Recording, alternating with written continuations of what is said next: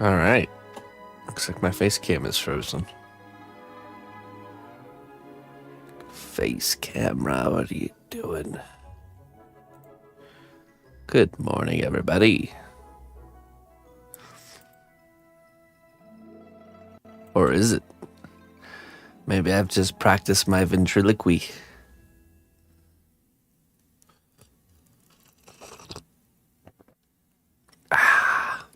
Worth the wait.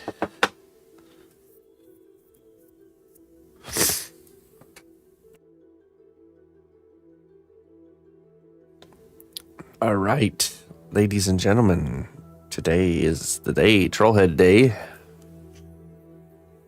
11 a.m. Central Time, we'll be taking in requests. We're going to do 4 today. We're going to do 4.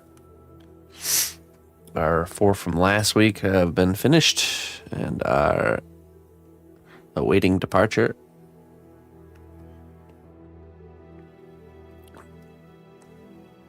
The camera's not the best light to show them. I'll have to show them with the shirt cam, but...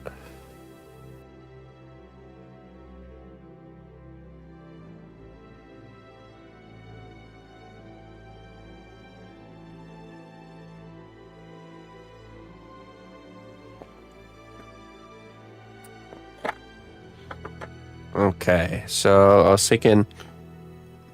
we're also doing show and tell today, so if anybody's got something to post in Discord, we'll be doing that today.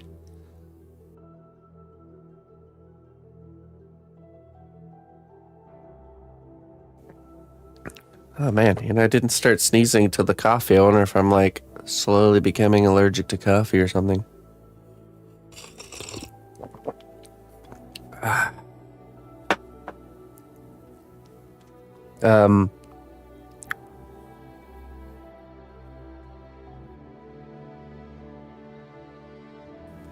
I'll also use that Discord time to check out the classwork to see what people have been up to. And then before then, we're going to sculpt, we're going to work on filling these molds. Sounds awful, allergic to coffee. I suppose a sneeze here or there isn't too bad.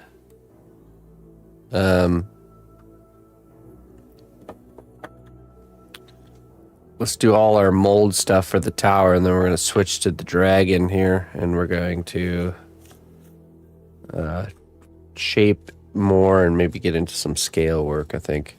That's what we'll use this morning for, so...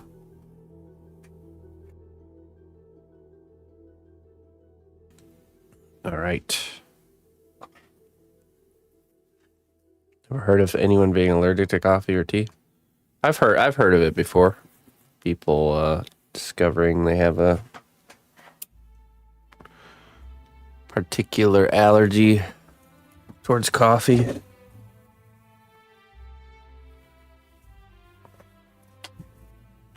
I'm pretty sure you can be allergic to anything. Some people are allergic to sunlight, so...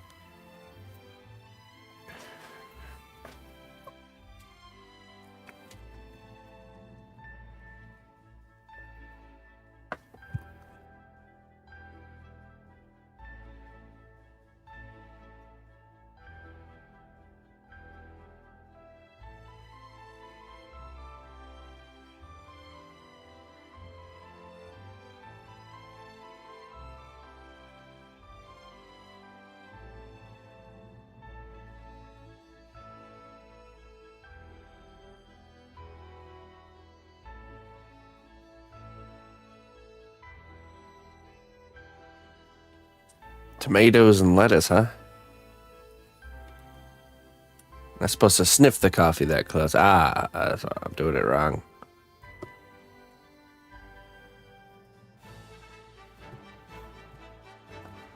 I shall force my body to overcome this through exposure therapy by exposing it to the thing that it's afraid of. It shall be forced to overcome that fear.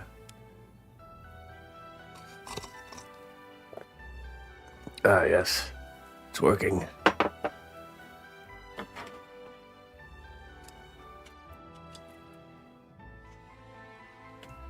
All right. Oh. Nice.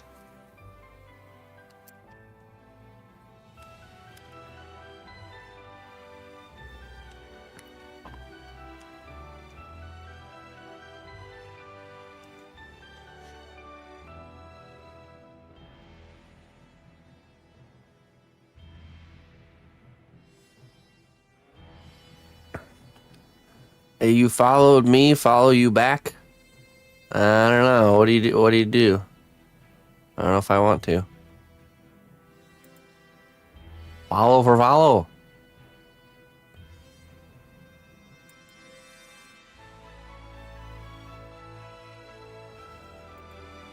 You got me tabbed in. You got me tabbed in. All right. Tab me up.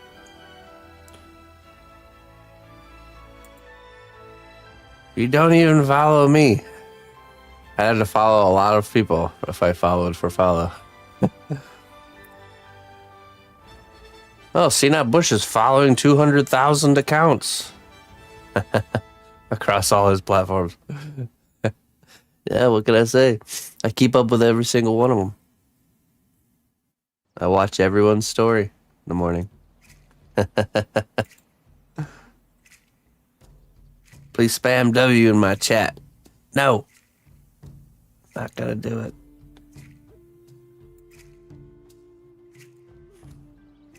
When you tell me to do stuff, it makes me want to do it less.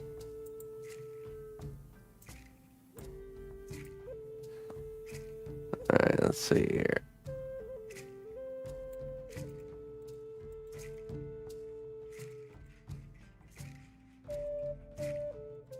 Alright, I will spam W in your 5th dimensional chat. Okay, I'm doing it right now. Is it working? The 5D chat. Can only see it with 5th dimension eyes.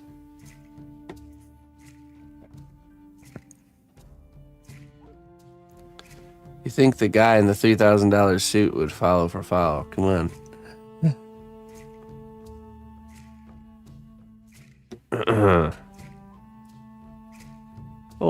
Look, buddy. I follow you, you follow me. It's a win-win. It's a win-win, buddy. Think about it.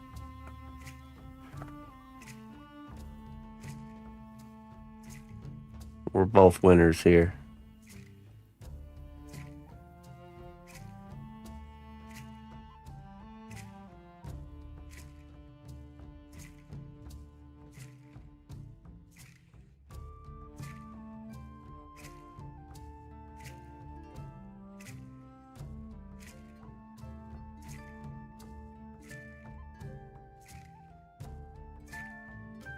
Nice new castle wall pieces.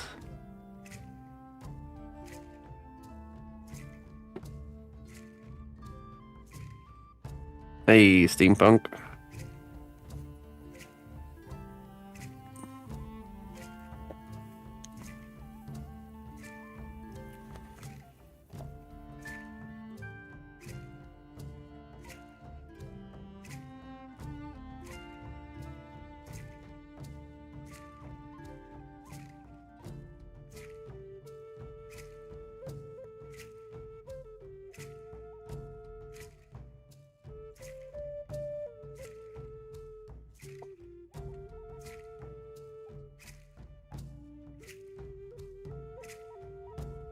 Like I already painted these up. Didn't I paint these up yesterday? I think I did. Yeah.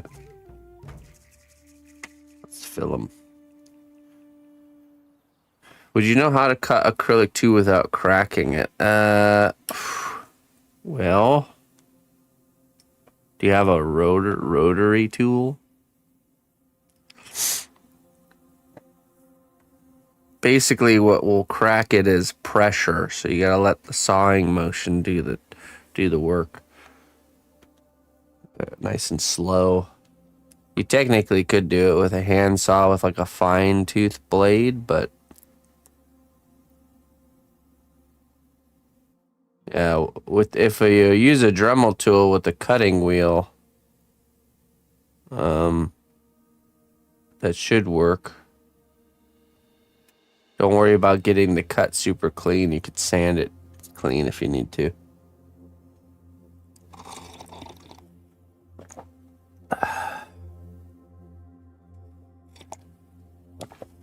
I think I've seen a trick where they like wrap the end with like tape where the cutting line is too. I'm not sure how much that's needed with the acrylic tube, but that's how I would approach it. I would either do I would do the cutting wheel just really slow and steady.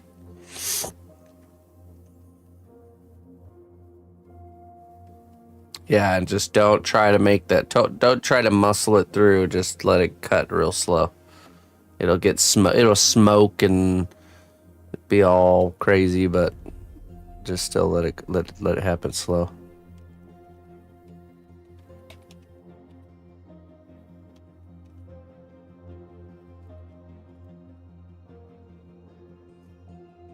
Yeah.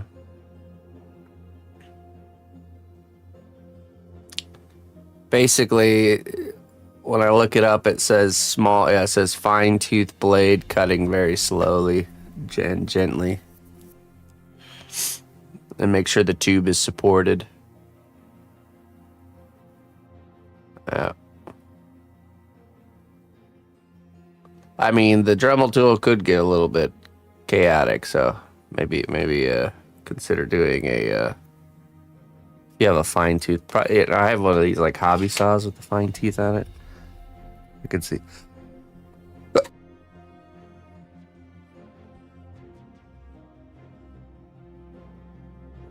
Ooh, almost didn't catch that one.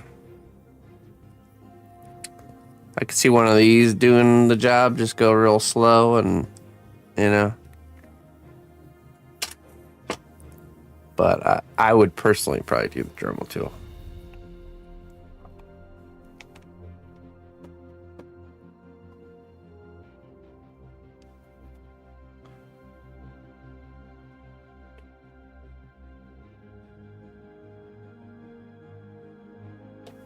If you do use the Dremel tool, you'll want to cut very gently, and you want the Dremel tool to be on a high speed. So, and just be very slow with it. And the only problem with the Dremel tool with the cutoff wheel is making sure it doesn't.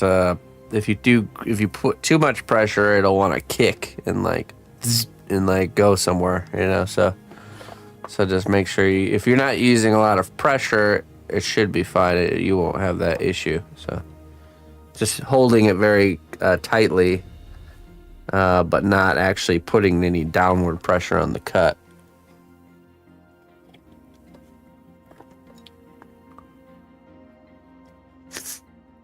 Well, we're gonna duplicate some of these castle pieces we've made for our tower, and then we're gonna switch to this dragon here, and we're gonna finish fleshing out the neck shoulder area and possibly start some texturing.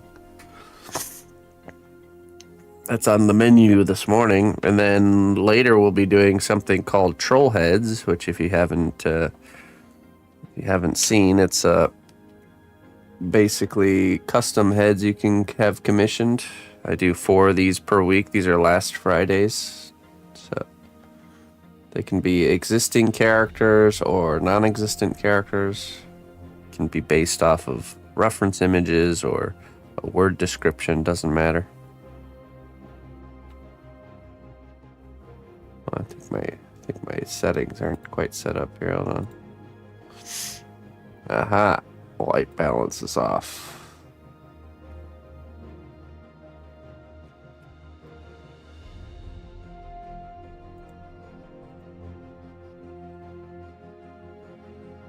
So yeah, if that's something you want to, if anyone's interested, I'll be taking 4 commissions for those. They cost $75 for a painted head.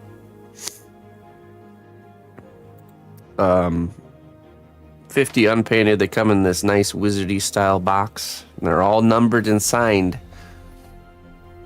I think next week will be our 100th troll head. Not today, but our next week.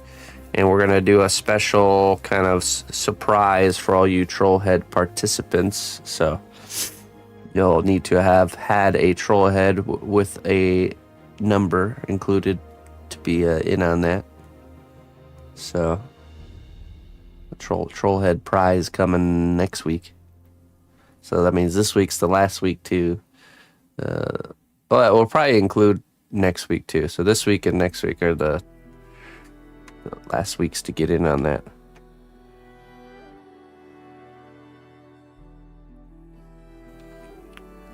All right.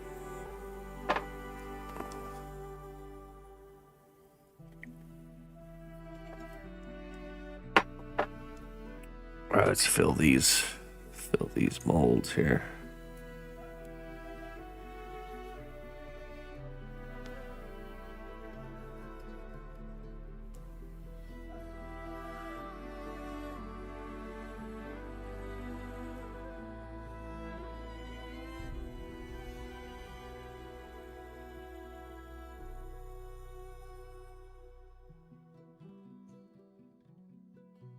Yours was the otter, right, Eric?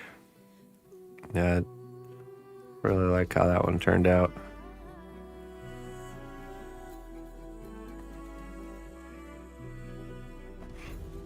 This little fella here.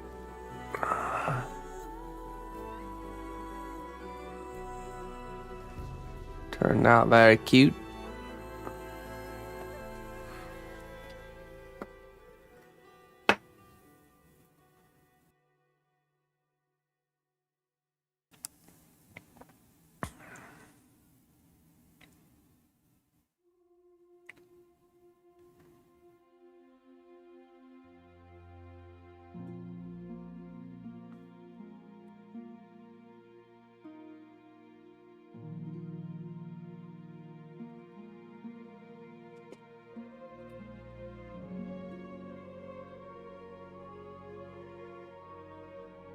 So if you commissioned one last Friday, those go out on Monday. So expect to hear from me with some shipping information. On Mondays, they get shipped out.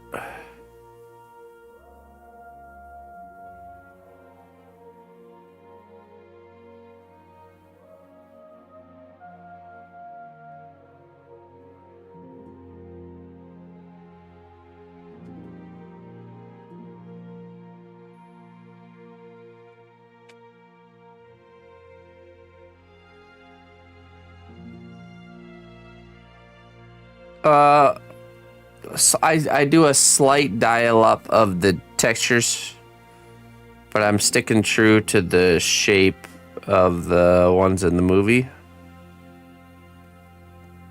But a slight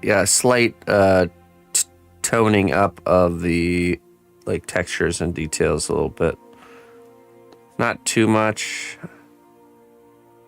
I want to ride that line between it being super recognizable for what it is, but like when I do the scales on the neck, I'm sure I'll get a little bit more into it than.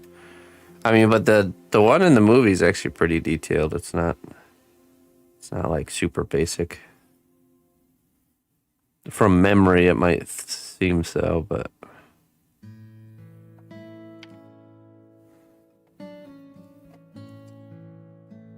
All right.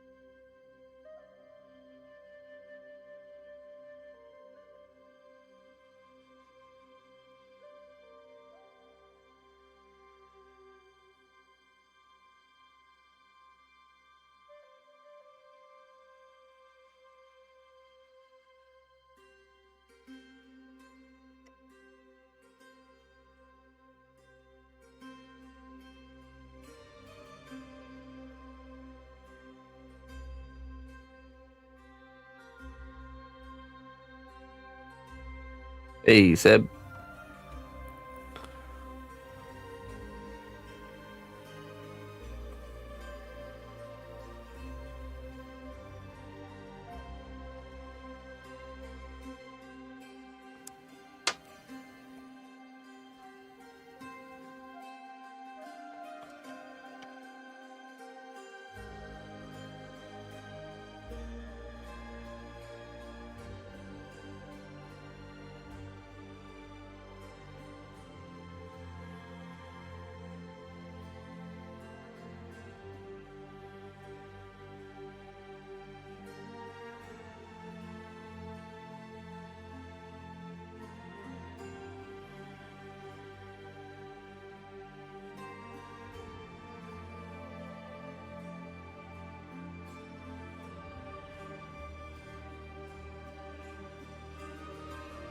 All right.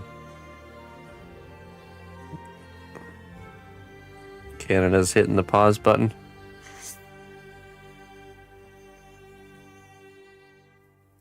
What are you Canadians doing up there? Get to work.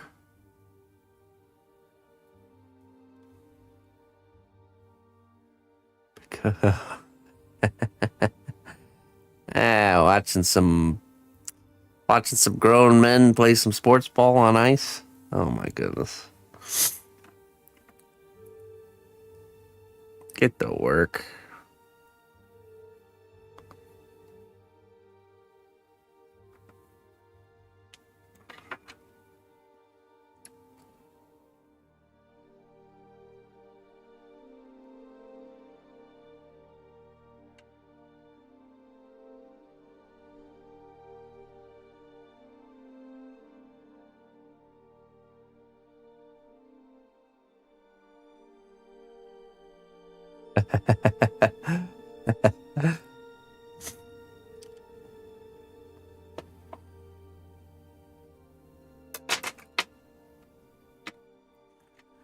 We need some more clay here.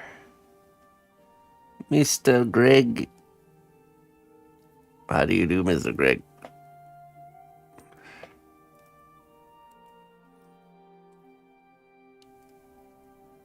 Don't worry, Mr. Greg. I haven't forgotten about you. You've been rattling around in the back of my brain. And one of these days you shall receive a call. It'll happen. On the third day, look to the east, and I shall return. At the dawn of the morning sun, there I shall be.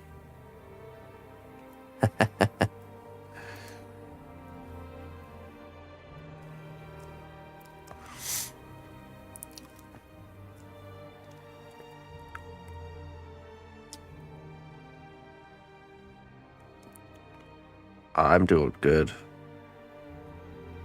Can't believe it's Friday already.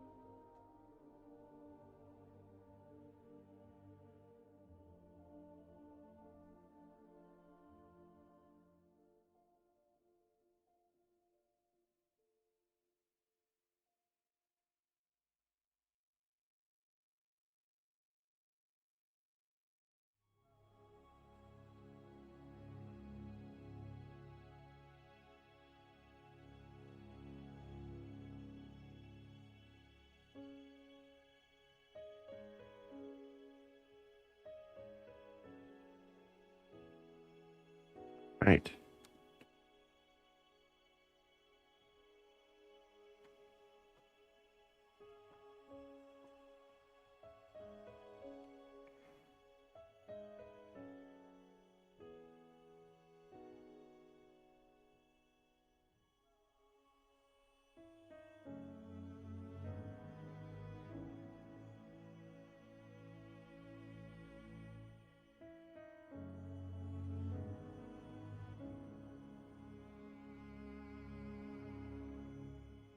So what's new with you, Mr. Greg? How's the dragon been coming? Everything kind of get put on pause because of the cabin project. Or are you still cranking on it? Yeah, that's what I figured. Okay. Only so much time in the day, right?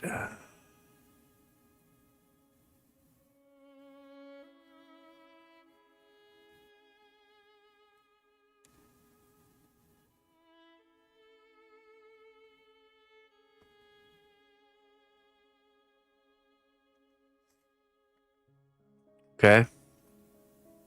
Like the whole place needs to be rewired.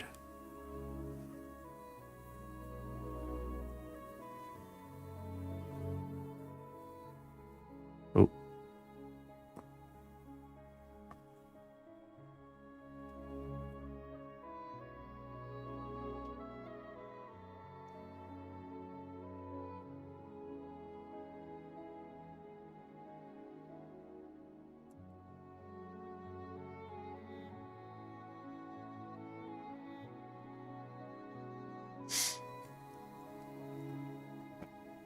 Hmm.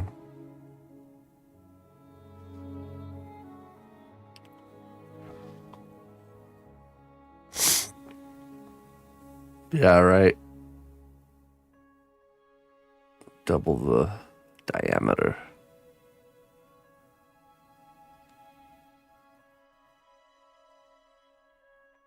Gonna need the extra juice. All the power tool usage for large scale creative projects.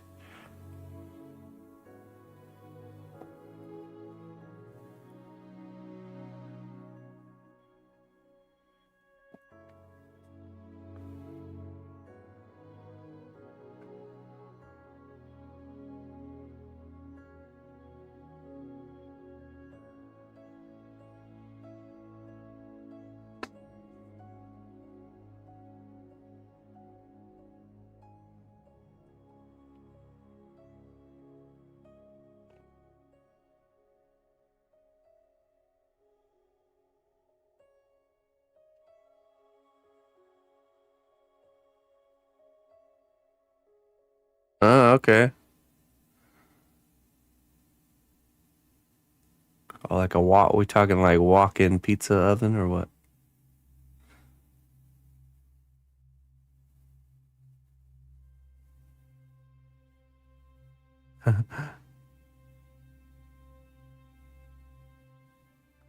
What does that stand for? What's Gamba? I'm not familiar with this term. Welcome, Cham.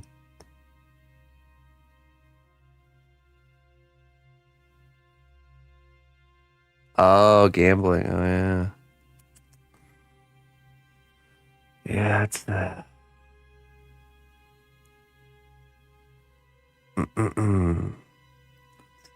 It's a problem.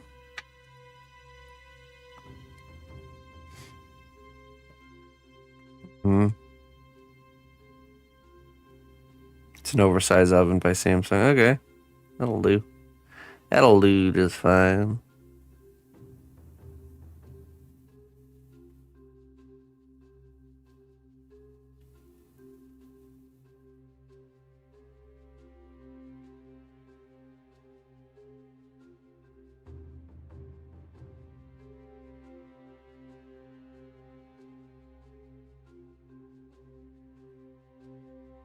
Modified easy bake oven. Oh no, no, I use my just normal kitchen oven. I'll use whatever I got that can get up to 275. Basically.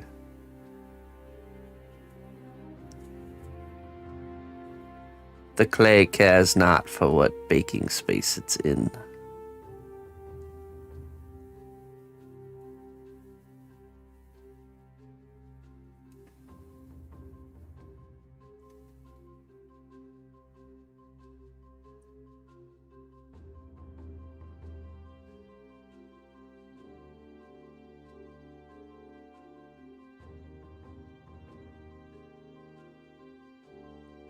Definitely a harder one to fill.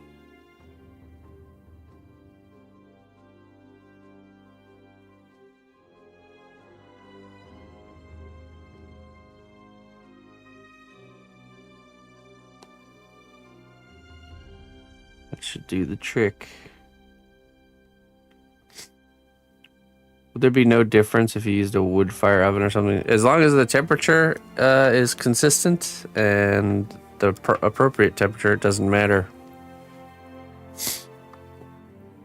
It could be a metal box with a heat gun stuck in the side of it with a, you know, that would technically work as long as it heated up to the right temperature.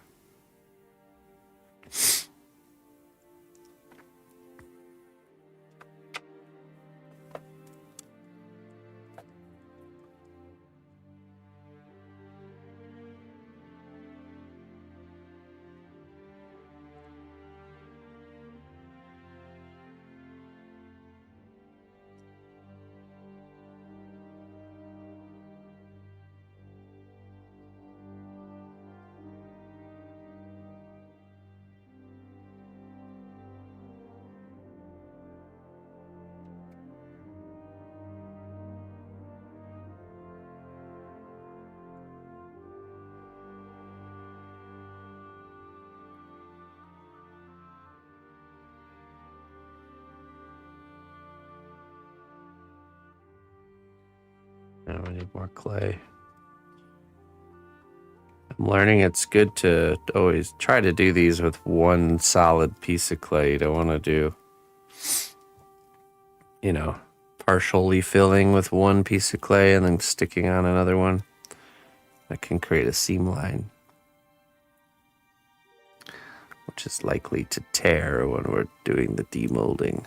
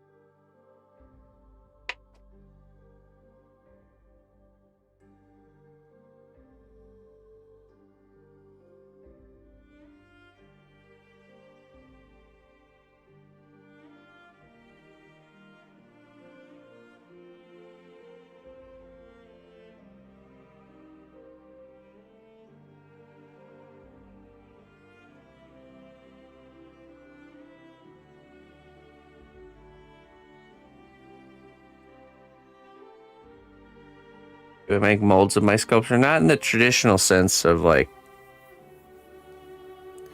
of creating like duplicating the whole works, but like these are technically molds, but it's like a portion of the creation. So like this wall on this tower is duplicated probably like 11 times. So instead of sculpting this from scratch 11 times, I've created one good one, and then using this clay, because this clay is flexible, we can create this kind of impression mold, which you see me filling right here. It's just like these right here. So I'm creating more of these because there's about 6 or 7 of these. Hey, Devorn. Awesome, man. Very good, my friend. Very good. Wow, that got there quick. Guess it didn't get hung up in customs. Wonderful, wonderful.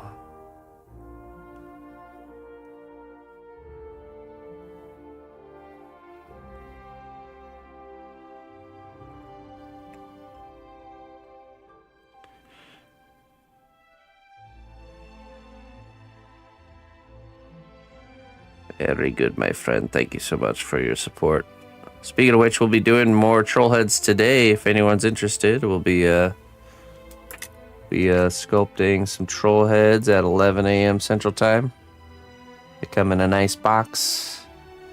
They're all numbered and signed. And yeah, you can commission whatever character you'd like. It could be existing or non-existent. There's only 4 spots. I do 4 per week. And we sculpt them in one sitting. We do that today. We do an extra long stream today where I'll sculpt your request all the way to the finish line here today. And then they get painted throughout the week, the following week.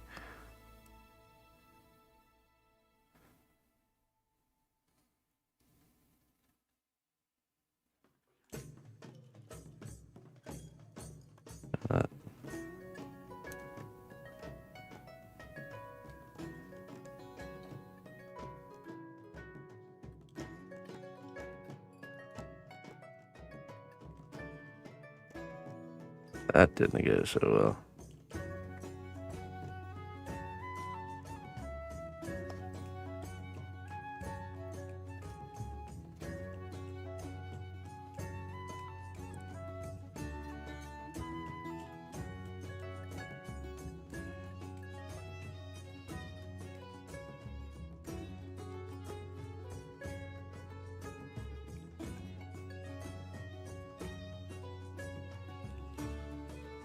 Well, we got 2 hours and we'll open up the Trollhead shop.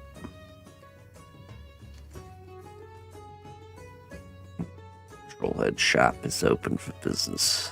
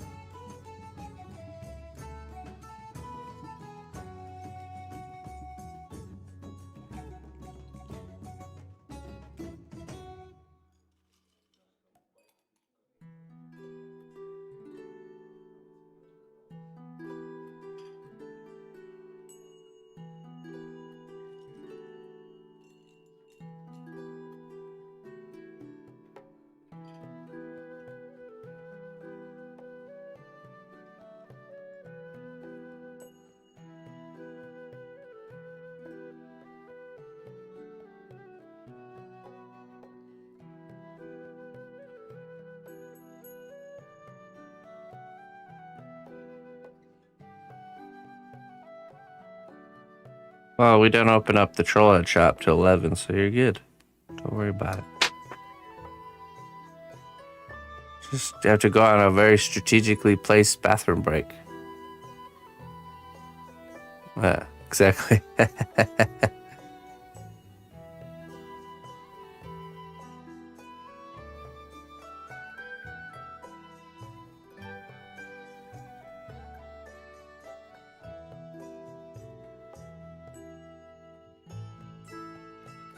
Hey, when you gotta go, you gotta go.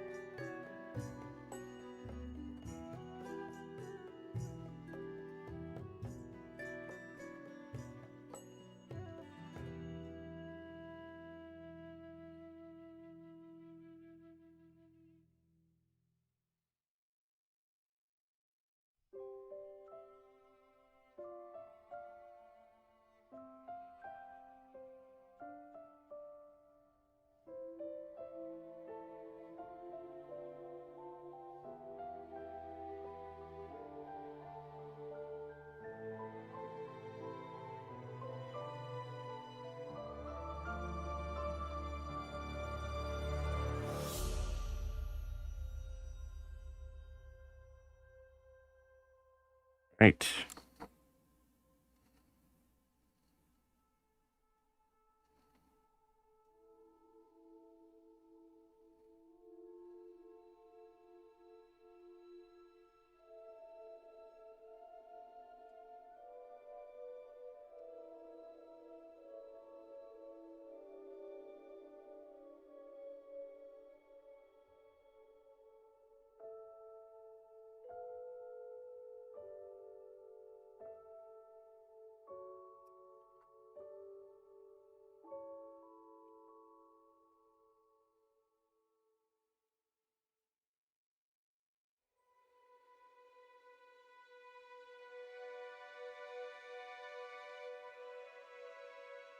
Ah, whole tray of fresh tower parts. Feels nice. Look at that production. How many hours of work would this be, producing all these pieces by hand? Probably like 50 hours of work right there. All right. We get those cooking.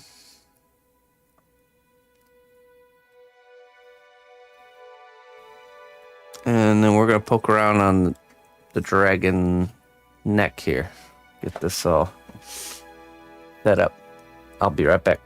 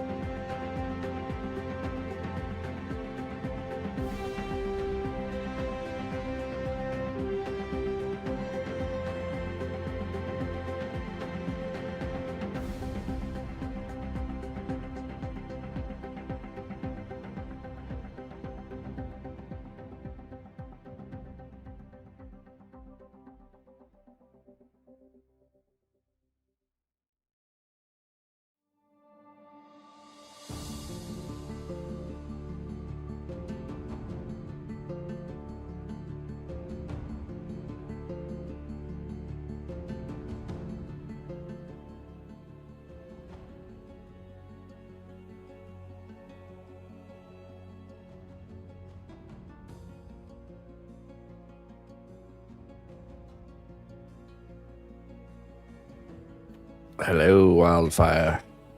Good morning.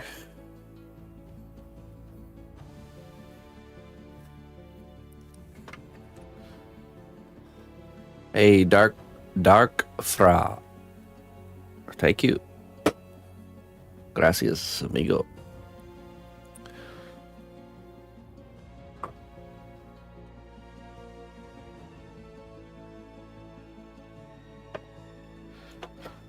All right, let's see. Let's get this shapes of this locked in here.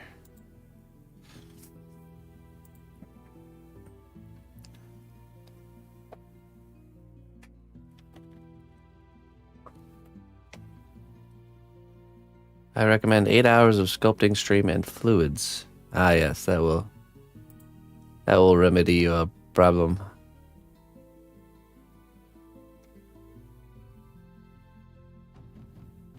Oh, nice. Extreme fatigue.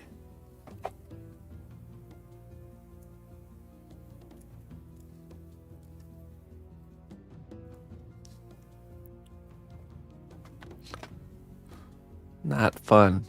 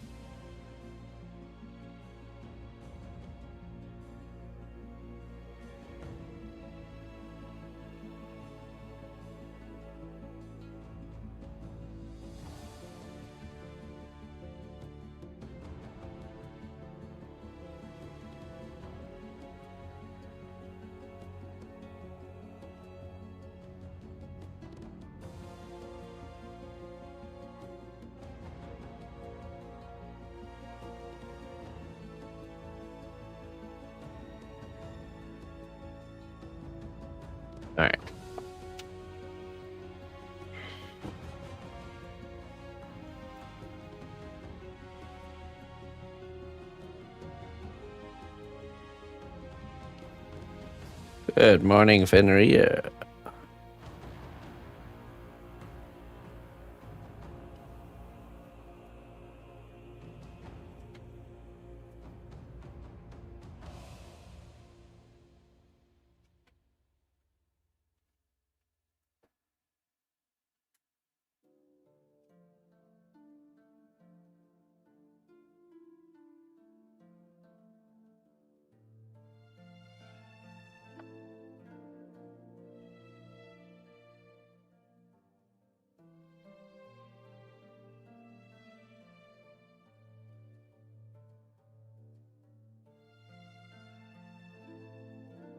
Fenrir.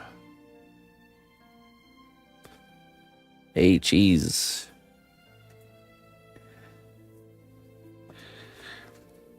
The cheesiest.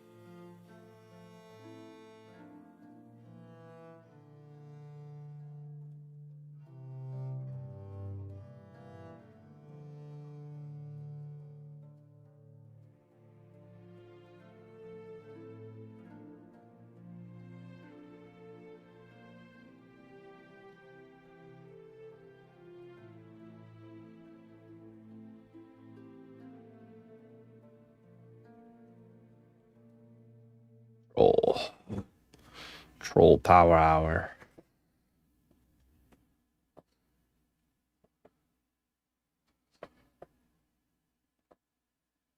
It comes. It always comes.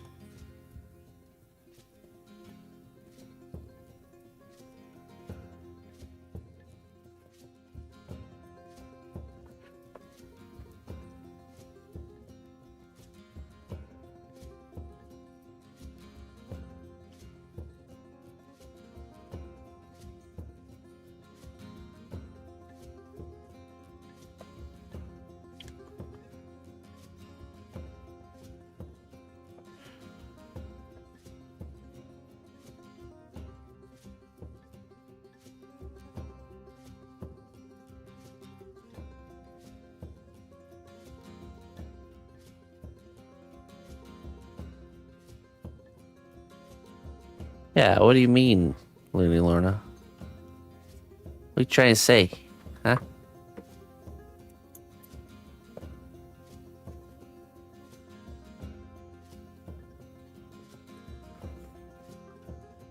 I'm gonna add some foil here.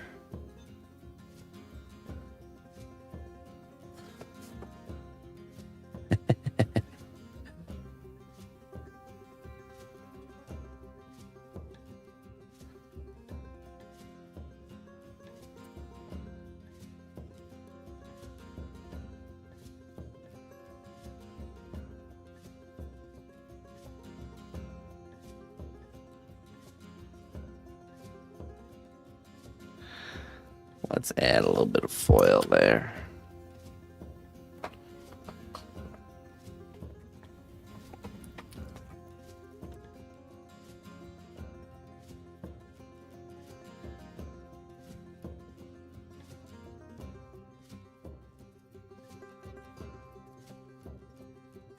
What do you mean by that, Looney Lorna? What's the message here? Huh?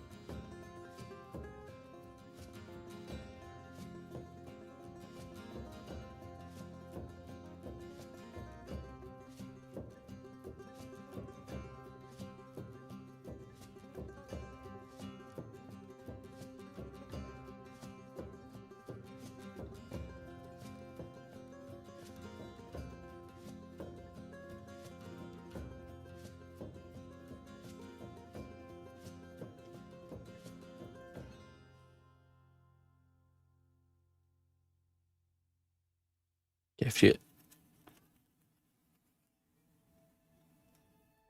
How you doing, Melon?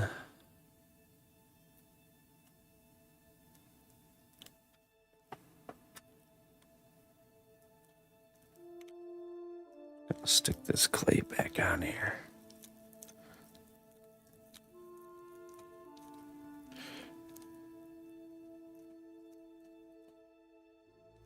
Yeah, I was thinking about it.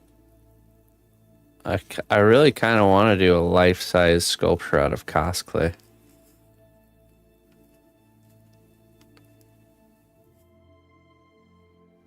I could see bulking it out of just foil and hot glue. Probably. You know, steel, welded steel armature, tinfoil, hot glue. Then we do like a coating of epoxy to create like a hard shell around the initial build out, and then yeah, just start slapping on cast clay. We'll just need a big oven, that's all. No problem. Decommissioned pizza oven or something.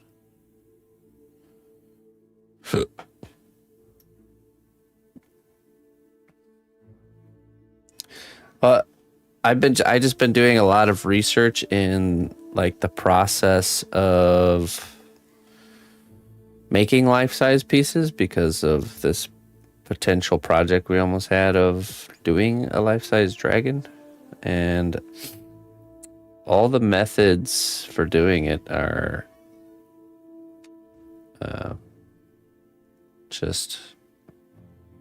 it's just more clunky. I could just imagine having the freedom of what sculpting with something like cast clay would add to that kind of workflow. So basically, the way I was going to approach this 5-foot dragon sculpture was spray insulation. So start with the steel armature, welded steel, then spray insulation foam. There's a special kind that actually hardens in 2 minutes, so you could build up with it like clay, which is nice. That is nice. Shape it and get the forms pretty close. Then the whole thing has to be fiberglassed. That's the like equivalent to the epoxy coating. Do I weld? No, but my neighbor is a steel worker.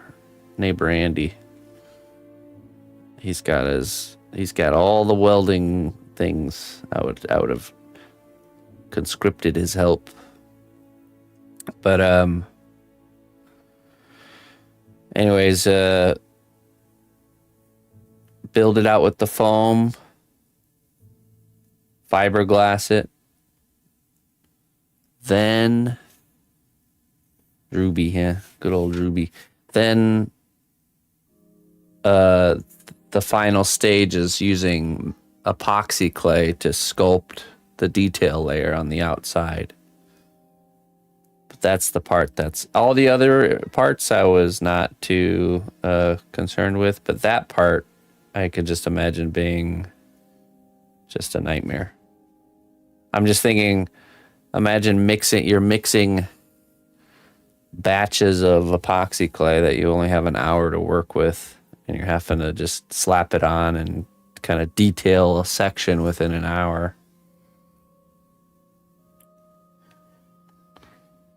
That's typically how it's done. One of the main ways it's done for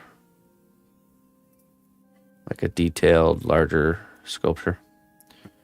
But I imagine swapping out, doing it in a way where we could use something like Cos clay as the detail layer instead of. And it made me think of Paltaya, which is like a concrete clay.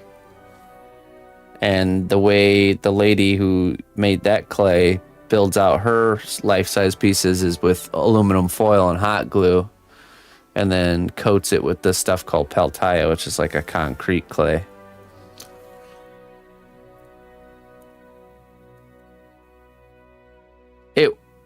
It was. We had somebody who wanted one for something. I can't say exactly who or what or why because I signed an NDA, but we ultimately had to pass on the project because it's the same timing as the current workload we have.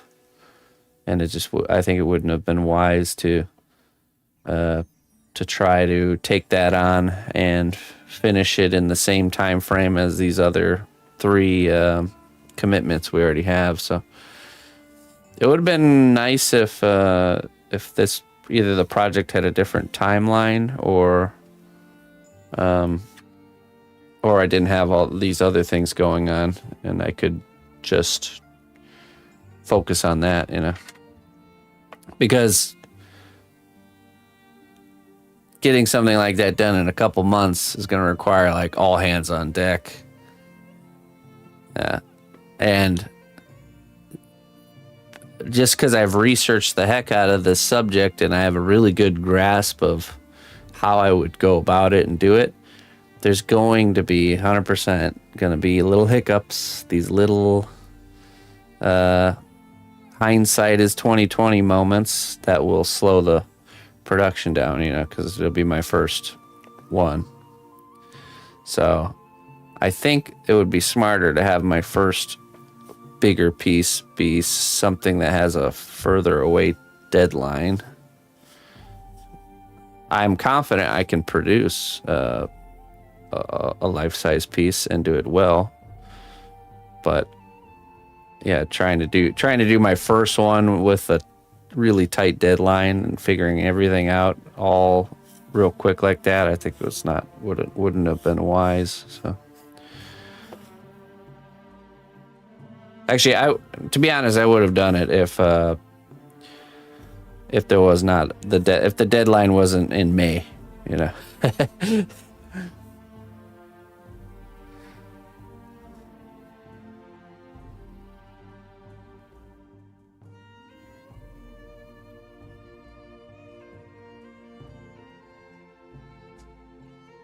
So let's say it was like 6 months out, then I would do it. The biggest hurdle mentally when I think of the project is figuring out how to do the wings effectively.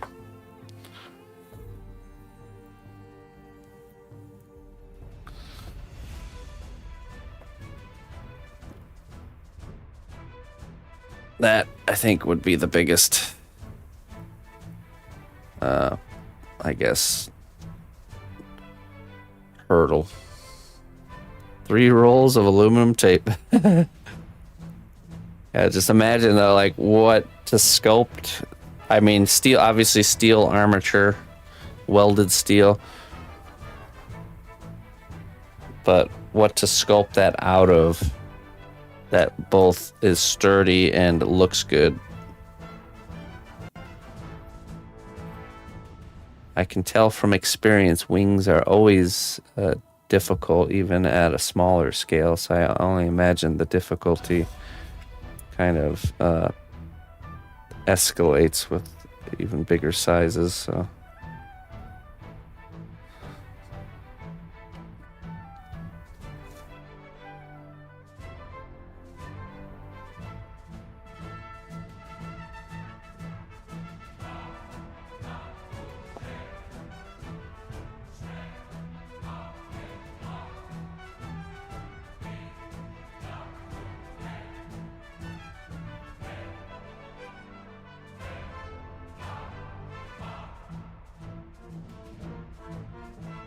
Because honestly, with cost clay, the cost per pound is actually better than epoxy clay. So it would be technically, you would think, oh, it's going to be expensive to get all that cost clay, but it's actually cheaper than epoxy clay per pound. So.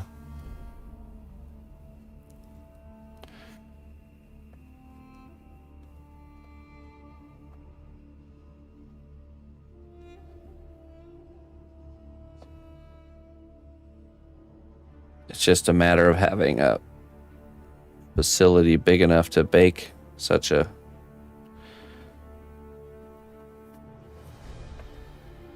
just need to become I need to go hang around the pubs next to these commercial bakeries, you know, hang around the pubs for months on end till I befriend the guy who's like in charge of the commercial bakery, and then convince him to let me use his walk-in oven. Hey, buddy, old pal. It's a long con, but it'll work.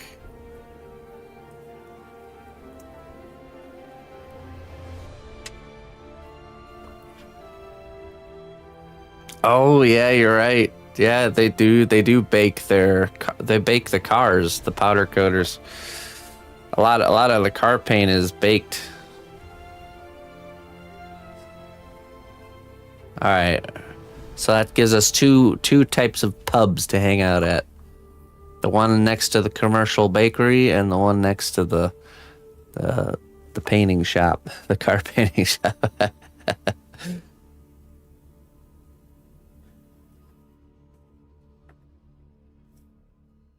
But the reality is I would have to transport it, an unbaked piece, and I'd want to obviously bake in phases. So I don't know. That'd be an interesting one.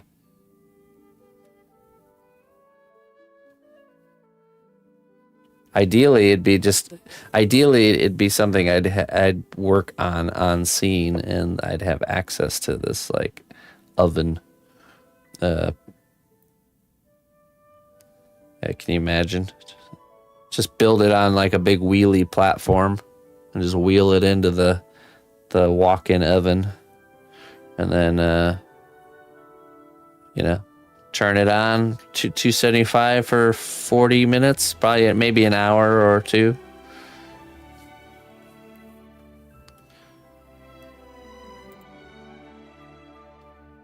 Oh yeah, I think you're right.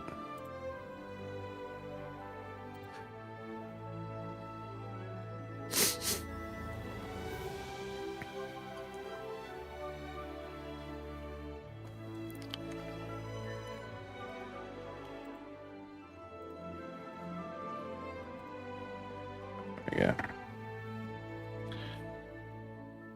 Well, I think we're pretty much there with the shape.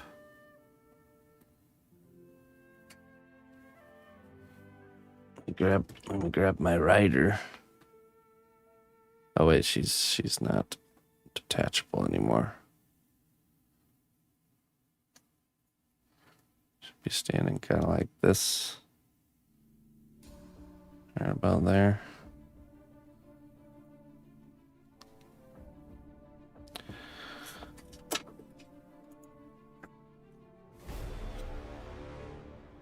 Just blend away these seam lines here.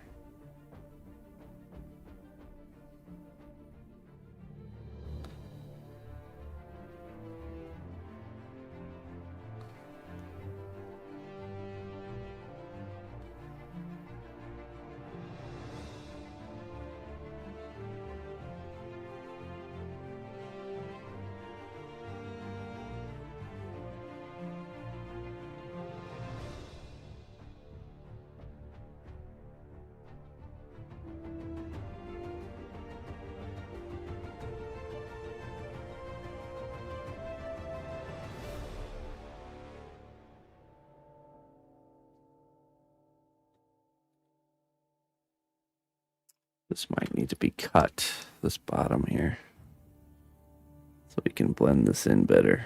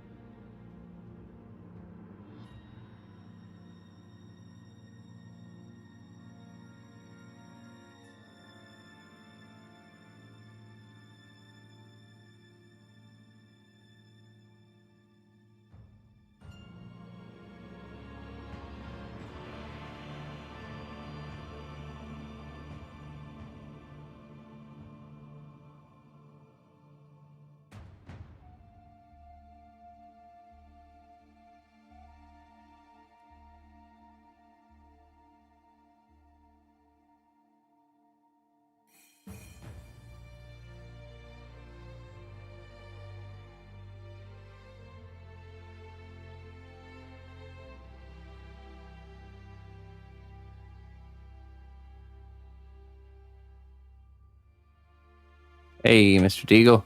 Good morning.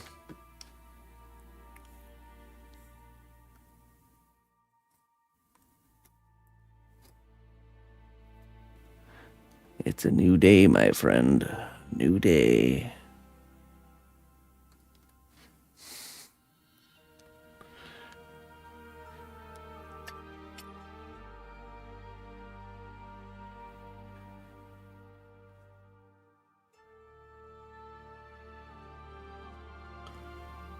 All right, let's get some clay glue down here.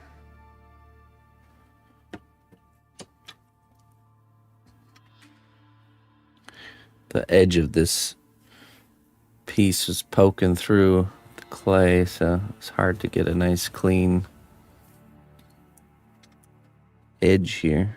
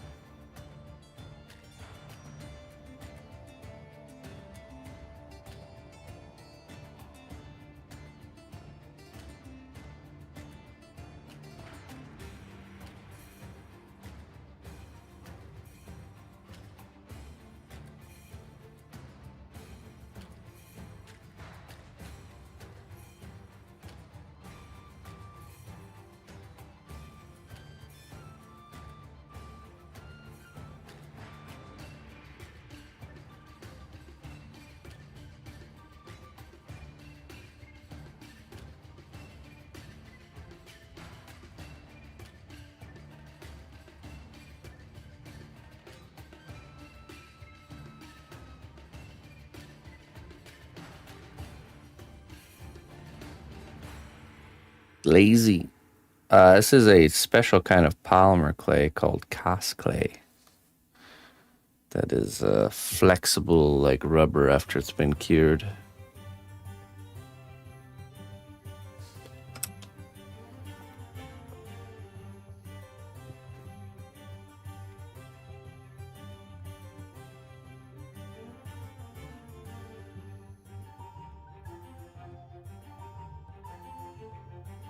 Porcelain. Oh, yes. Not flexible like rubber after it's cured. Yes. Flexible like glass.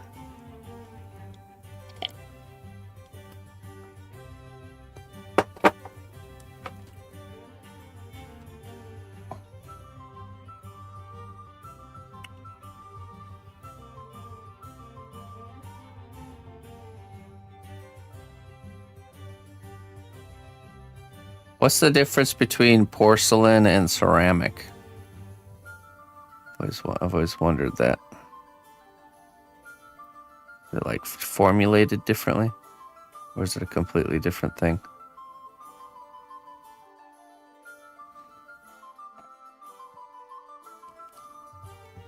Is it the same? I always wondered that. I always assumed it was the same, but...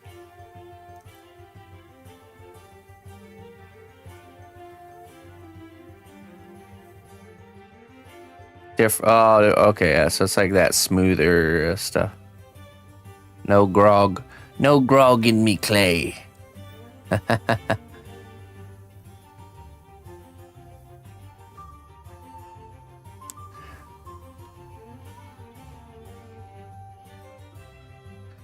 Grog is like yeah, it's like tiny ground up. I think you can use fired clay even as grog. It's like ground up little rocks, little grit.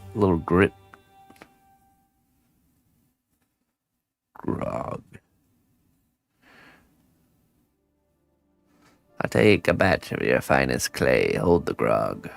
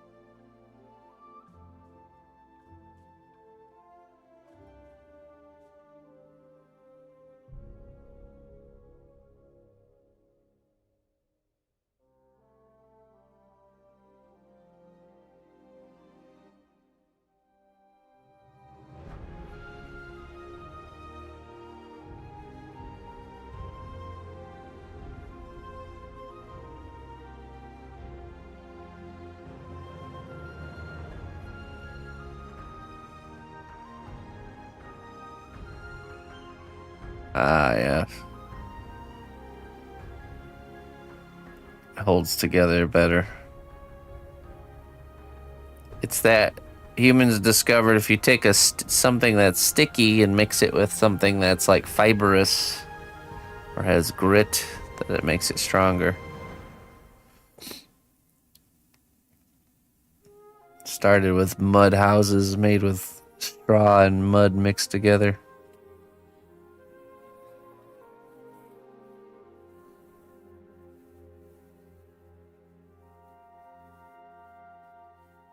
I've used this concept by mixing liquid cast clay with like tissue paper.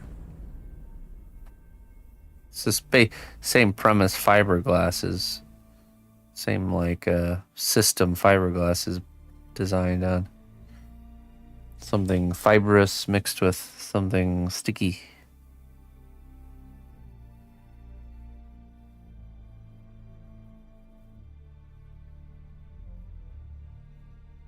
Paper mache. Same thing.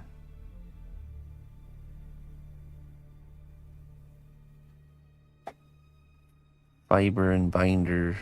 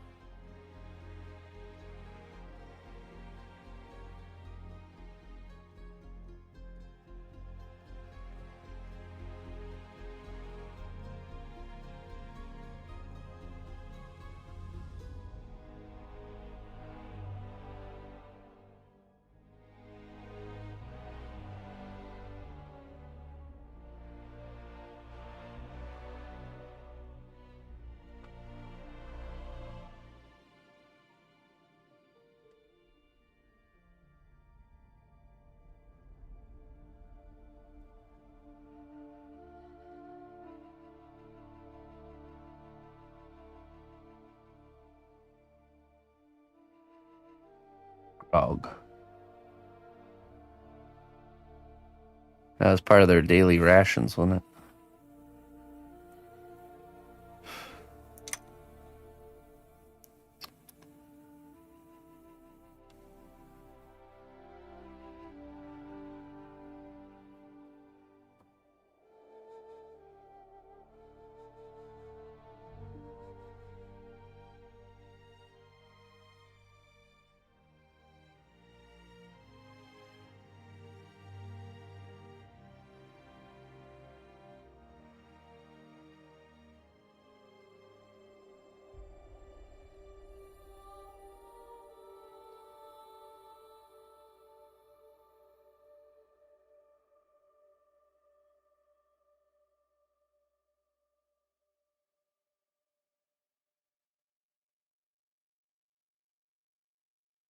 Ah, yes.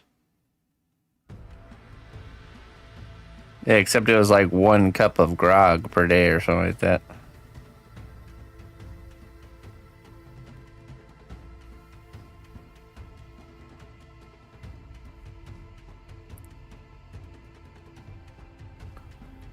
I would save up my rations for the week. Enjoy them all on the weekend.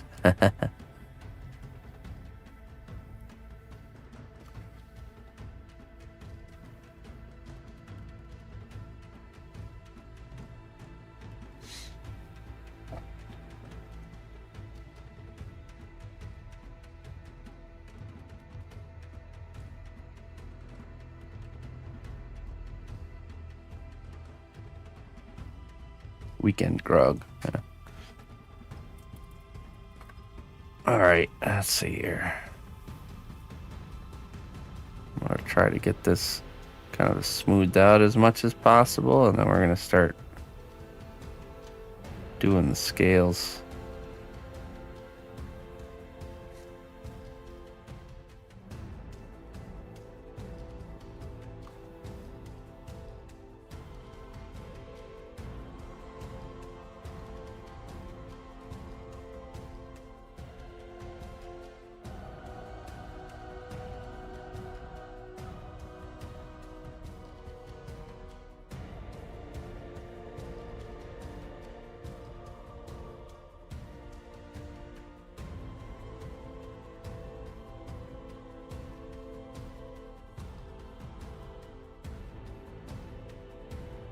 Got about 30 minutes. Yeah, you're right.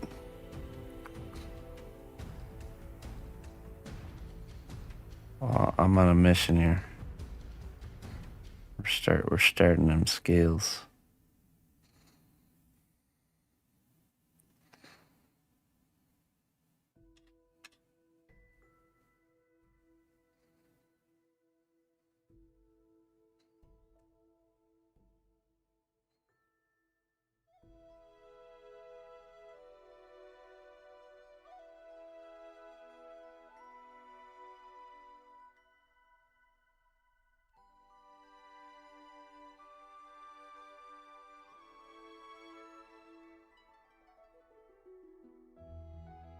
Noodle.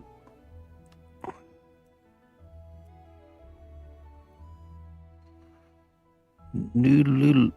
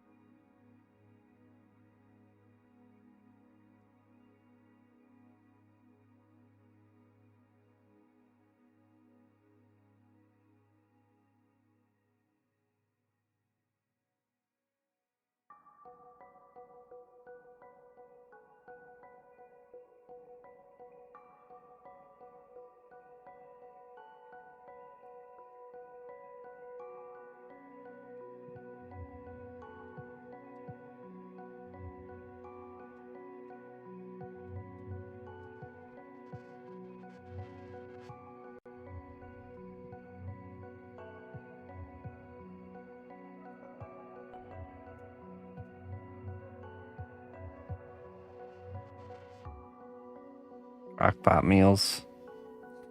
Perpetual soup. Just throw all your ingredients in a big pot. Turn it on and let it stay on till you're better. Whenever you get new ingredients, just toss them in the pot.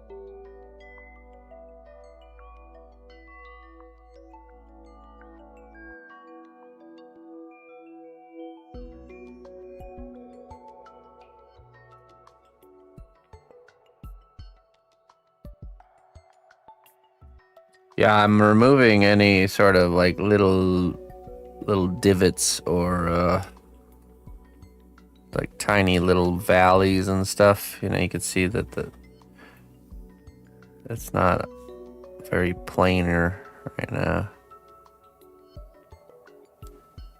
And basically, what's going to happen is the smoother the surface is, the better the cleanup is after I do the scales. Because the way the surface is will translate into the scales. So the rake does a good job of doing really large areas of planing large areas. It's like a large construction projects. You ever see the machine that's like the scraper machine? Basically what that is. Or how a tractor goes over a field with the cultivator. It has a natural kind of planing function.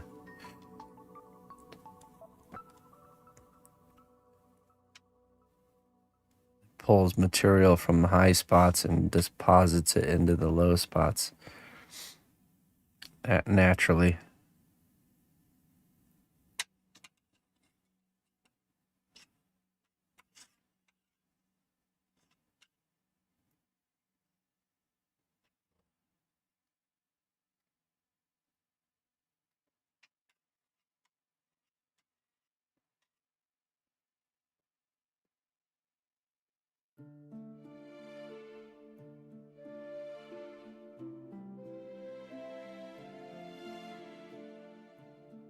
Hello, lady. How you doing?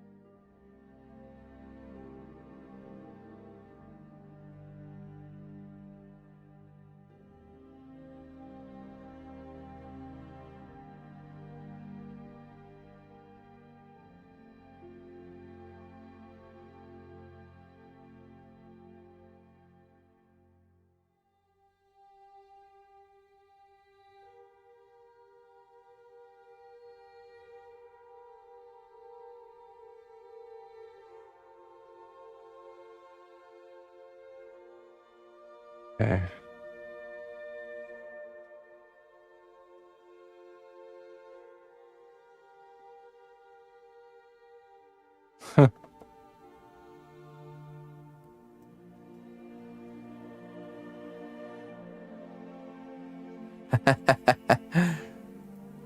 The doctor is in.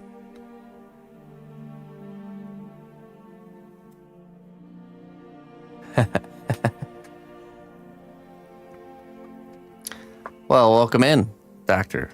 Sorry for the wait, but unfortunately, it's required over there on Kick.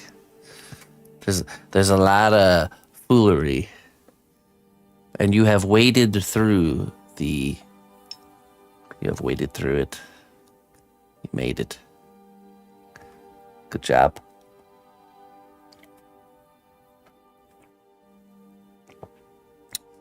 Appreciate that, Doctor.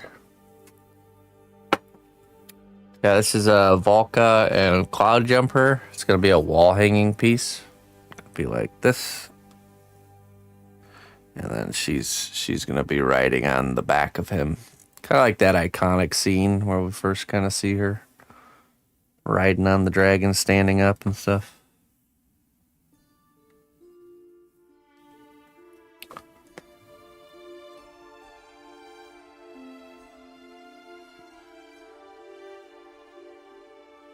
I ran. Oh, thank you.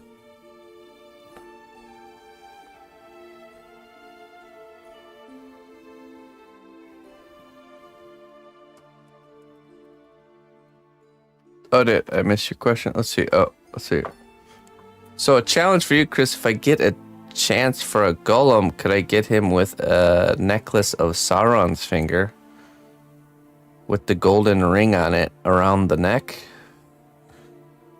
I think that type of a prop would be acceptable. Golem with Sauron's finger around his neck. Should we add Frodo's finger on there too? Golem master. In the alternate reality where Golem actually gets away with the ring and becomes the new Dark Lord. Let's add Gimli's finger and Aragon and Gandalf. But yeah, no, we can do that. I think that would work. Little armored finger.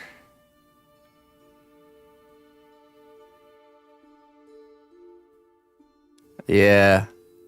Yeah, that's the idea there, Doctor. What clay am I using? I'm using Cos clay. It's a type of polymer clay, but it's a new type that's after it's cured, it's flexible like rubber, see? So, really durable stuff. Different than your normal polymer.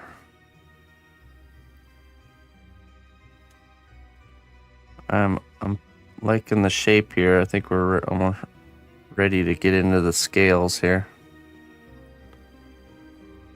Got about 15 minutes to patch in a little scale work. Actually, you know what? I'm gonna take a. Where's my sculpting tools?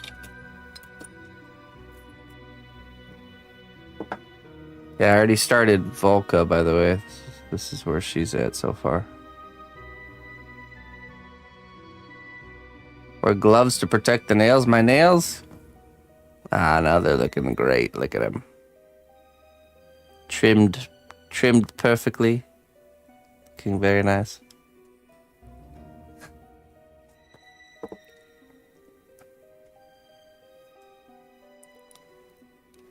Yeah, there it is.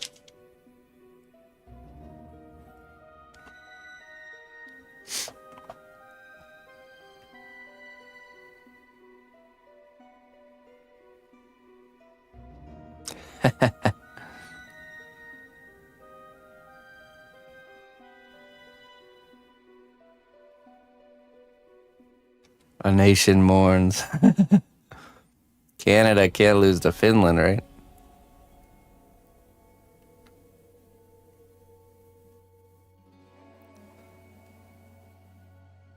I think this is my first How to Train Your Dragon piece. It's actually for something specific too, which you'll be interested in knowing about as soon as I can tell you, but I can't tell you right now. Let me see. I need to see the under the chin area of this guy. Let's see here.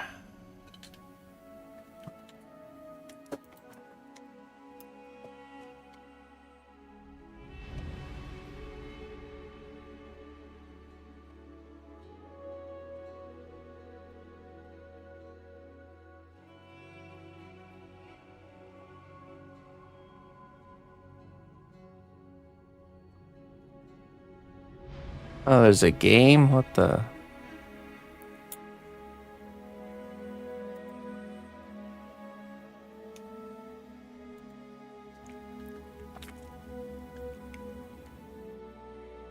Oh, 7 years ago.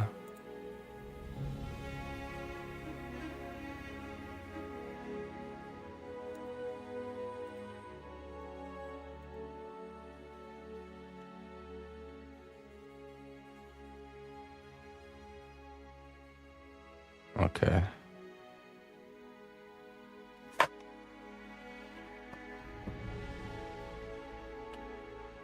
Yeah, I wanted to do, so this is for a particular event, and I didn't want to do Toothless because I feel like that will be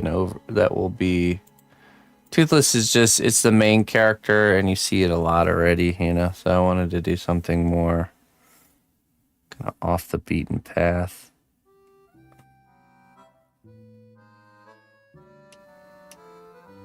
I've always liked the style, the way that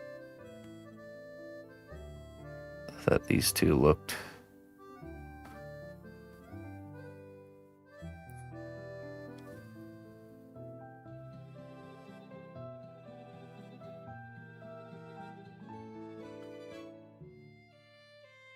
Okay, and then that's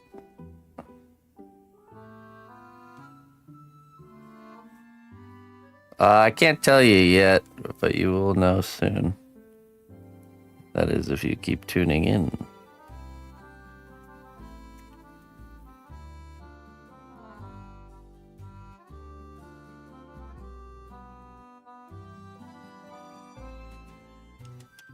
Remember back when most movies got horrible game adaptations? I could tell you. I remember. Alright, let's see here.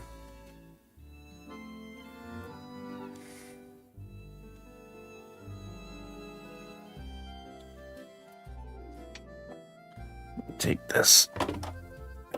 I'll set it on a stand.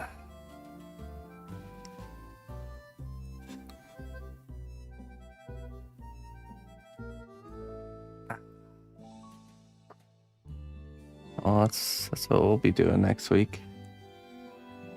Locking in for a texture party.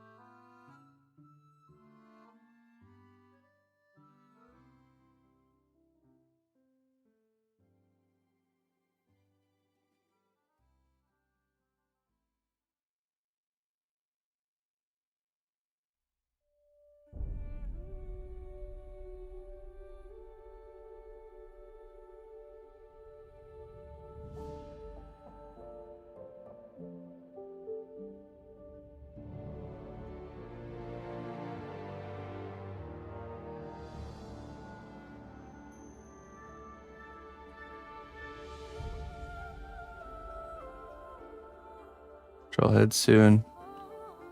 Yeah, we're gonna do Discord here in 10 minutes. Do our Discord show and tell.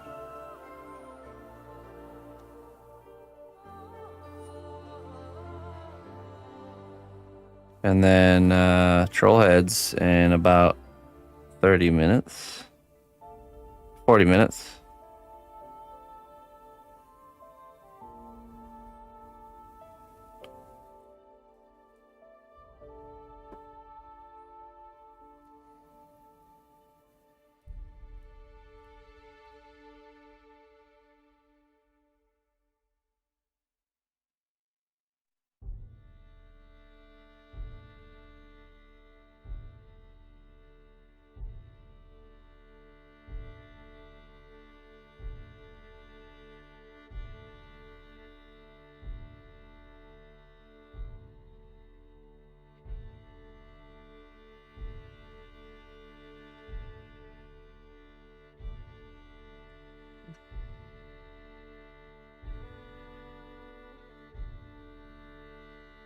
Grocery shopping, huh?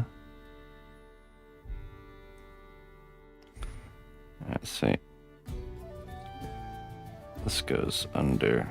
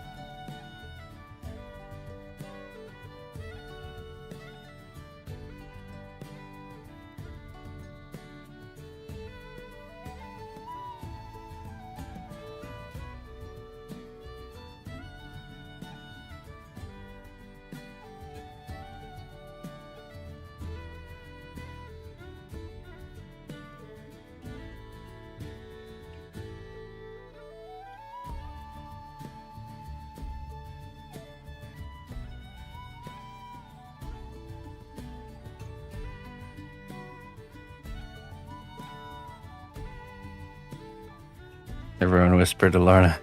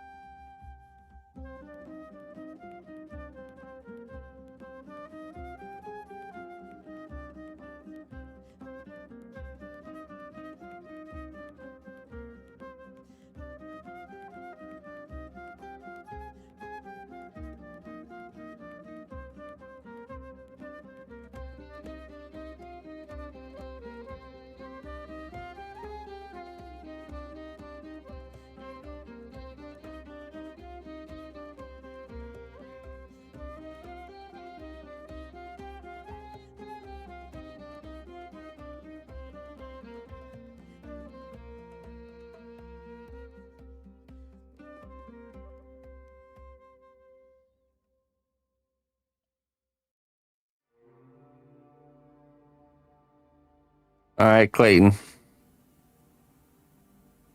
Have a good meeting, my friend.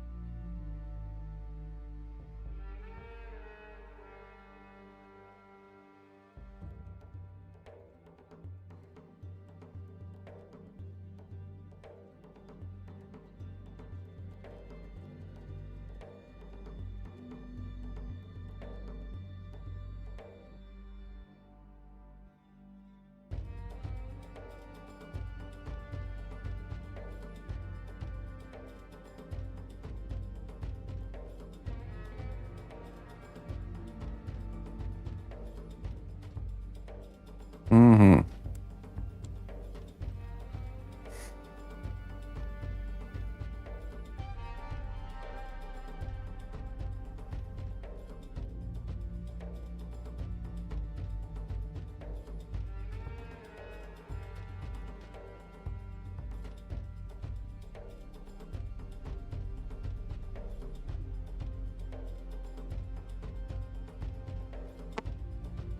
Hey, there you go.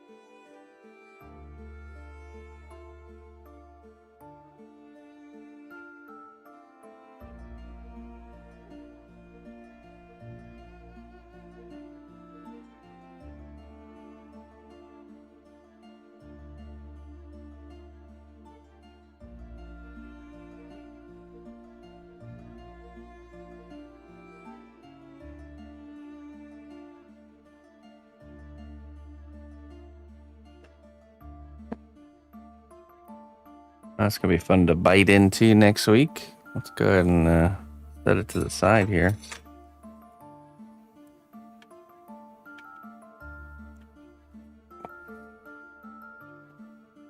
Very nice.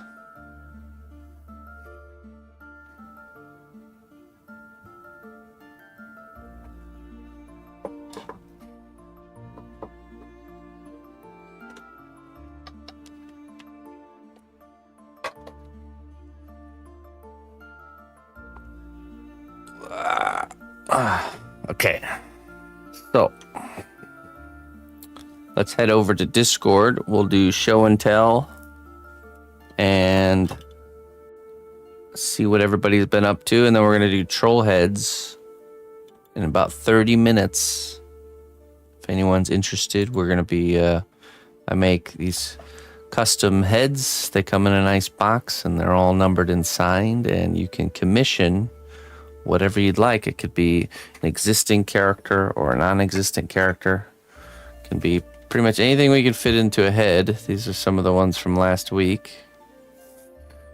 And yeah, it can be based on a prompt. It can be a character from your favorite game or movie or book or whatever. As specific or unspecific as you'd like. And they cost $75 for a painted one or $50 for unpainted. And that's how we do that. There's only 4 spots, so basically you'll have to type something in chat when I type go at 11 a.m. and the first 4 people that claim those spots get them. So that's how we do that. So stay tuned for directions on that, further directions if you're interested. And the only limitation is your imagination. That's right. So let's head over to Discord and do our Discord check-in, and we'll get set up for doing some troll heads.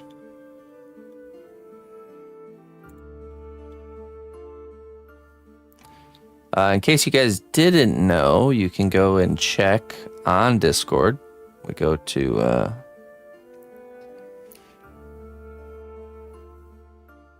let's bring this up here. There's the Trollhead Gallery where the missus actually posts the the unpainted versions of each of the Trollheads each week, alongside the actual description that was given. So there you go. And then also the painted ones you can see on there. You'll be able to see all of them. So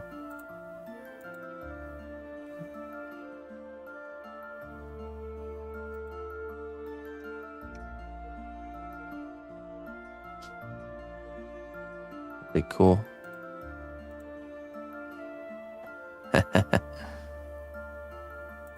All right. Let's see. Let's head over to the creative corner and see what everybody's been up to. I don't think I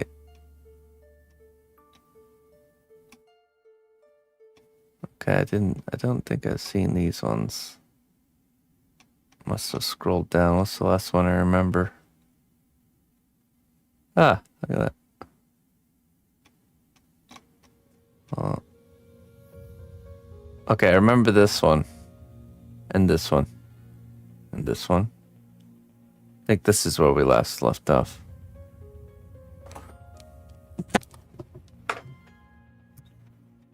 So in case you didn't know, you can head over to our Discord, and we have quite a collective of creatives posting work there. And I encourage you to post your work as well and share with us whatever creative activities you're doing, or even non-creative activities.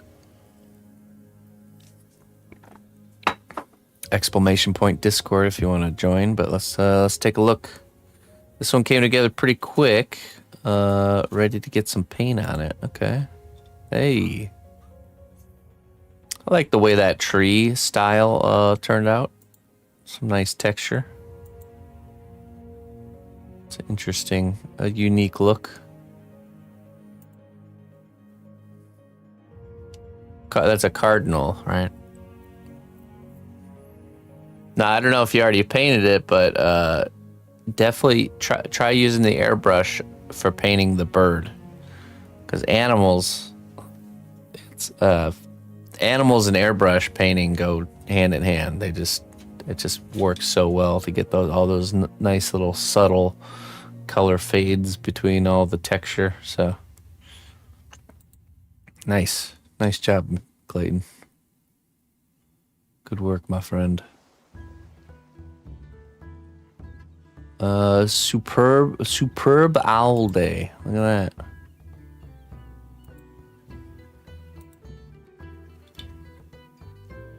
Awesome. Nice work.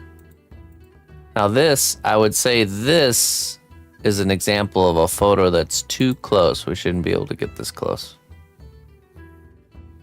I mean, it's nice to see the details that close, but the photo at this scale is much better. And it's appropriate because the reality is no one's ever gonna, like your sculpture, no one's gonna hold it a centimeter from their face, you know. That's what it would take to see it this close in real life, you know. But great work there, Red Ticket. Nice work. Gradual Davy Jones. Of these three, we're looking best for miniature Magic the Gathering food token. Okay. Oh, which one's looking best? Okay, let's see. Oh, these are cool. Hey, excellent paintwork. That's really nice. Magic the Gathering food token.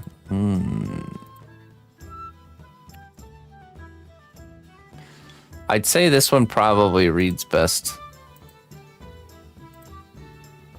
Enhance.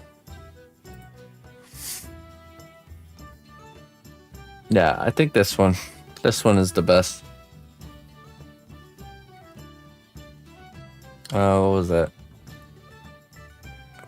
A. I vote A. That's funny.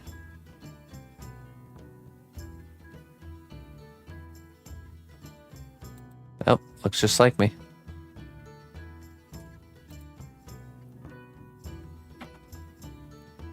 Let's see. Okay, Instagram post. Hold on 1 second here.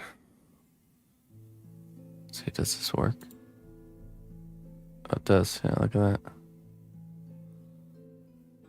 Yeah, it's interesting that the cats, when they sit, they do have this kind of like, you definitely exaggerated it more, but they really do have this kind of weird bend in their back. It's funny. Nice. Nice work there, Anna.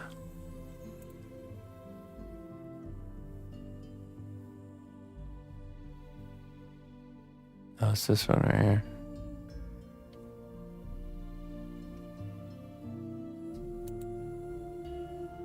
Oh, okay. Hey, that's cool. Some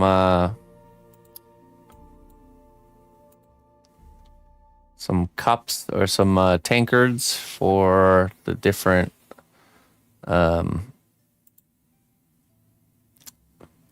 The Last Airbender. Waterbender, earth, fire, and air. That's cool. It's really awesome. I love stuff like that.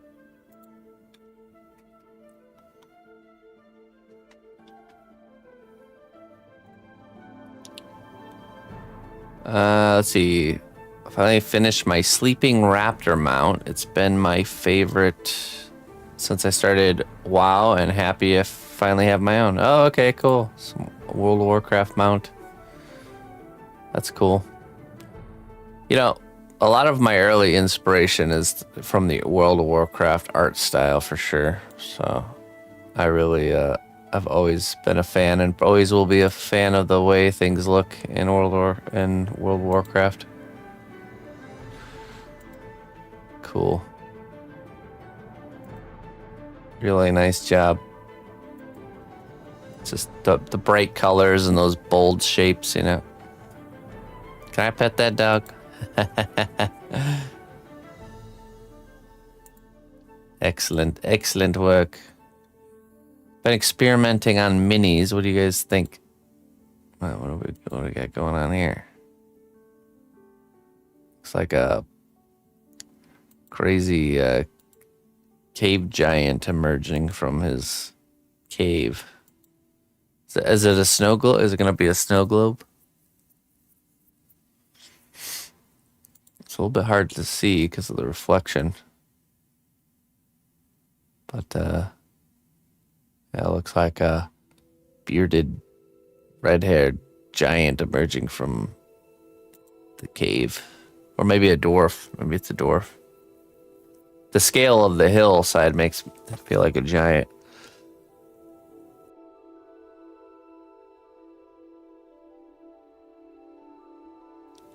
Oh, excuse me. I had to sneeze. Hello. Pretty new there on stream sometimes. Started sculpting here. First attempt. Glad to like the process. Hey, it looks good. Excellent. Really nice shapes on the face. Ears need to be cut at an angle inwardly a little bit more, so they're not so flat. And beard just needs some more air poked into it. But yeah, excellent. You got the most important part correct, which is the overall shapes and stuff. You know, that looks good. Really, really good job, especially for your first.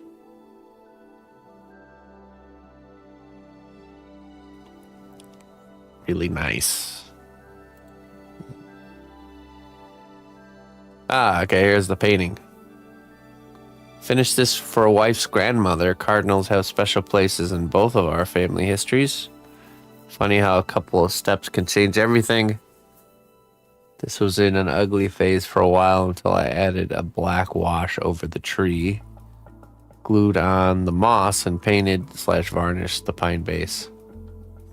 P.S. It's only shiny in the photos. Alright. Let's see. A little bit shiny. Get some matte varnish on there. Trees are not shiny, Clayton. Come on now. Yeah, awesome job. Really nice. Ah, I like how that looks. That looks really good. That's a good angle.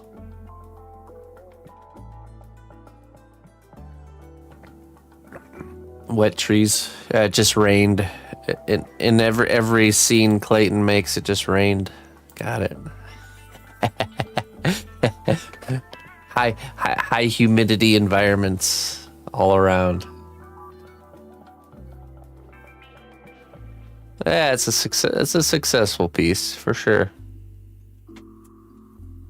Really great.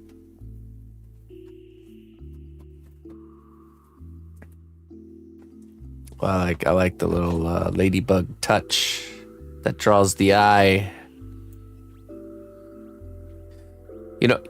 Actually, you know what would balance this piece out a little bit? Because you have this touch of red in the green wood area. If there'd be some sort of touch of green wood in the red area, then we get the yin and the yang. Maybe like if it had some like nesting material in its mouth or something.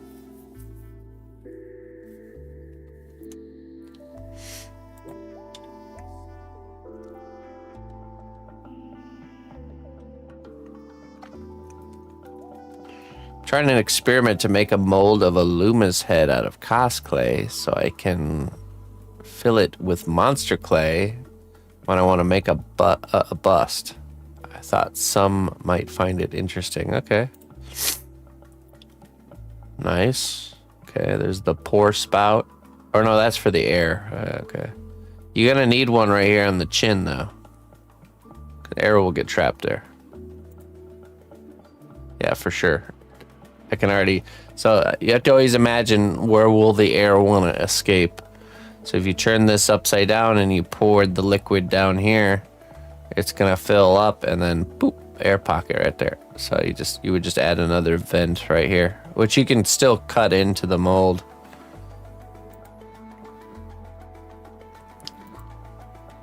Cool.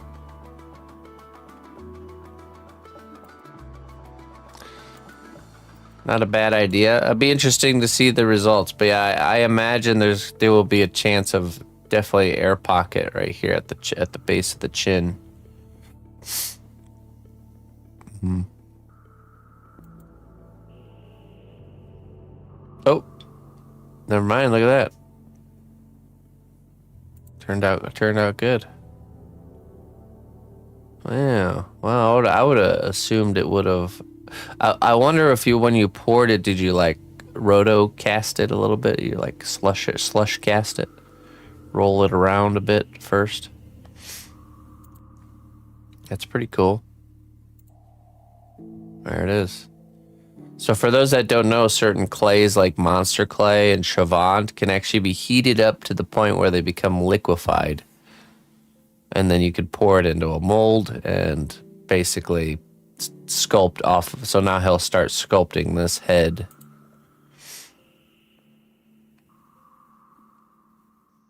And you can just make those heads to kind of kickstart the sculpting process.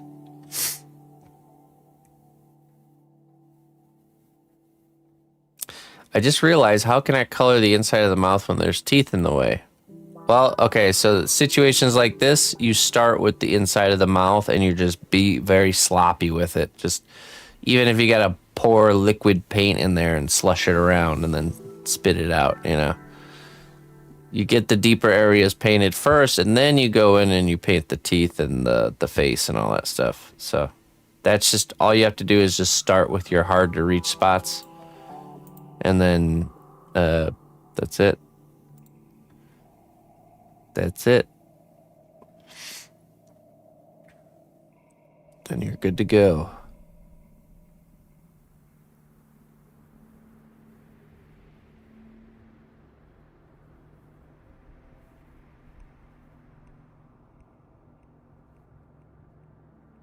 Yeah, okay. Looks like Clayton answered that question. Very good, Clayton. Finished my cheetah. Your sister painted it for you. Okay, let's see what we got here. Oh, unavailable. Oh no. Oh no. Wait, oh, oops, I didn't want to do that.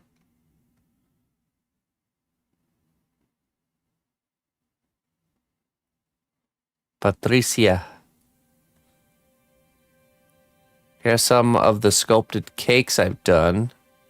Ah, it's cake. Dang.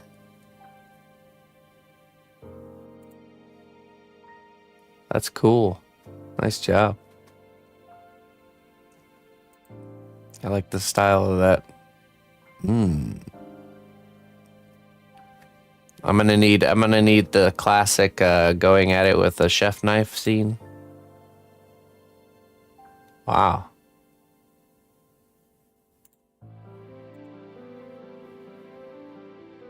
Jabba the Hutt. Pegasus. Ooh, that must have been tricky with the wings.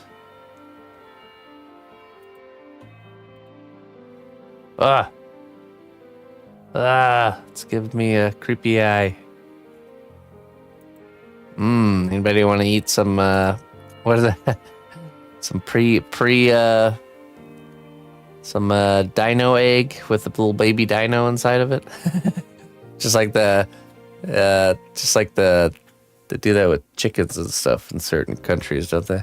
Little chicken eggs, a little baby chicken in there. Yeah.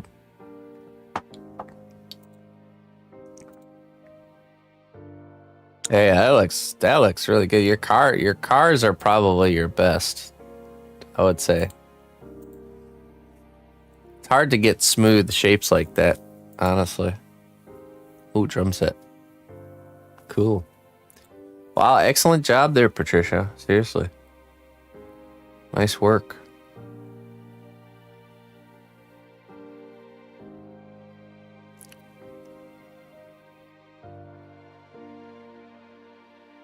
Oh no.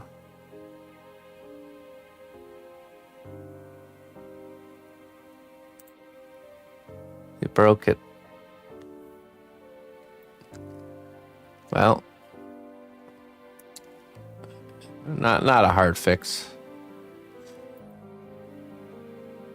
You like the cars and the drum set? That's not a hard fix. You can manage that for sure. Oh, there we go.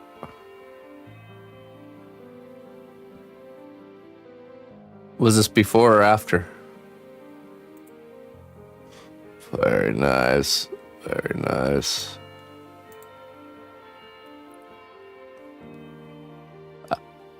Bit of an upgrade on my mold. I added a funnel so I spill less next time. Oh, yeah, that's a good idea.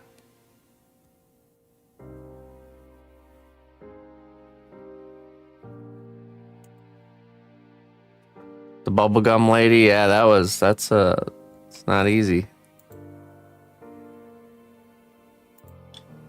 What we got here?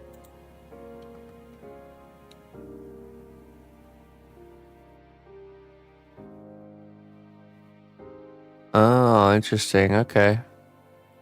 So a bunch of layers of wood with, so you can kind of, it's like a customizable sculpting block.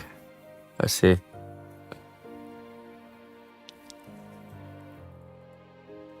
Yeah, it's a good idea.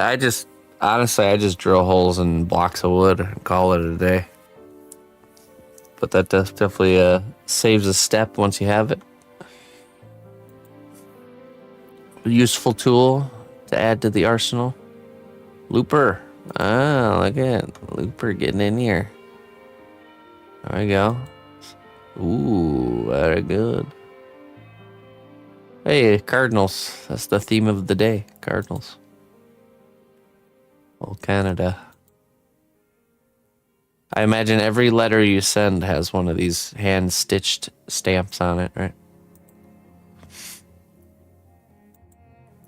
I like this idea here of this. I could even see it done like a really rustic style with like rustic colors, you know, like gold, the cream color, brown, you know. Imagine like a page out of a Morrowind map or something like that, with the stitching and everything all over. I think that would look really good. The same style, same design. That would look good. That's a lot of work. That's a lot of work right there. I'm imagining these are all stitches here.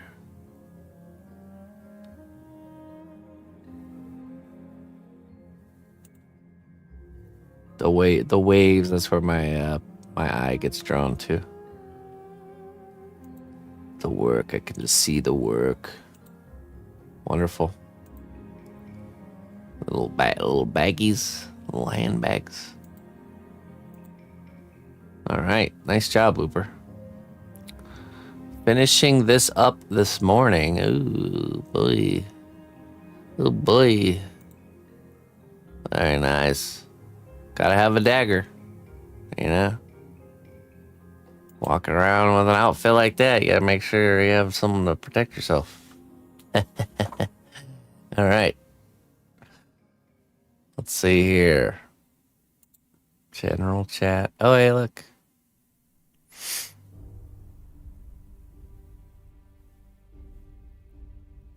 Buying random stuff on the internet. This is what happens when you stumble into here. Yeah, it looks good. It's a nice photo. Excellent work. I can really see her, the Mrs. paintwork here. I like it. Cool. Oh, food. Lindy Lorna made a birthday cake for the elderly gentleman I helped take care of. Hey, look at that. Oh my goodness. This reminds me of you know, the chocolate cake from Matilda. Anytime I see something super chocolatey like that, I always think of the Matilda chocolate cake.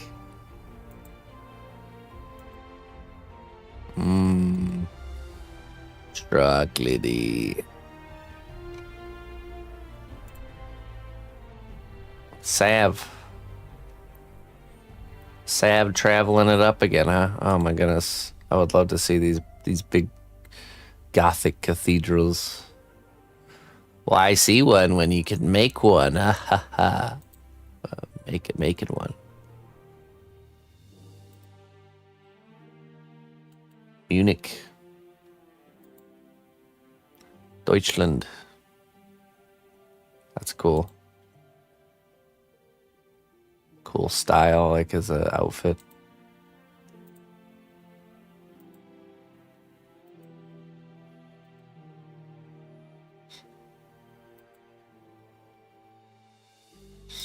Stained glass. That's some nice stained glass work.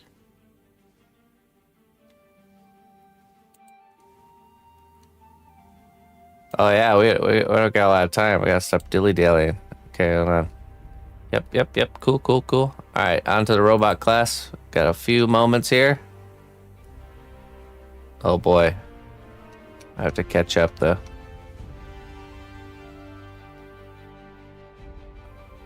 All right. Patricia. Hey, this is looking good.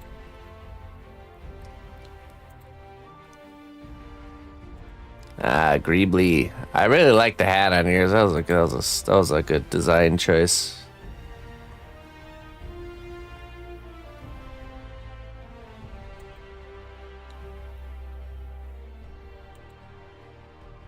See, I removed your distraction and now you're getting all this work done. One leg done. Man, the style is really working for this guy. But you know, it's kind of like what I was wanting to go for. That kind of like that. Remember that animated movie Robots? I think is what it was called. Had Robin Williams in one of them. Two hands, got the hands done. Hey, looking great. Excellent.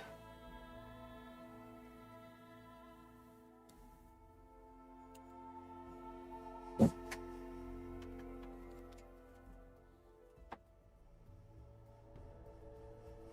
right.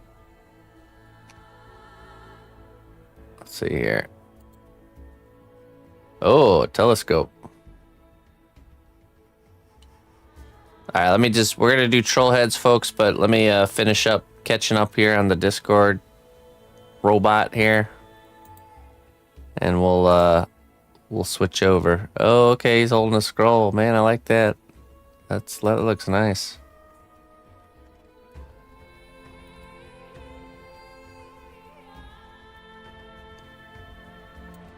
Arm stage. He's an explorer.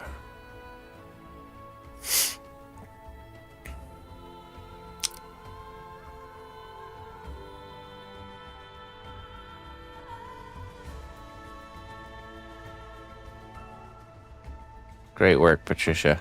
Okay, I just found something perfect for the window on the door.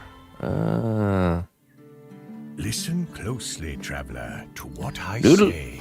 Twitch Prime does not even cost a dime.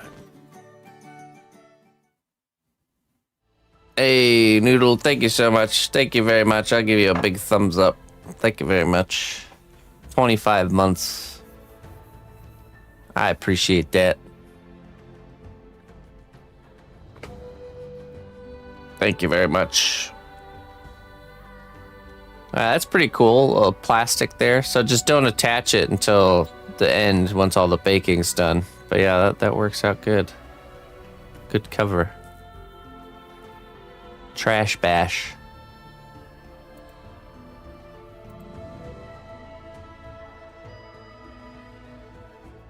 That's so cool.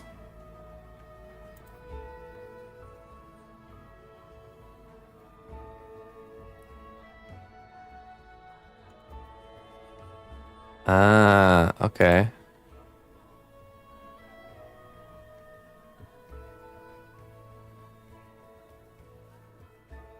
Oh, I see. Okay. A low-hanging backpack. That will work. That will work, honestly. Especially because your character's got such a long torso, so... You're fast. Yeah. Patricia, don't mess around. All right. Ladies and gentlemen, it is time, my friends. It is time for troll heads. Prepare yourselves if you're interested in getting a troll head made. You're going to need... This is how it's going to happen. I'm going to type in the word go in the chat, and when you see me type go, you guys type troll, okay? Troll, Troll. It's best probably to have it typed in and then hit enter as soon as you see my chat saying go, okay? So, and the first 4 people on my screen that say troll will get the spots, okay? So that's how we're gonna do this. So prepare yourselves. And if you don't know what this is, it's a commissioned head of your choosing that costs 75 for a painted head or 50 for unpainted. And you could choose whatever it is. And we're going to sculpt it here today in one sitting. We're going to do all 4 of them. It's a nice long Friday stream event we've been doing.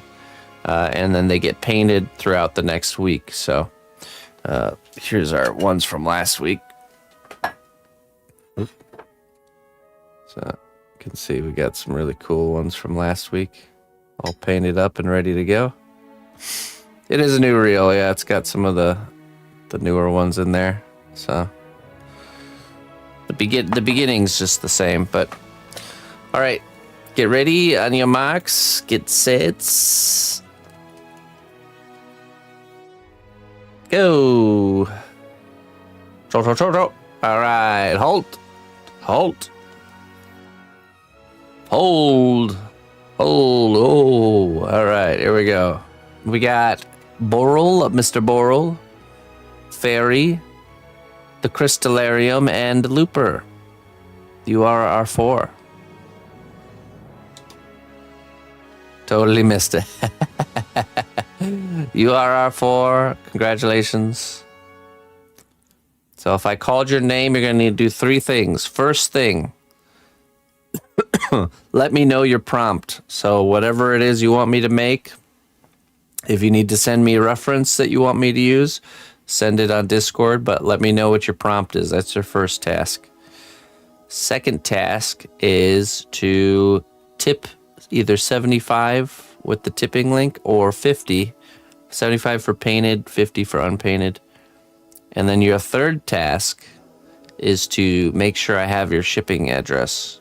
If I don't already have it, that is. So just DM me your shipping address just so I have it. If you know the shipping costs already because you've had something from me before, then you can include it in the initial tip. If not, then just we can take care of that once it's actually shipping time if it's your first time. So that's it. That's the spiel. That's the shtick. I'm excited to see what you guys got for me here. You know, and it's just giving me time to get some, Borderlands character Moxie, huh? Let's see. Yes, very good. Let me see, let me pull that up really quick. Boral. Moxie.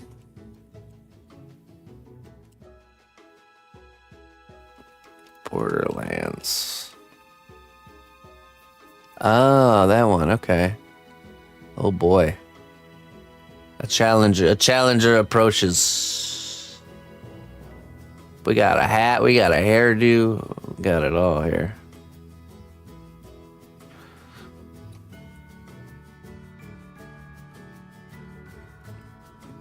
Let me pull up this reference.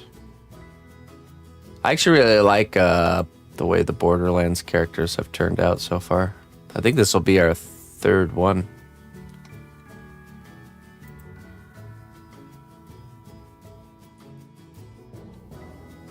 Evil Predator smiling is the true challenge. Oh, yeah? Well, I normally don't take coin Hey. for magic, but... Thank you very much, Boral. Thank you very much.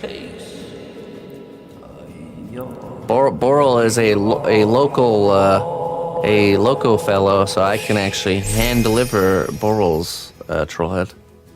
We did the last time, so I'll be going to visit the scale shop again. I could weigh myself and see if I've changed. All right, let's see here.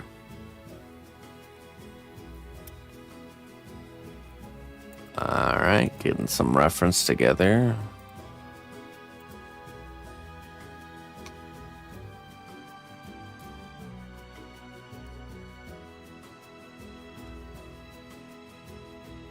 An interesting face. Definitely a all makeup up. She's got a little bit more of like bigger cheeks for sure.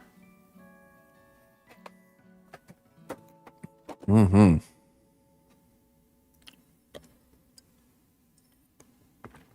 Have to team up with another sculptor. Maybe. Nah. Now we keep you guys just gotta keeping it limited. I'm just gonna hire a whole factory of workers, and we'll do like 400 troll heads each Friday. How about that? All right, only doing 400 today, guys. 400. Submit your requests.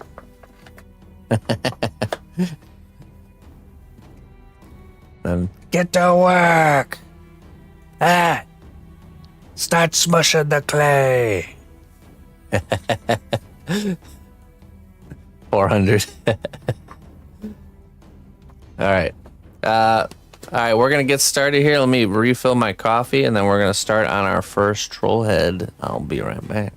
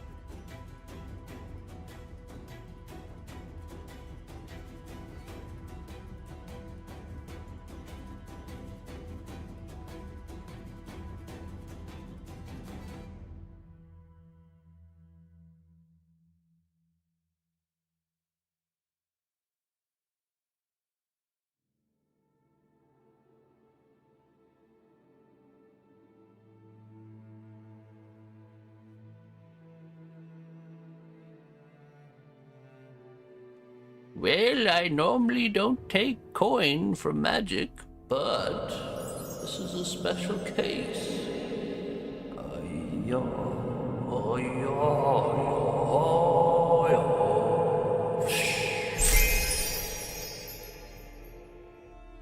Trollhead, Bob the Shrunken Head guy from All right. Beetlejuice 2. I think shipping was about $10.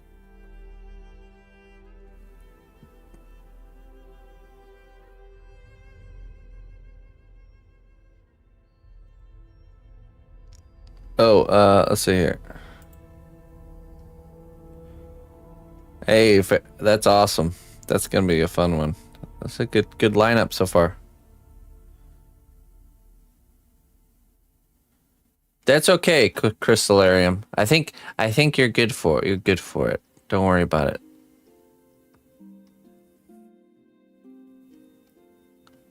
I think a $1 per minute interest rate is pretty good. What do you think? Take your time. Ludo from the Labyrinth. Ah, wonderful. Okay. No, I'm just joking. Yeah, take your time. Don't worry about it. Okay. All right, let's begin. We're gonna begin with our first one. Oh, let me update my title here before I forget again.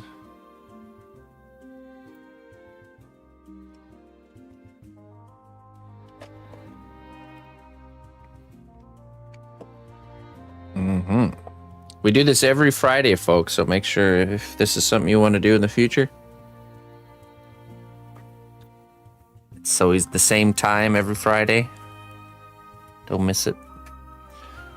All right, let's see here.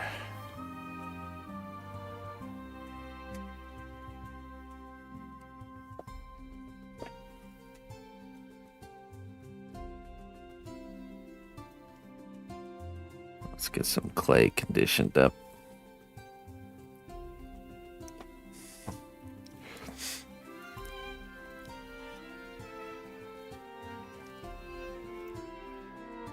Norman Reedus. Oh boy. Going for the Reedus, huh? I do have Norman Reedus sculpting experience, so.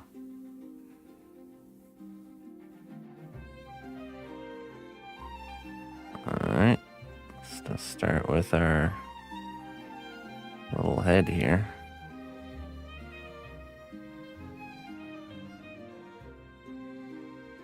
So, you basically, when I say go in the chat at 11 a.m. Central Time, if you want a troll head, you type troll.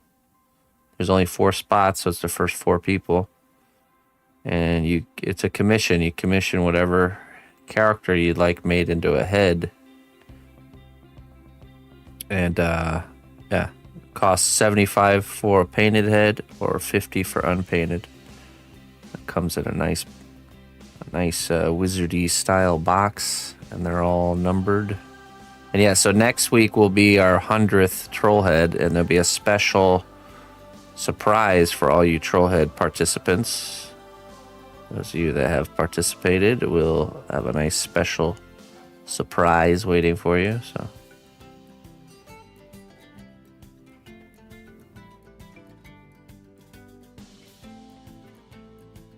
am I certain?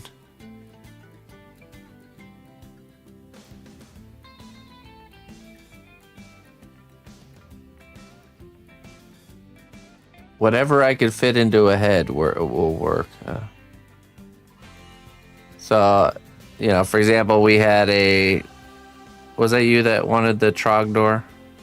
Trogdor, we couldn't capture the character of Trogdor in just a head, so.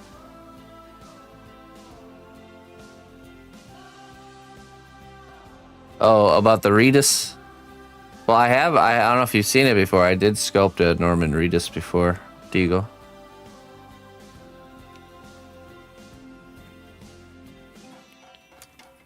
I was actually commissioned by PlayStation for the launch of Death Stranding 2. So they made me have to sculpt Norman Reedus.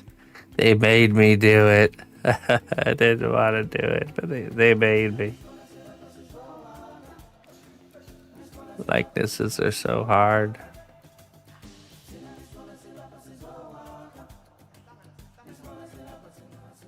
Yeah, I'm difficult. Yeah. That's all right. That's all right. I like challenge. The difficult ones make me grow the most.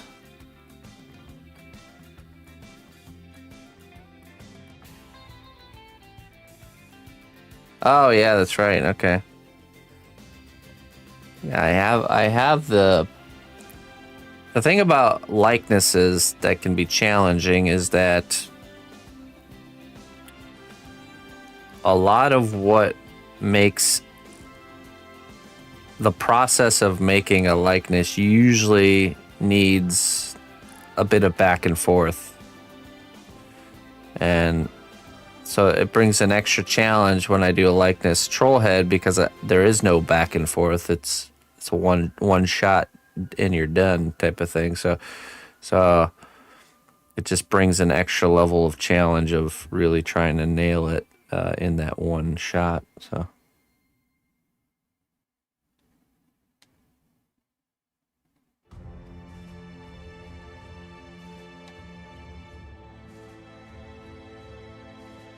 Multitasking. I'm not a multitasker, that's for sure. I don't know how good you are at it, but when I get zoned in on something, everything else around me just fades away. It's like it doesn't even exist. I get tunnel visioned very easily. Right, Looney Lorna? Looney Lorna knows. Looney Lorna enters the chat. I start focusing on something. She just fades into the ether. And then I come out of my tunnel. And there's all this chaos in the chat and complaining. It's crazy. Happens all the time.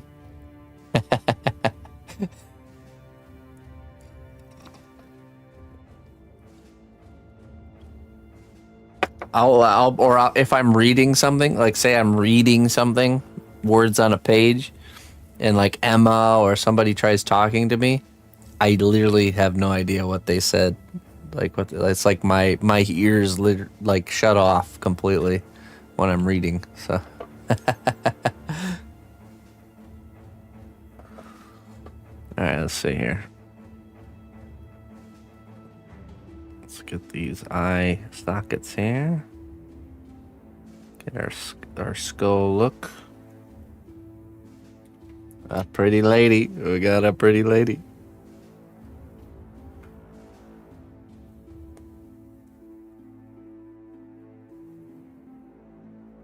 Uni-Yorna. Chris good at unitasking. Hey, scatter-minded folks envy my unitasking abilities. I think it's a byproduct of what I do for work. This hyper focus mode. I find myself in a lot. Most of my day, I'm in this hyperfixation mode. Let's try and stay loose with this. Just get the features in place. That we tighten down.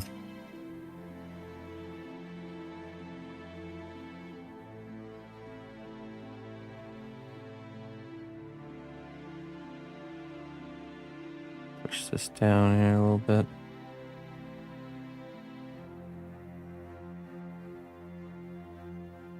No, robot class is postponed with the other projects until I get done with these sponsored works.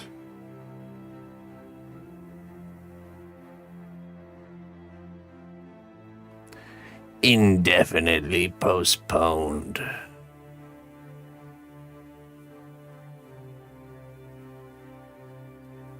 There is an end. We have let's see. The dragon piece is due in March. The tower is due at the beginning of May. And then the third one doesn't have a due date, but it has to be worked on in March. So once we get past all that stuff, we can continue our regular scheduled programming.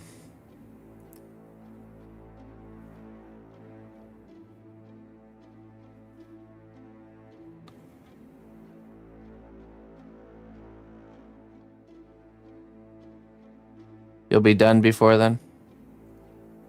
I mean, the only thing that we haven't covered is the whatchamacallit, the mixed media.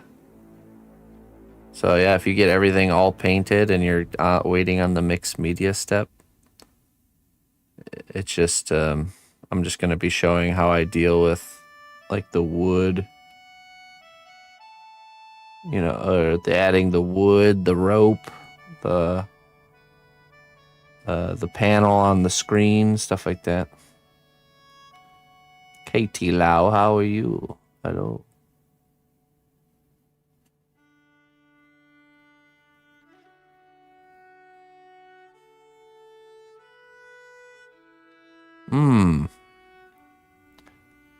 Hey, don't ask questions there, Deagle. Just put it in there. Put it in right in the middle. I'm not done yet. I'm almost done. We're almost done, Jones. Just hang on a little bit longer.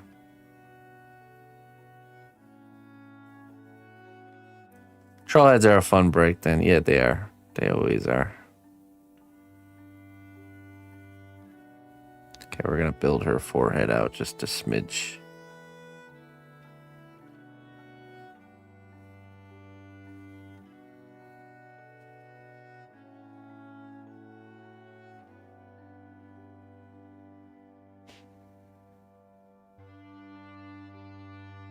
You ask and you shall receive. Look, you're not paid to be thinking about this stuff. You're paid to do the job exactly how they say to do it. Get it done.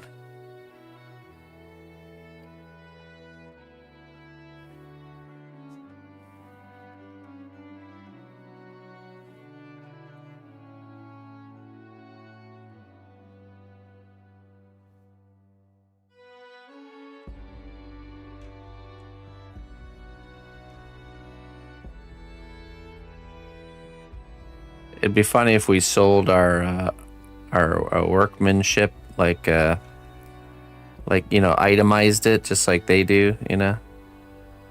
Well, there's a 30% upcharge for common sense upgrade, so if you pay 30% more, I will activate the common sense part of my brain on all my job tasks.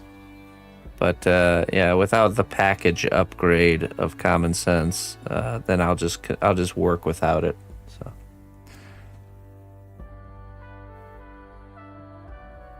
common sense costs extra.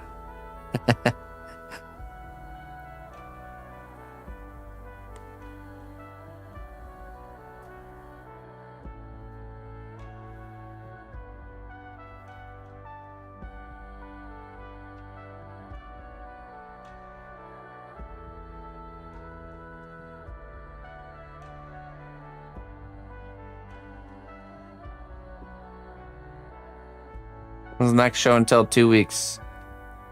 Yeah, but I'll check Discord for the robot class each week. But we'll do the full show until every 2 weeks. So like next Friday, I will check Discord for any class updates. Well, I normally So it don't doesn't take get, coin from magic, but super behind, you know. this is a special case.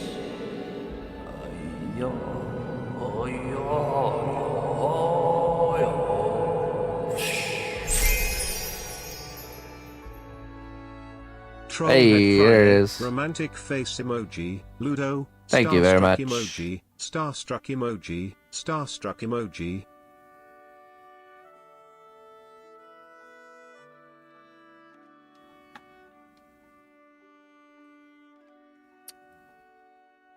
Yeah. Clayton got it wrong one time. Got fired. The Fifi. Gotta pay the Fifis.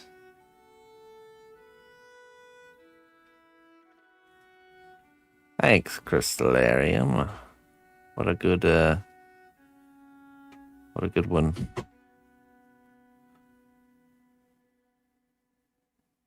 I she got these bigger cheeks.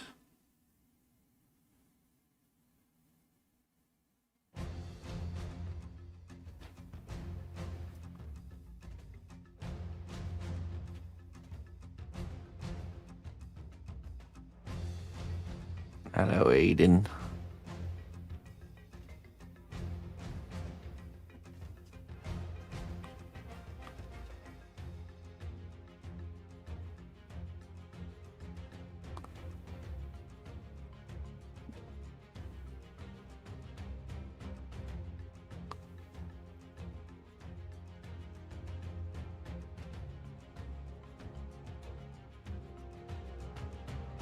I was just gonna say that. I was gonna say I could totally see. We'll just keep making the whole labyrinth characters. A long time ago, I made Sir Didymus, and I really feel like even today, that piece, likeness-wise, holds up quite a bit.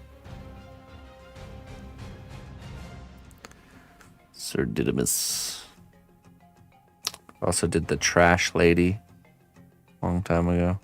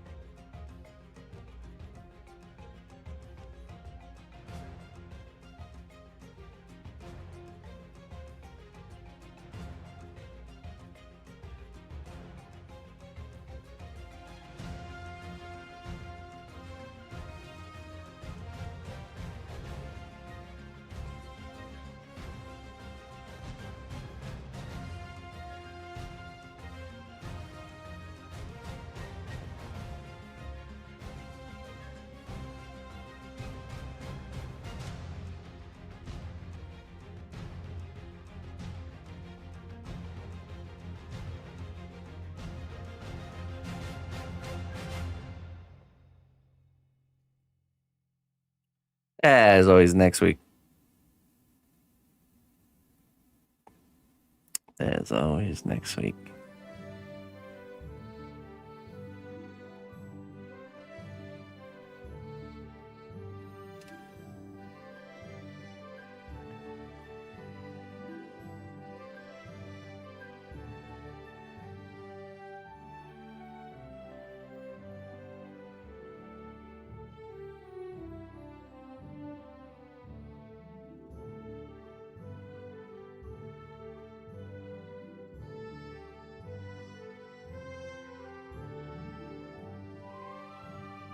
If Luna gets sexy Gollum, I'm gonna request sexier Gollum. Oh boy, that'll get out of hand so quick.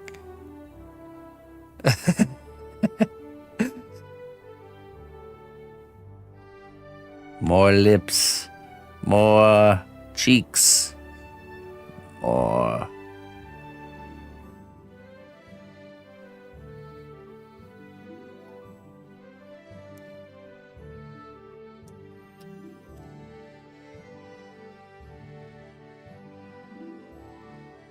Next week. Yeah. Some tiny eyelashes.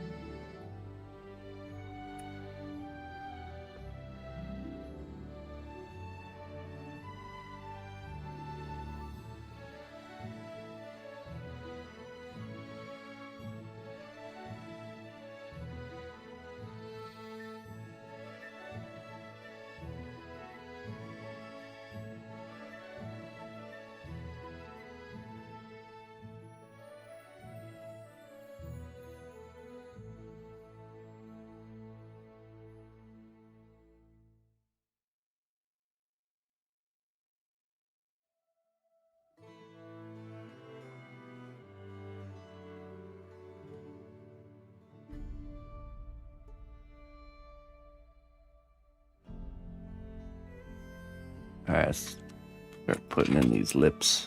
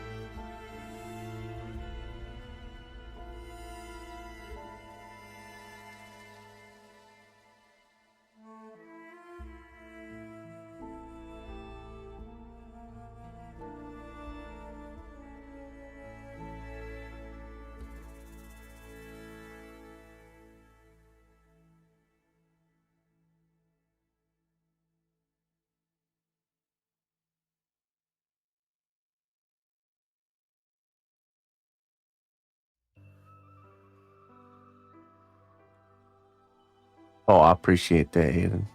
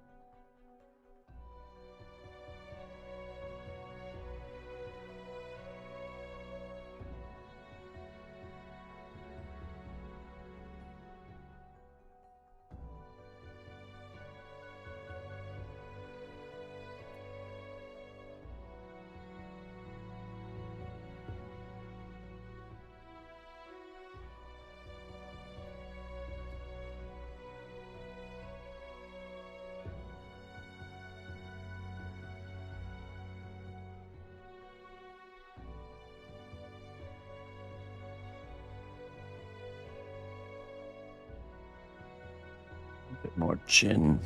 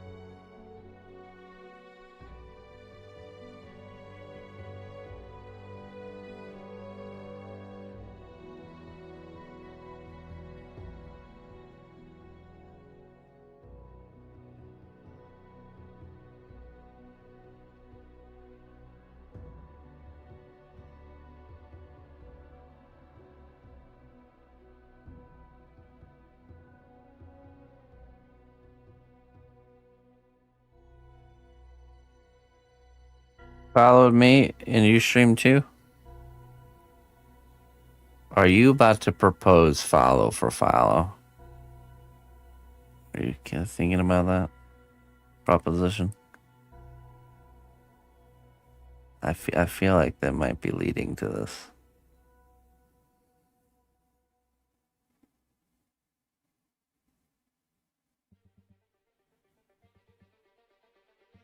Oh yeah? Got a list.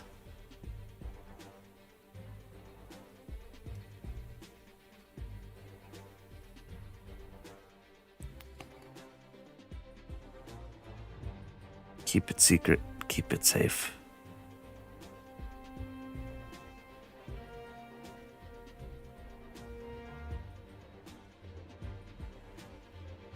You never followed me either, don't worry.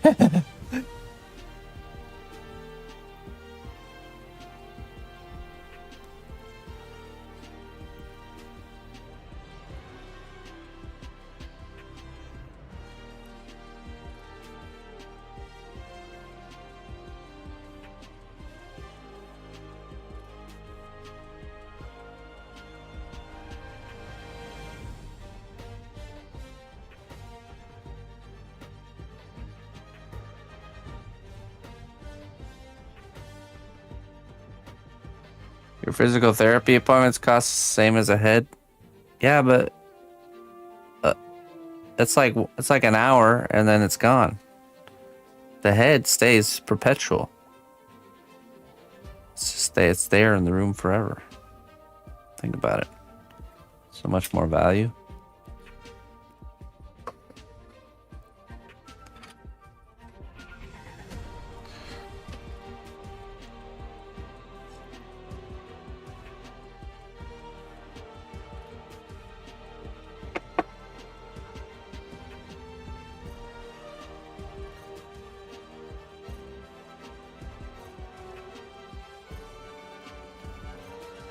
Yeah, I agree. Definitely, you gotta take care of yourself before you can, buy sculptures.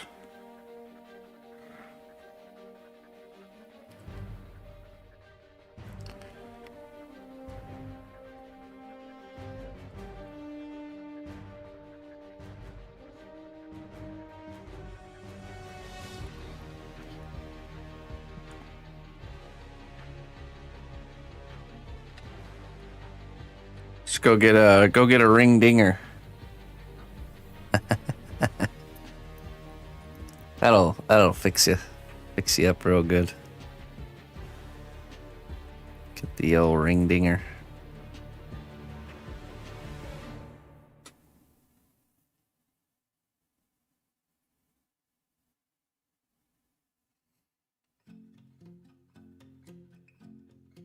Anybody else watch the ring dinger videos?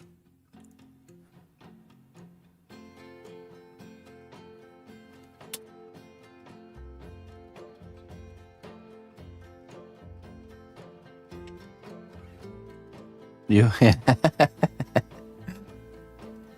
with great interest. I'd do it if I wasn't afraid that I'd be trying to fix something that's not broken and break it.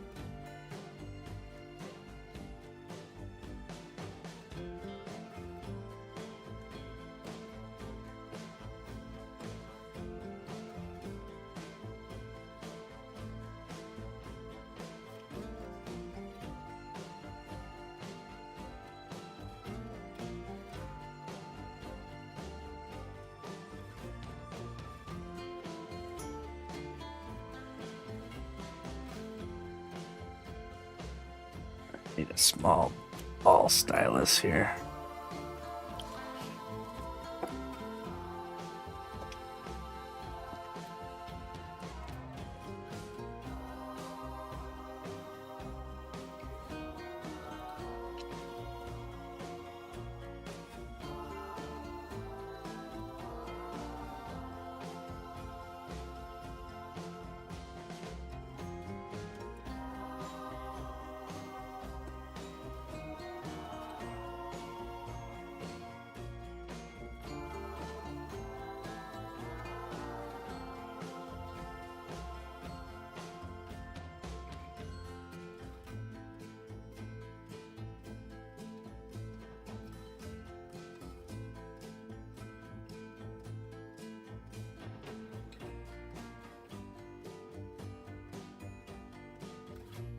Oh, perfect.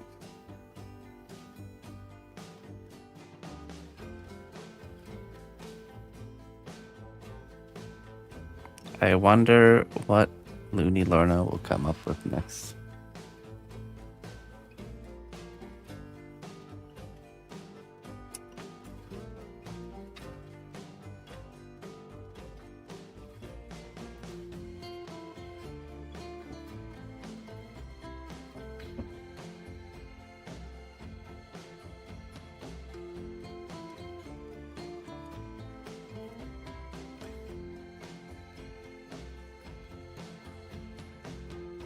Oh yeah, that's right.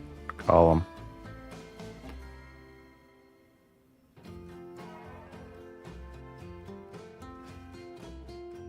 You're trying to make it as a streamer. Do I have any tips? Well, my first tip is to not have any expectations, which you already have, of trying to make it as a streamer. You have to let go of that and just do streaming because you enjoy it with no expectation of outcome.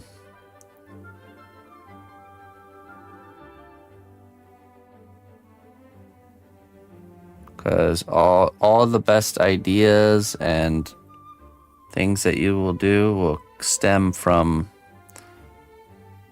fun, not from trying to, become streamer famous,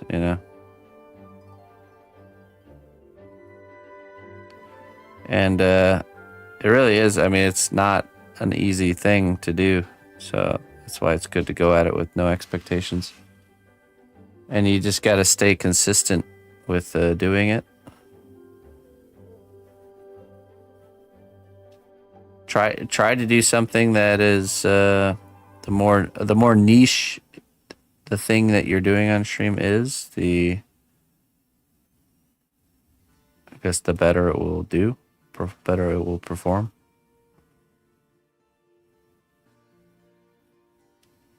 And that's basically it. There's really no real recipe.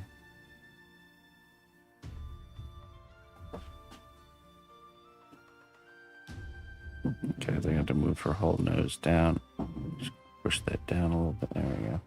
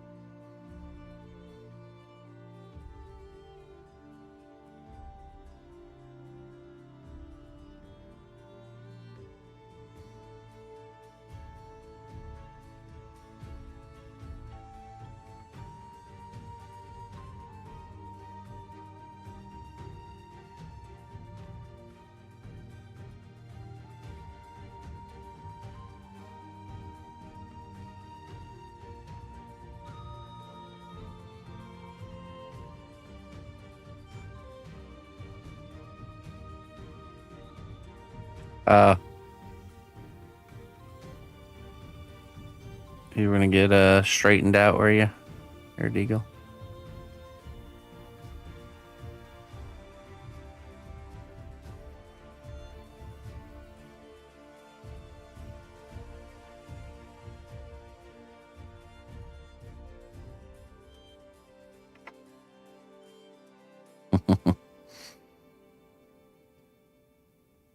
Just let me know if it ever happens. I want to see the YouTube short.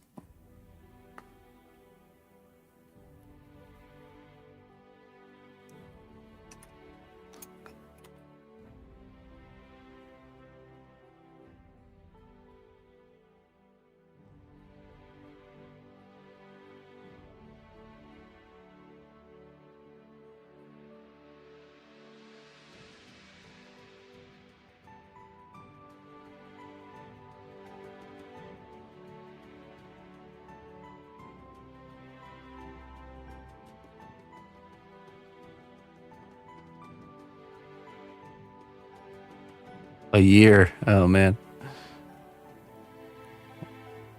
What a successful how much do you think he charges for one spine pull?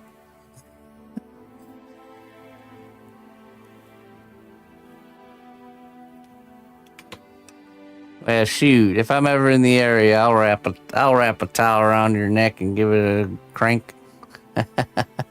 I'll do it for half the price.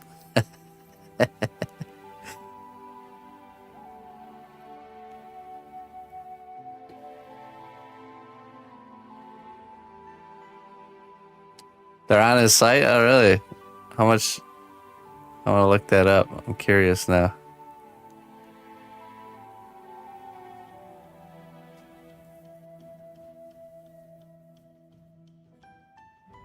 Spine pull, you say? Yeah, you do. Look up Ring Dinger on YouTube.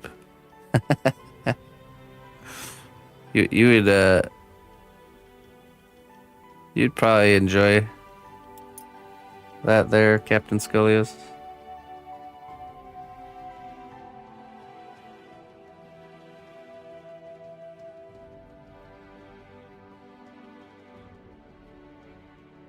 We'll straighten you out, buddy.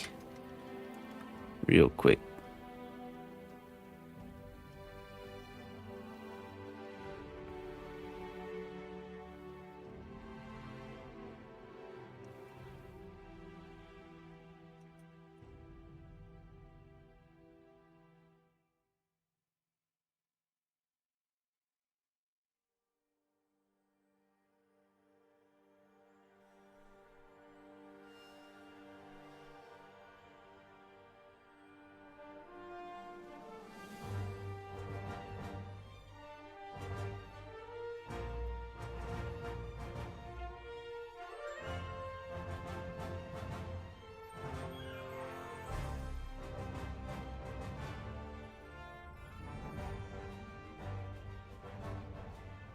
The Y strap.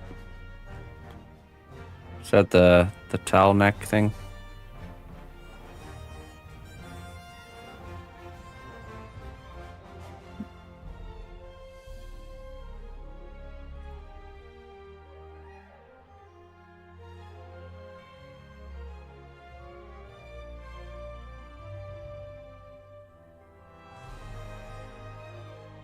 All right, let's get her eyes in here. No, it's the Y strap thing. I don't know if I've seen that.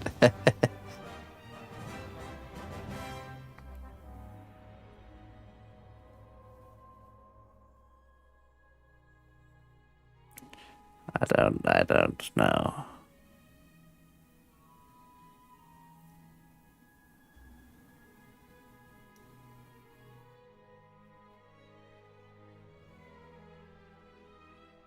I do it? What do I do?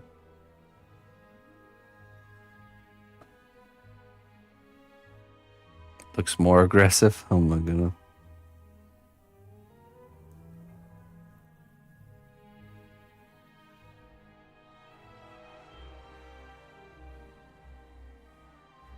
Remember when those inversion tables were like a real popular thing? People still do those? Is that still a thing? I remember when they first came out.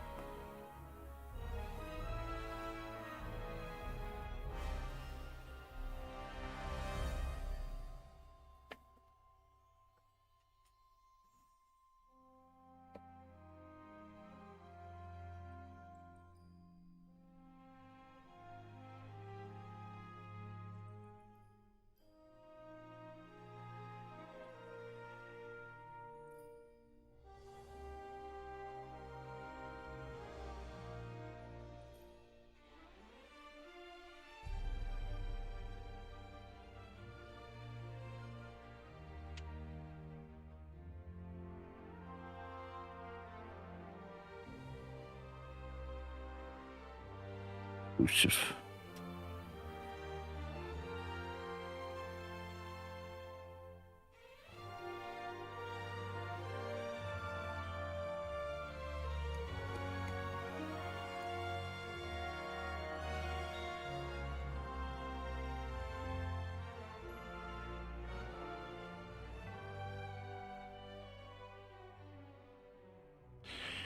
You know what? I really need to order a new set of circle tools. I'm pretty sure I'm missing some sizes. Let's see, where are they?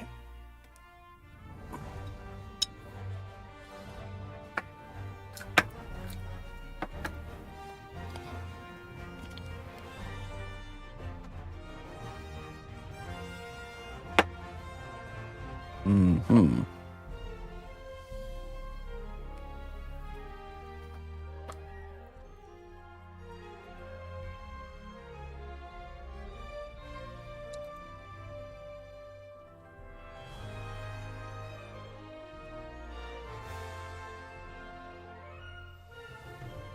Ooh. I'm missing a lot. I'm missing a lot of these things. That might be the right size.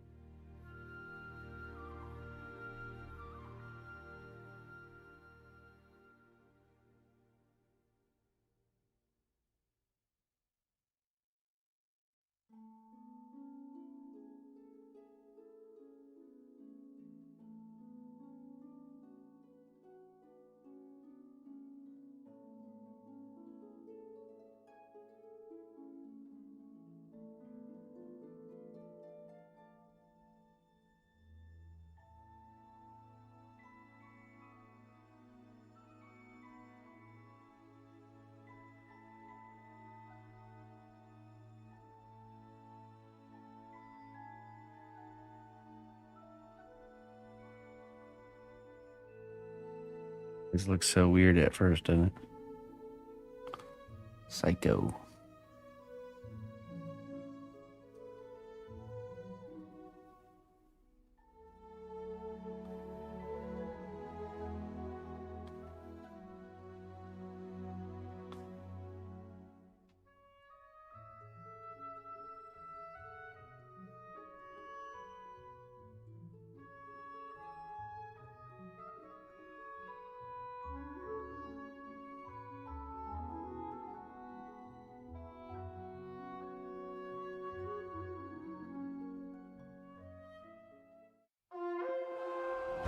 Oh, The strength of the cnotbusch kingdom lies not in our walls, it's a but void in brush. our people. March to war.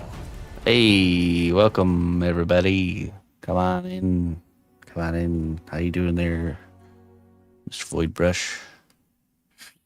We are sculpting some troll heads. This is something I do on Friday. End of the week.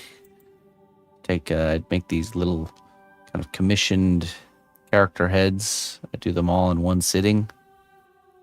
So we're doing 4. We already got our 4 locked in for this week. And so we're sculpting through the first one right now. But yeah, so we'll be sculpting the Beetlejuice guy with the shrunken head, Ludo from Labyrinth. This is a character from Borderlands, Moxie, Borderlands. And yeah, so we're also working on throughout the week. I'm doing a project. I'm sculpting. I got commissioned by THQ to sculpt a tower for Gothic 1 Remake. So we're working on all the pieces for our tower. And then I'm also doing a How to Train Your Dragon piece, a pretty large one for something I can't say. That's Cloud Jumper and the rider right there. So that's what we got in the works. How you doing? How was your stream? Well, Stream I with you. normally don't take coin from magic, but this is a special case.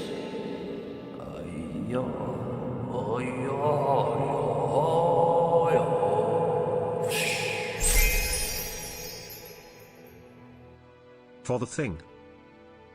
Oh, what did I miss?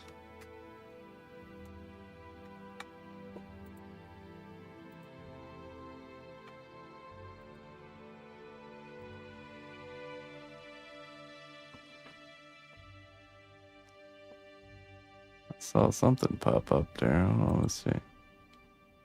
Check my dashboard. For the thing. Oh, thank you. Thank you very much, Looper. I appreciate that. Thank you.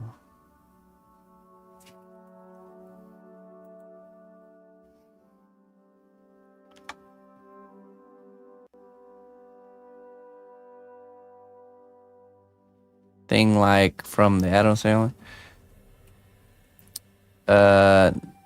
No, what did the Looper? It's all written down on my Google Docs here. Some trees and stuff, huh?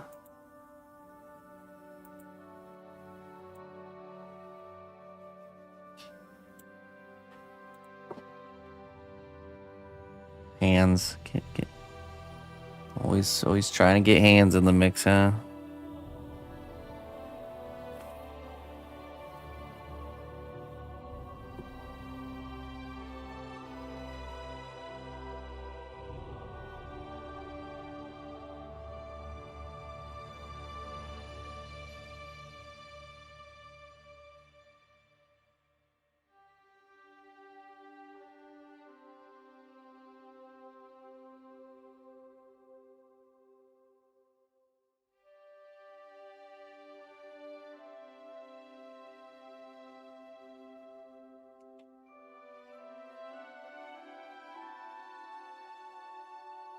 Run. You better run. I'm holding you to it. Like full sprint. Arms and everything.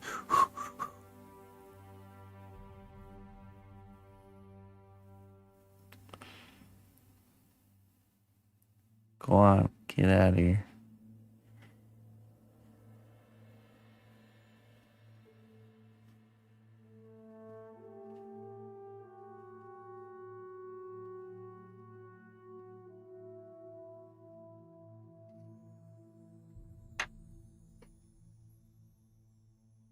Have a great weekend.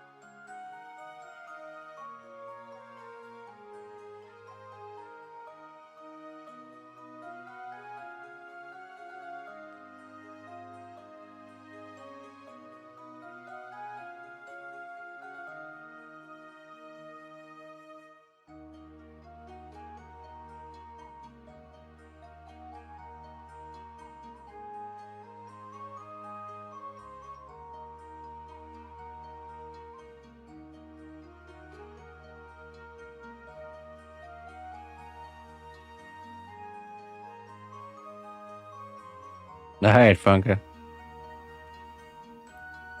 Hey, get some rest. Get some sleep.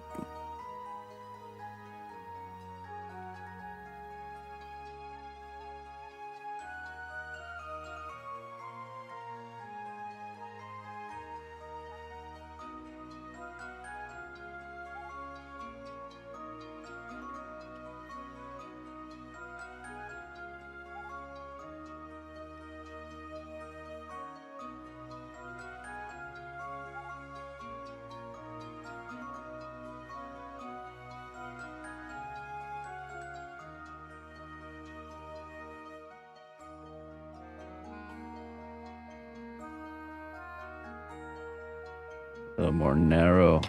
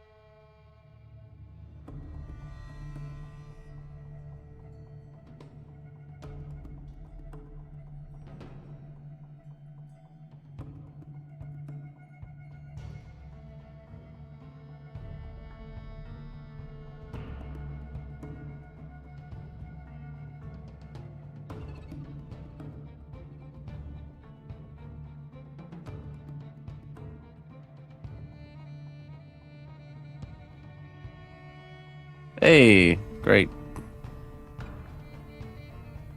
Success.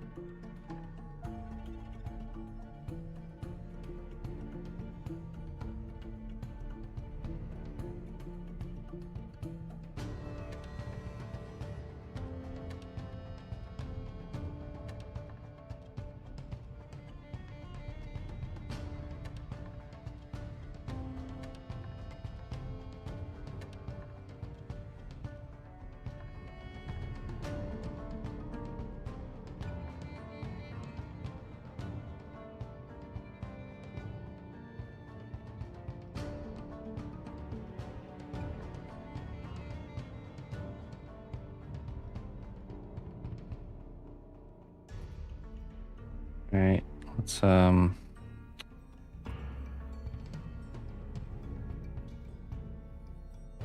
add a little bit more to the lips, and then we're gonna blend it up.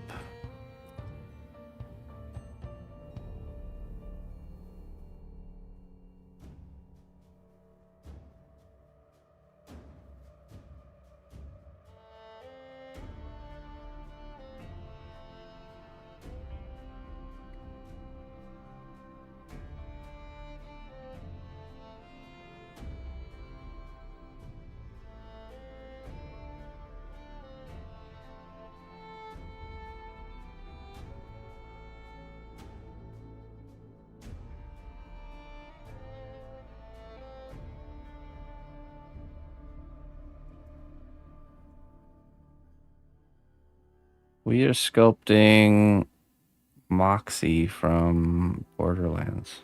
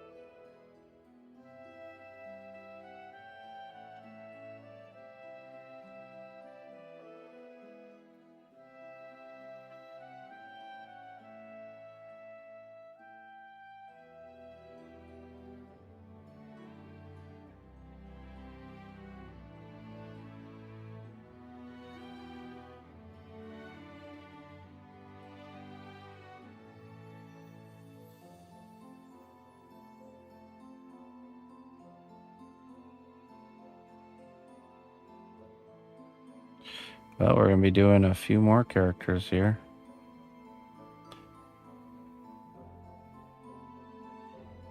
Stay tuned.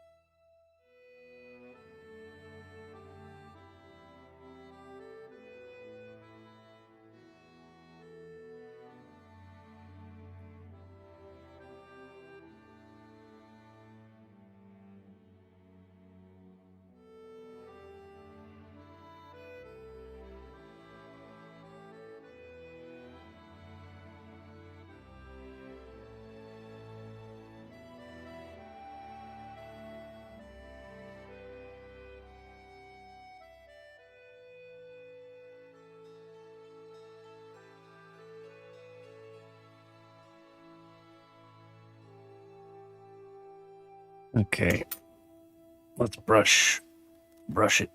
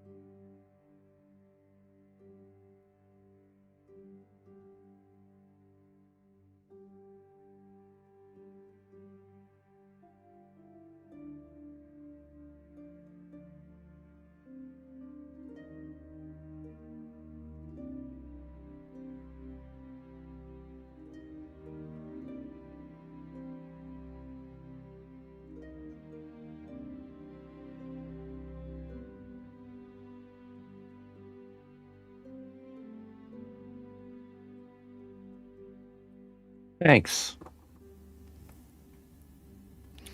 I think we got her look, face shape.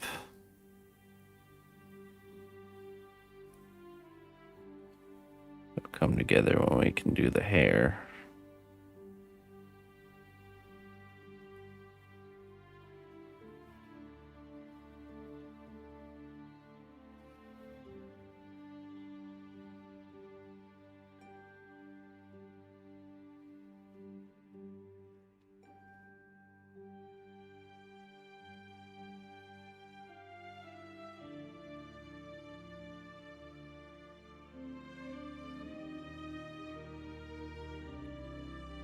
Pretty ladies are always a challenge.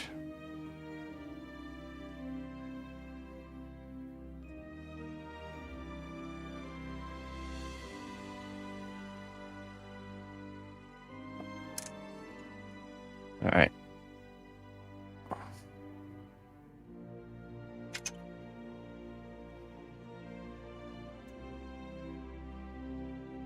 Make that neck a little bit skinnier.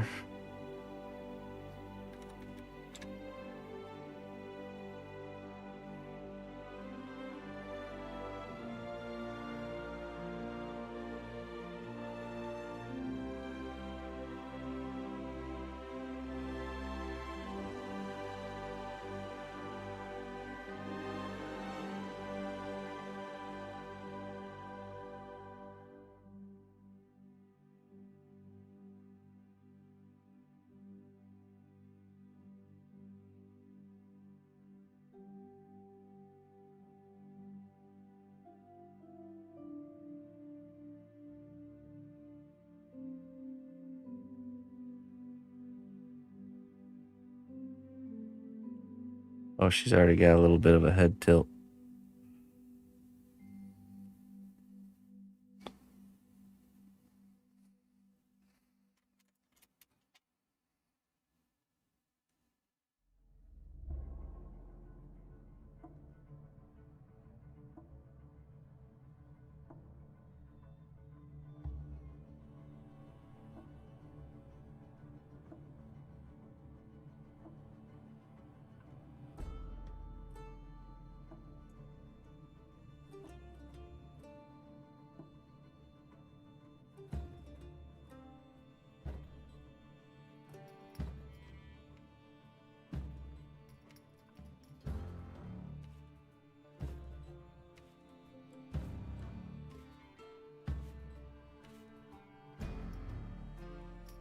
Okay.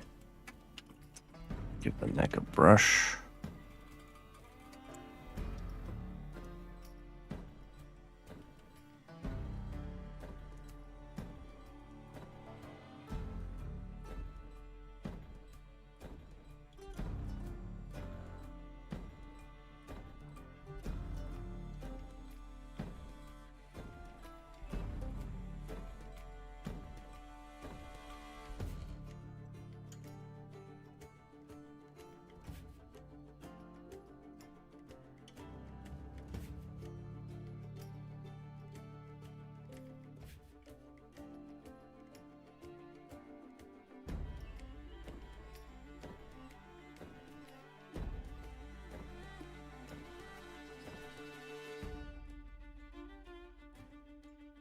Hey, Mr. Merrick. Happy Friday to you, my friend.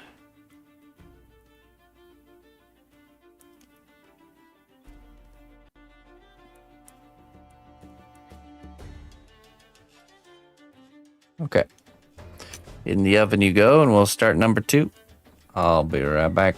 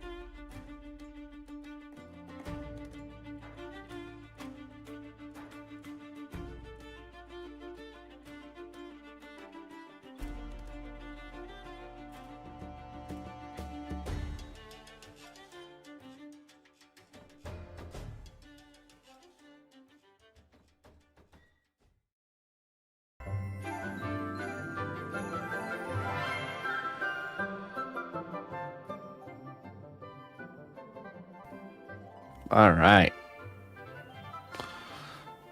Next customer.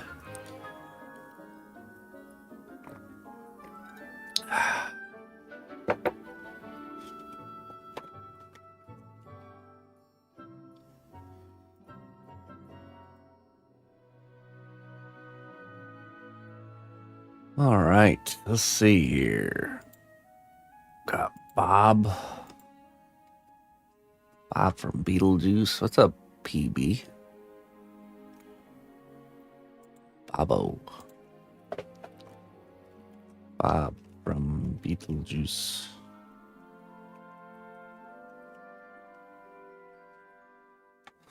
That's the shrunken head guy, for those that don't know.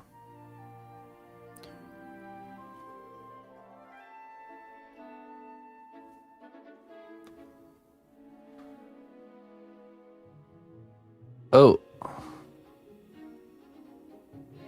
Follow for follow on Twitter? Man, there's a lot of follow for follow lately. What's going on with that? That'll be funny, mini trollhead. Yeah.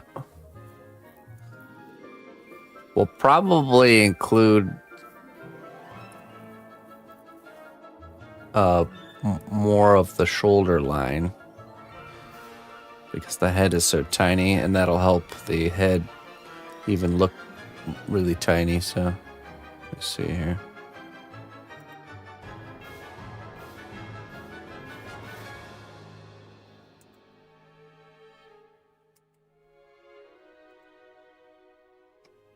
Babo. Mm-hmm.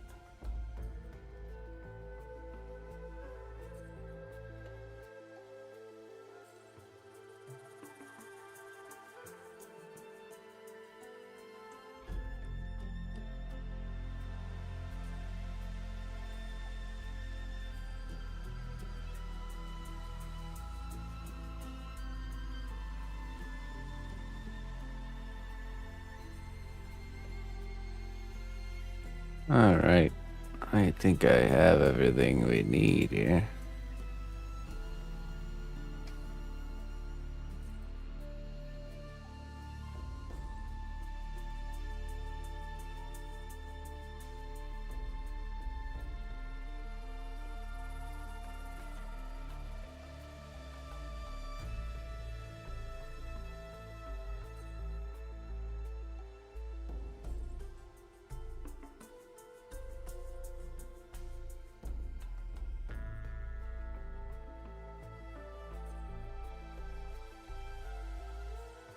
Hello.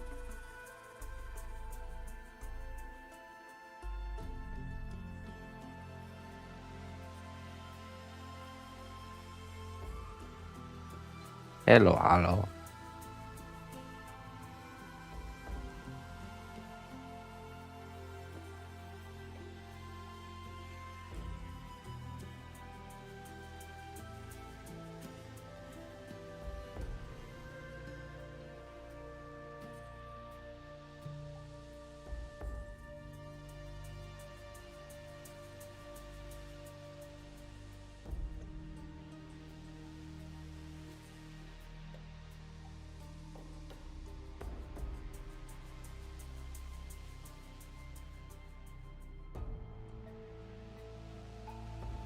Doing great. How are you doing?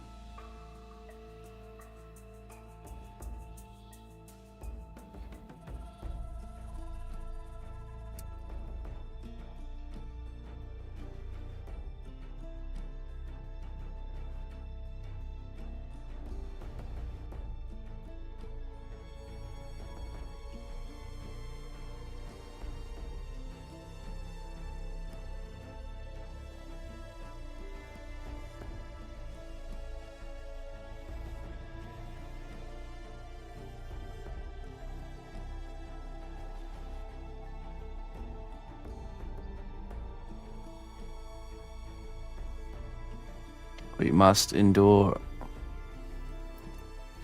We must. Yes, indeed.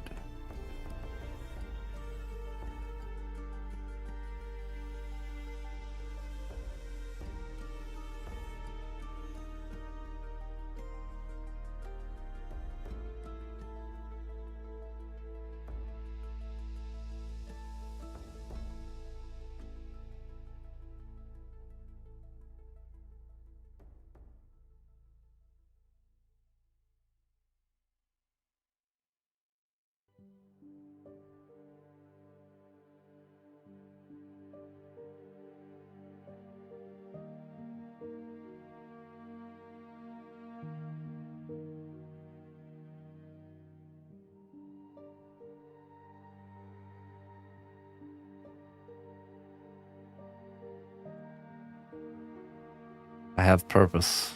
I do have purpose. You must find your purpose.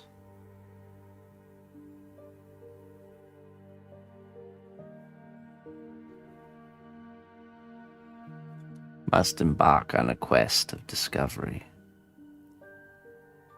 Seek the answers you desire, and you shall find them. Seek them as relentlessly as a treasure hunter does gold.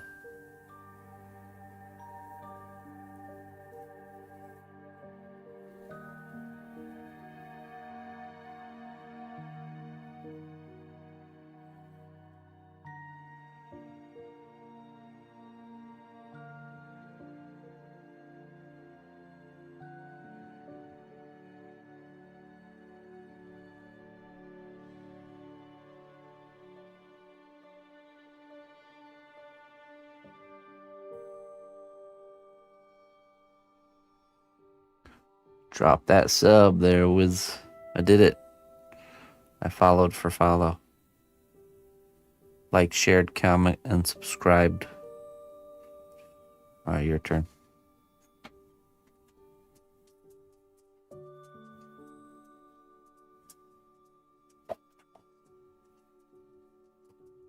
You let them find you?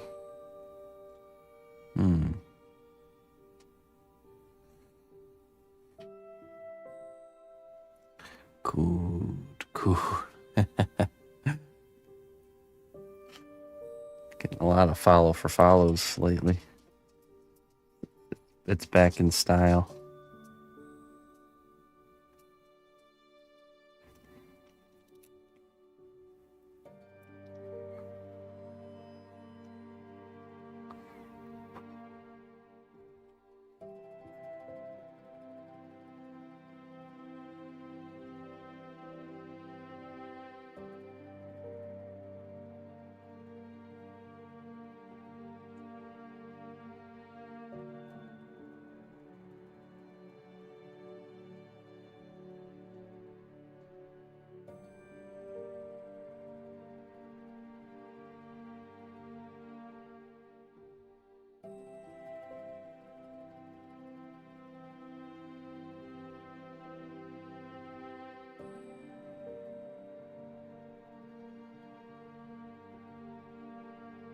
Hashtag F for F. Get going. Get going. The quest won't quest itself. Hey, hello.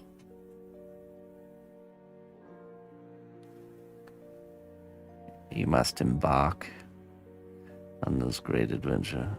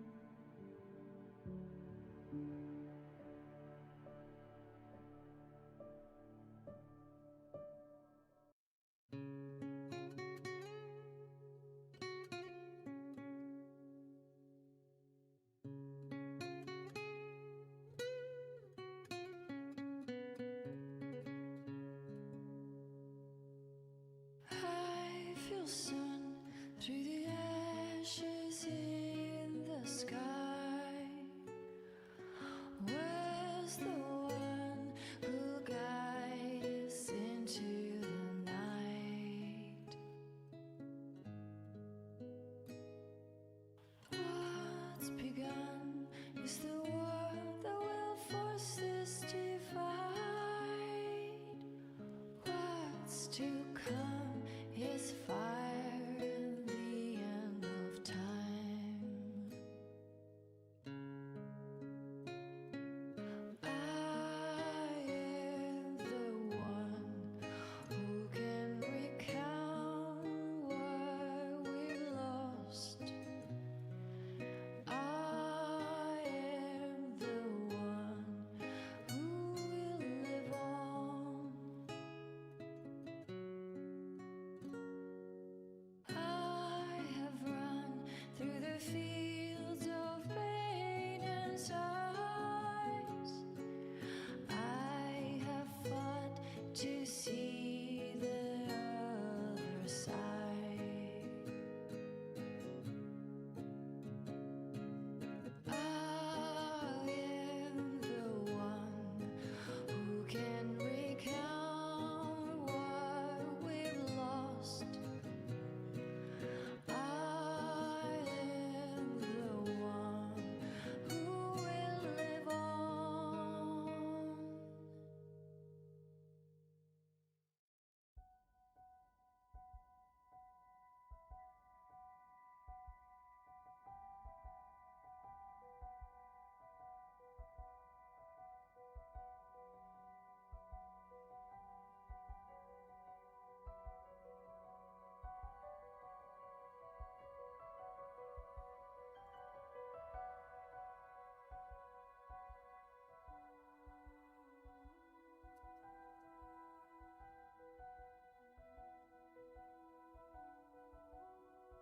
Hey, Wiz, can I ask you something? Just a question. Then I'll consider following for following.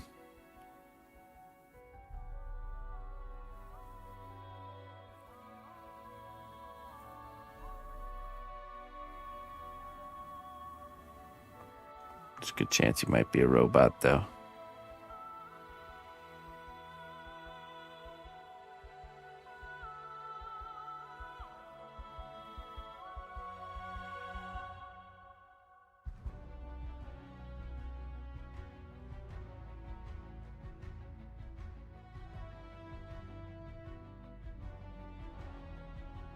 No, it's on Kick. Where the follow for follow spree's been happening. A new round of bots came out.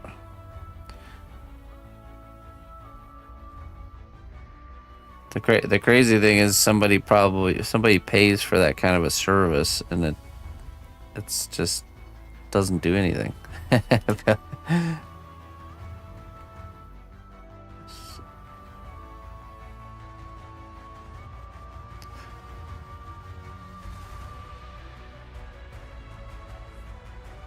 I don't think that's ever worked one time. So, how'd you start your streaming career? Well, I paid this follow for follow service. It was a bot that went into other people's streams and spammed follow for follow. That's how I got a good base going, and then things just kind of took off from there. Never was the story.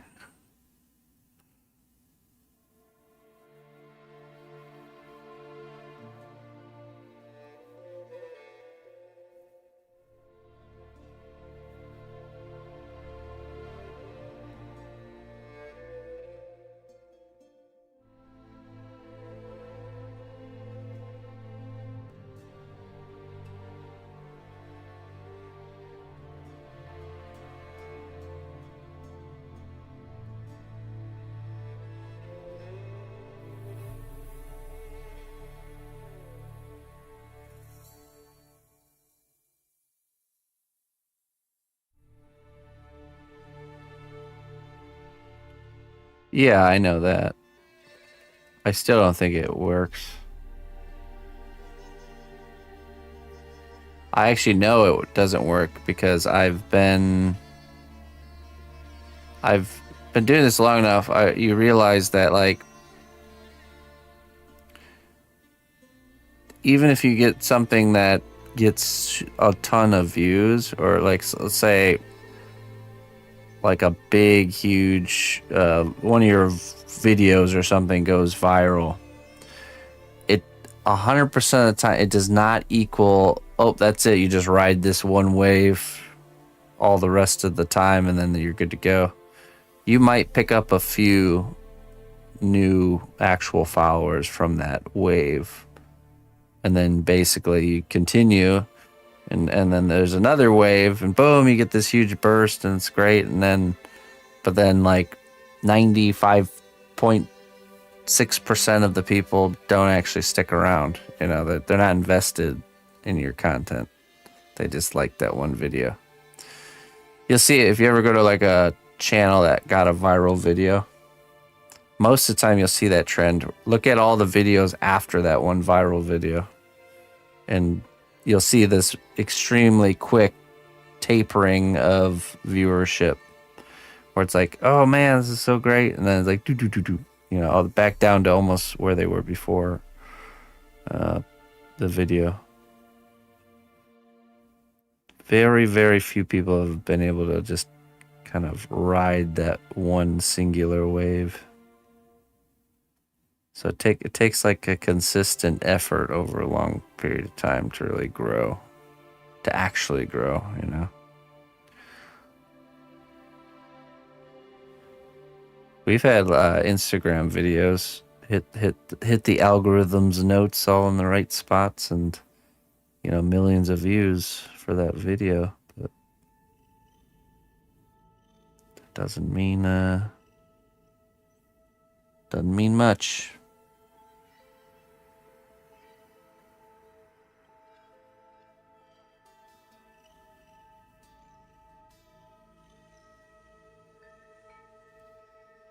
Yeah, exactly. Like, yeah, exactly. By the time it gets to the end of like the line, you know, like conversion rate and all that stuff is like one video on Instagram with like 1 million views that promotes my Twitch channel might equal a few people, you know. Millions of people see the video and interact with it, but it might equal a few people actually clicking on the stream and coming to check it out, you know. So it's not this like just need that one big hit and then we're sailing, you know, then we're sailing the 7 seas. It's just not how it works. Of course, there's an exception to every rule, but that's not how it works most of the time. Growing requires more community, I think. Community building, that's it. Yeah. Yeah, and honestly, like, the only easy growth is when you create something that someone else is not doing, and, you know, it's new, it's the new thing. Or if you're, like, on a platform or in a space before anyone else, you know, and doing well, you know, that's the only kind of easy growth scenario that I've seen. I was actually part of one because I was the very first non-gaming partner on Twitch, and that had an exponential growth factor for sure. Definitely easy growth in the earlier days. Just because I was doing something no one else was doing. You know, I was in that place.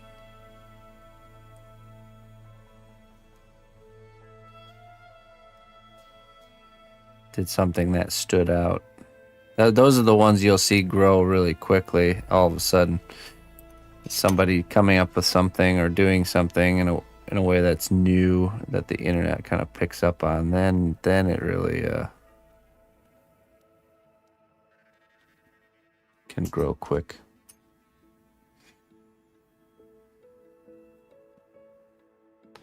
This is Bob from Beetlejuice. We have Moxie from Borderlands in the oven, and we're gonna be doing. Was it Ludo from Labyrinth, and then what else? Let me pull up my list.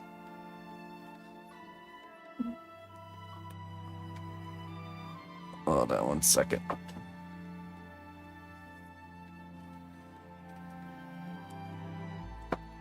Let's see here. We got.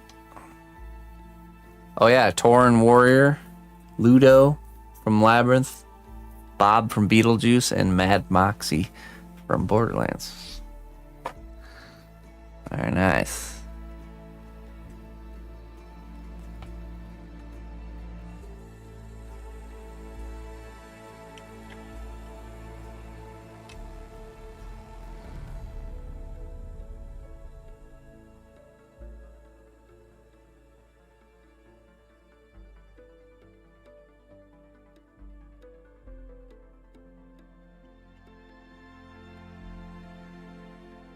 Mm-hmm.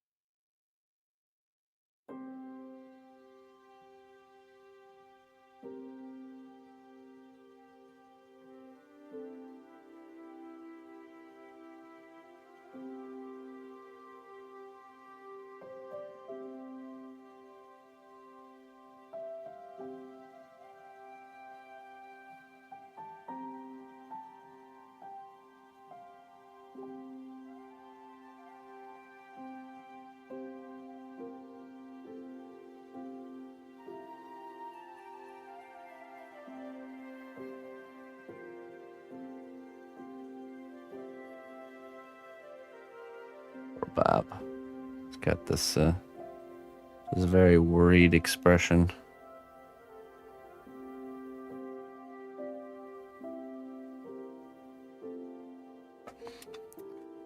Don't worry about it, Bob. Everything will be fine, buddy.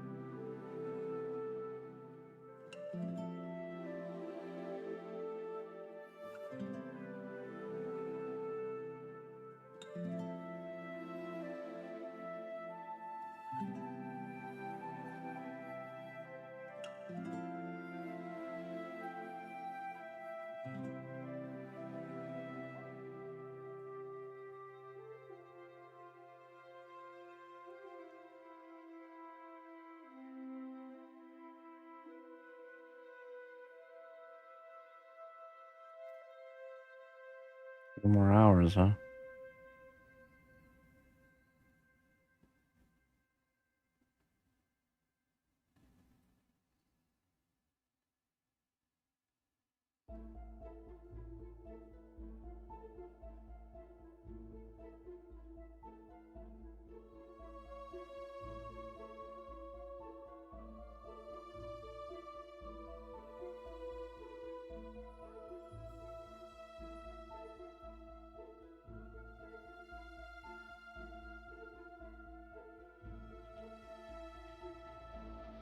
All right, we'll brush it and then we'll do the stitching.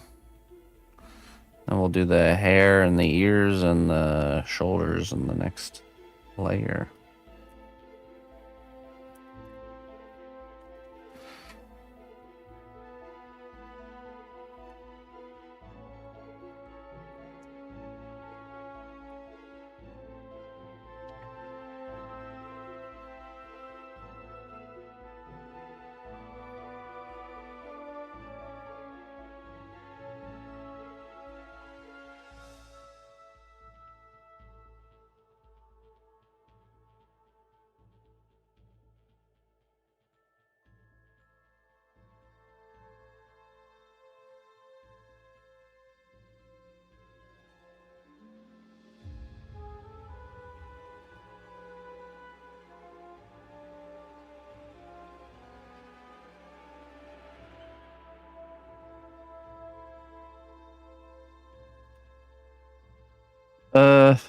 Have I?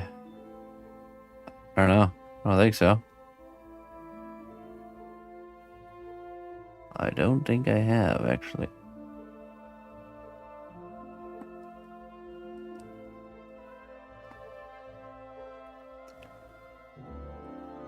If I would do a piece from Halo, this is what I would do.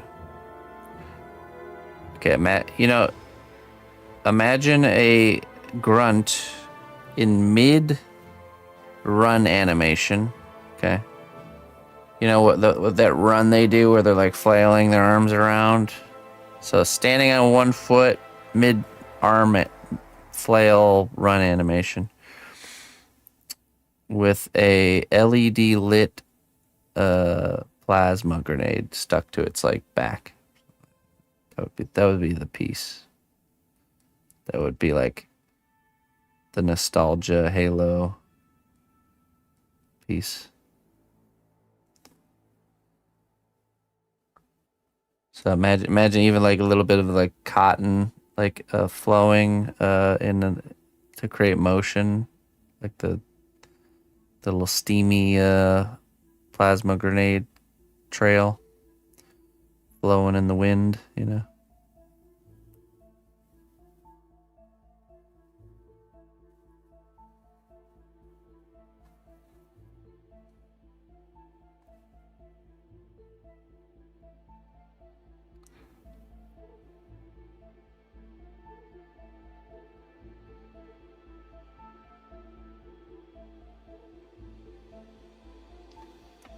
Mm-hmm. All right, now I make some stitches here.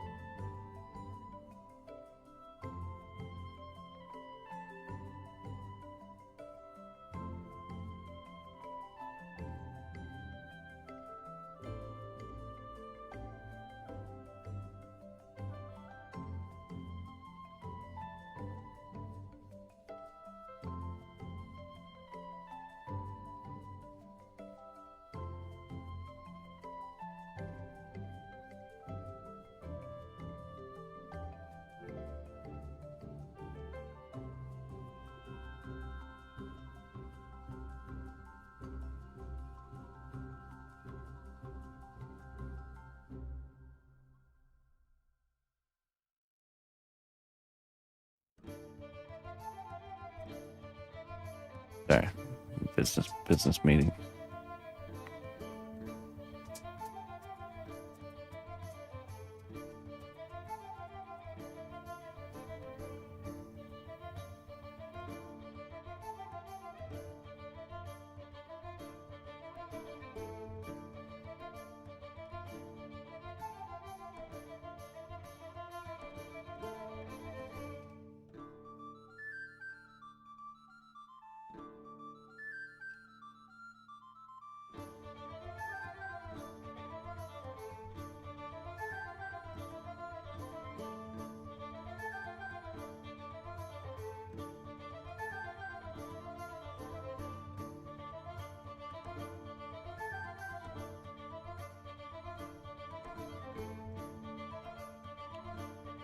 There we go.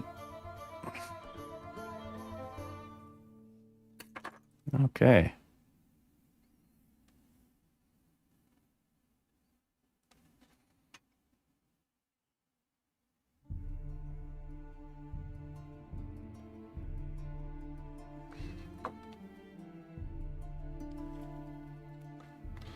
We do all the other stuff in the next layer.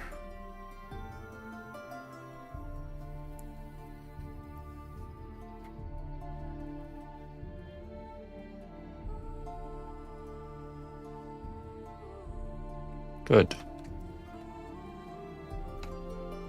Let me get that in the oven. Let's see what's next. Ludo from Labyrinth. I'll be right back.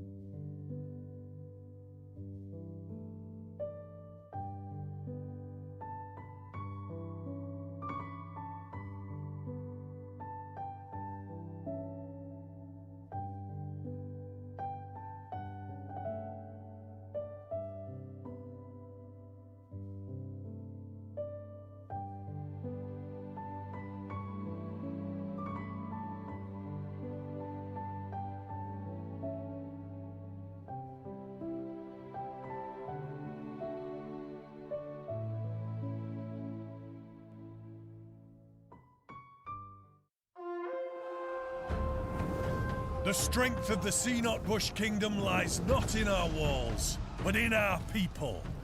March to war. All right, Reaper Miniatures joining in.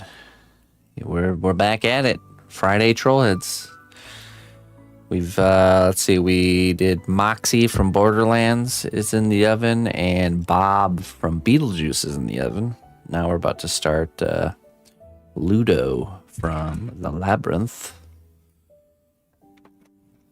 Let me pull up some reference here.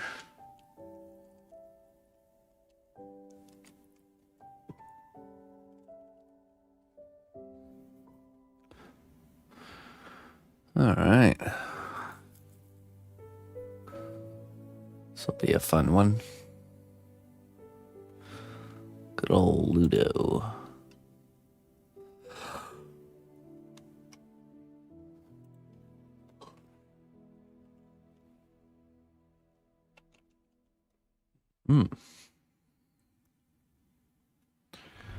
Yeah, nice. Chicken noodle soup. Noodle noodle.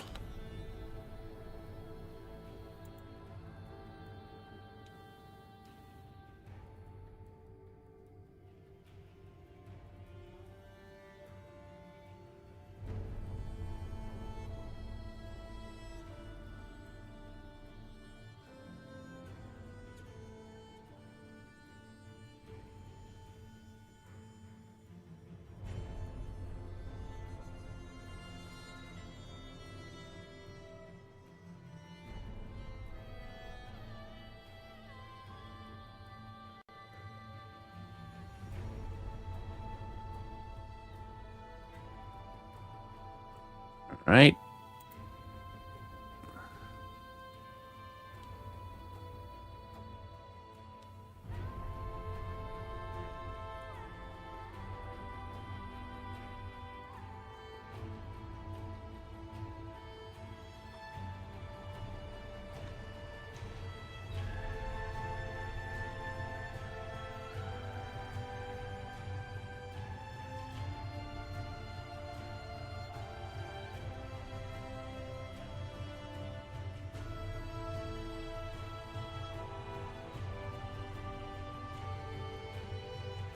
Ah, yes.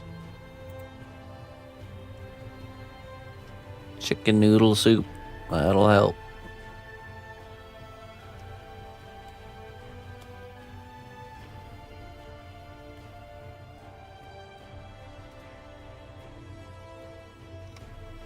Friend.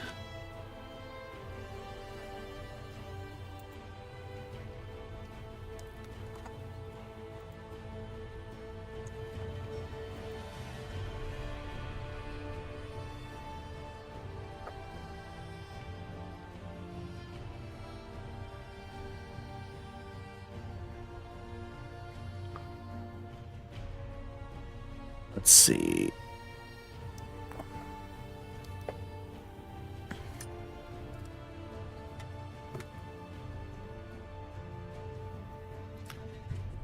Let's begin.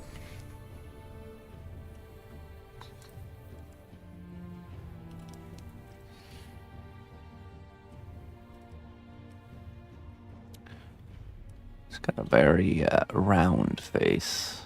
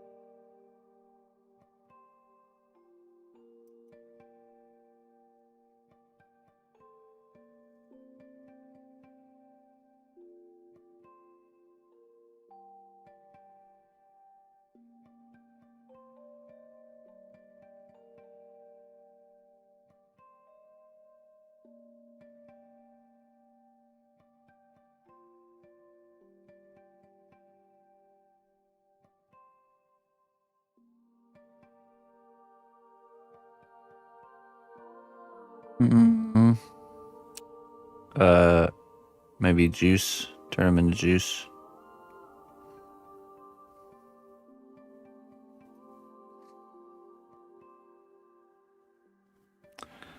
It's always a good way to use up a lot.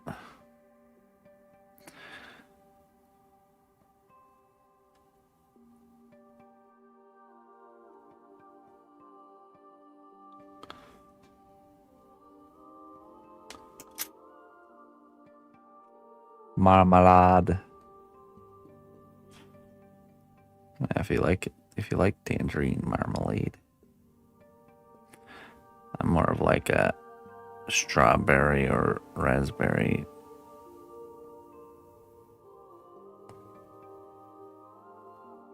Seen a tangerine cake somewhere. Yeah, but you know, you need a recipe that uses up a lot of tangerine. You know, I don't think the cake is like cake and with a little bit of tangerine on the side, you know. There's so many recipes out there that call for stuff like that, but like it just uses a tiny amount. It's more of like a garnish.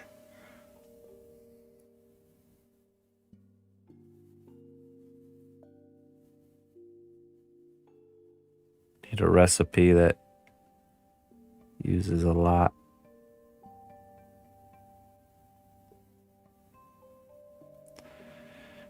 Oh, you can turn it into like tangerine ice cream or something.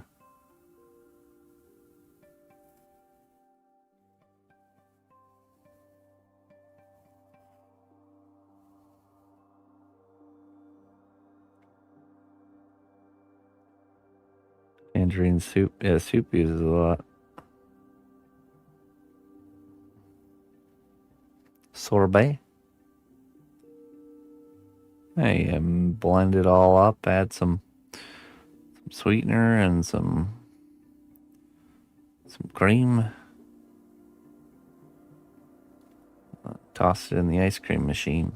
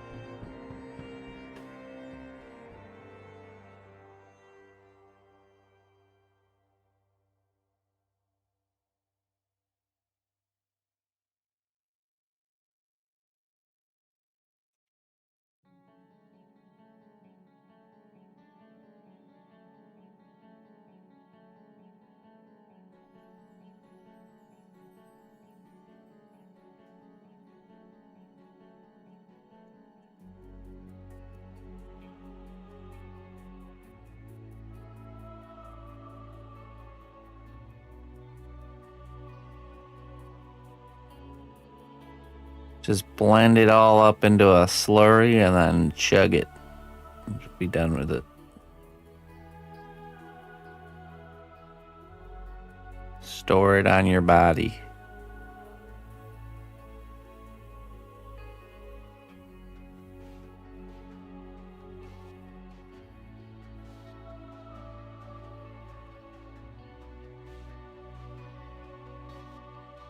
No preservation needed.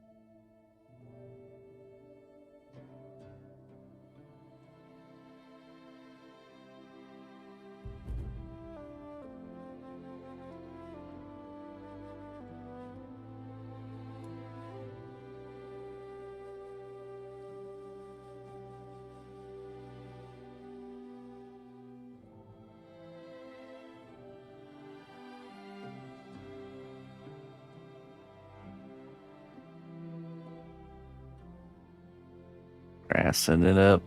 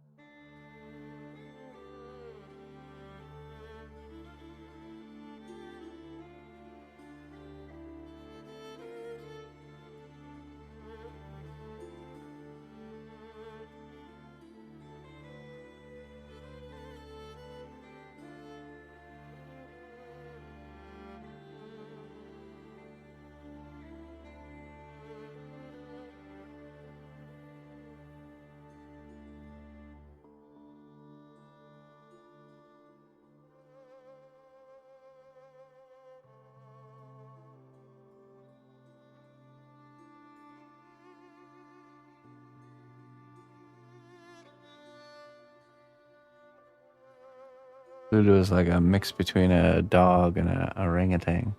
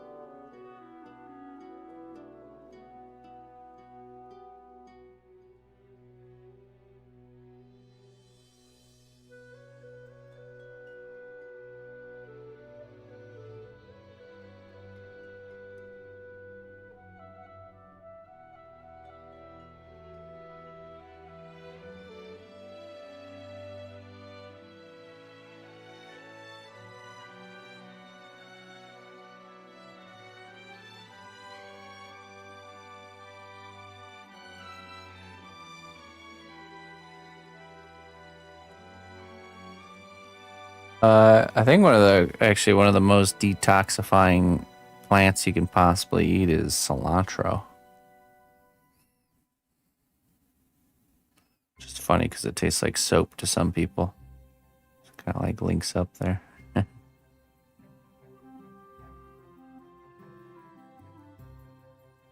Soap smoothie. Yeah. I love cilantro, man. Cilantro is one of the best, most freshest tasting ingredients out there.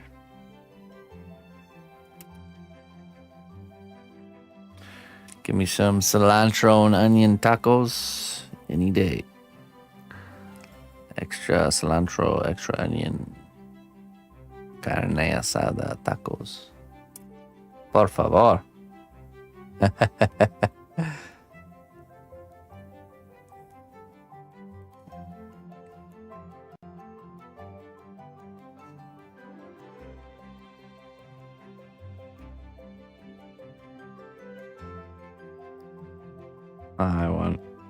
I want Mexican food.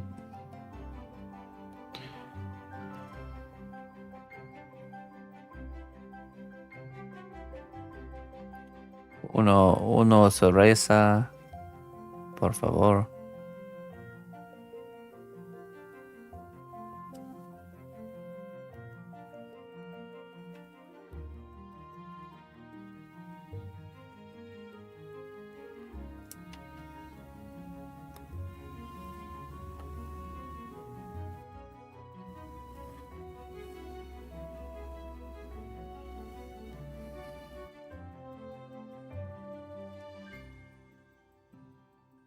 This is the part where he starts to look like Ludo once we build out this bottom jaw here.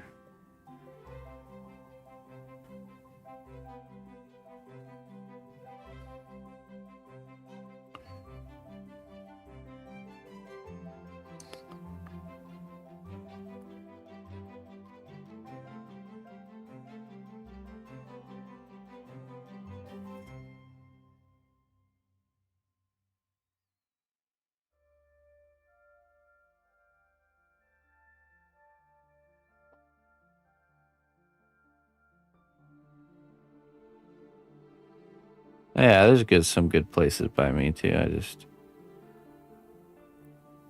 I'm just not going there today.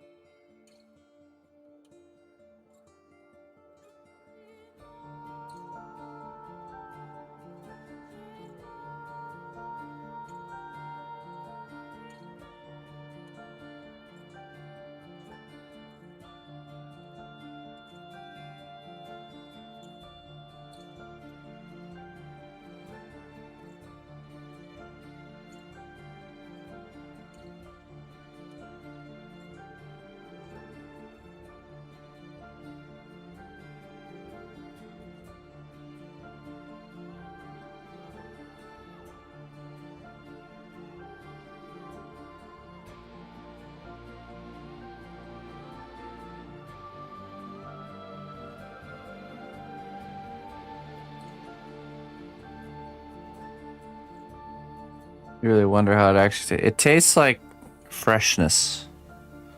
Just like really fresh. That's why it goes well with like lime and stuff. Tastes like it tastes like, you know, the first nice day of spring. If you could wrap that up into a taste, that's cilantro. I mean, when you smell it, does it smell like soap to you? Or is it only the taste? Because I think it tastes how it smells.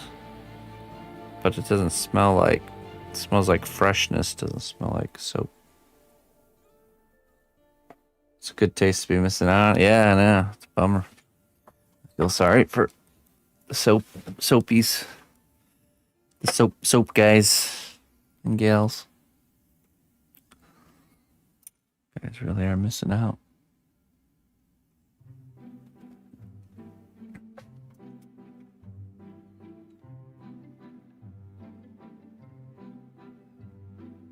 Smells bitter. Oh yeah, definitely not. I like Brussels sprouts too.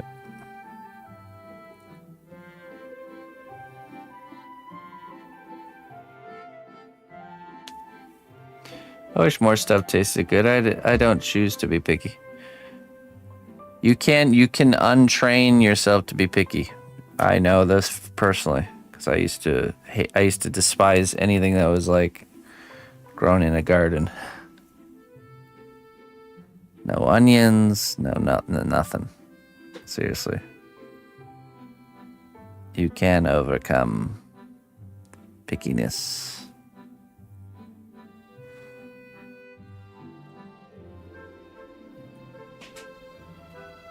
Me, yeah, I used to be really picky. Actually, gardening is one of the things that helped me overcome a lot of things I was picky about. Now I'm like the least picky person in the world.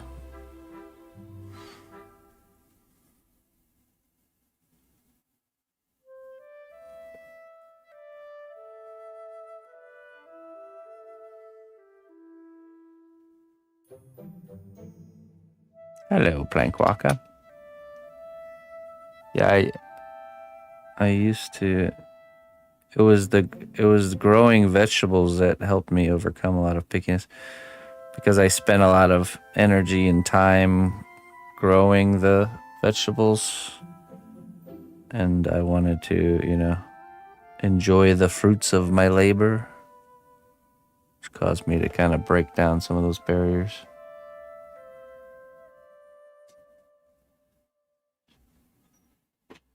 It's not necessarily the quality, although that's part of it. It's just the yeah, I don't know, I guess being around the vegetables, understanding them, and being more willing to try them more often because of the fact that I'm growing them, to not let it go to waste. Also, for me, a lot of my pickiness was not actually the taste of things, but actually the texture. So overcoming this texture thing.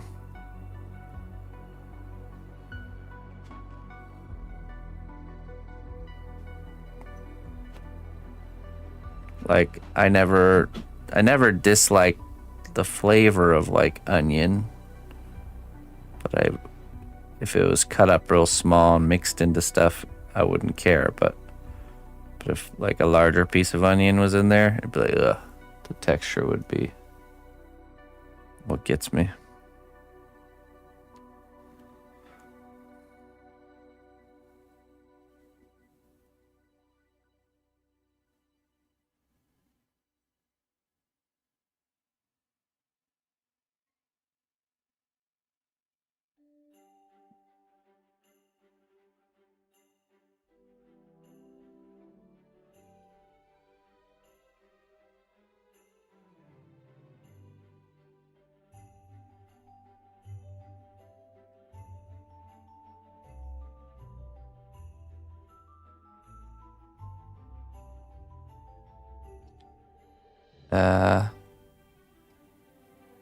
That's one of the textures I have a hard time overcoming, like big chunks of like mushroom. I like eating mushrooms. I like them in dishes, but big like giant pieces of mushroom, oh no. No. Slimy slug texture. No, thank you.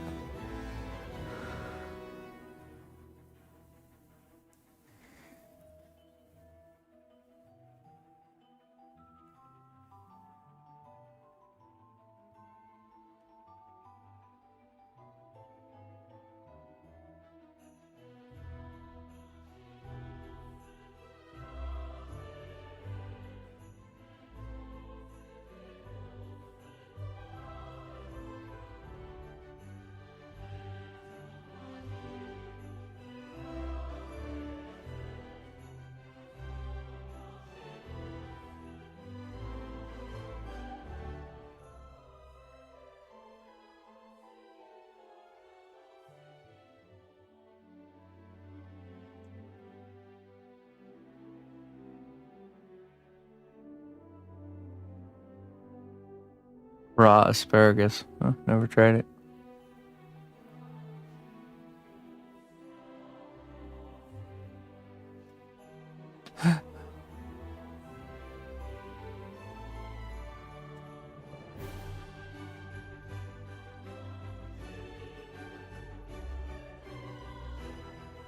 Beats Bears Battlestar Galactica.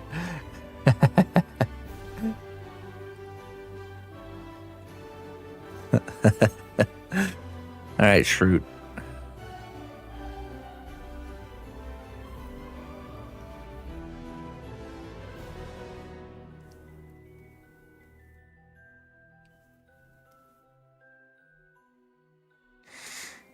I think we're ready to texture this, and then we can clean it up and bake it.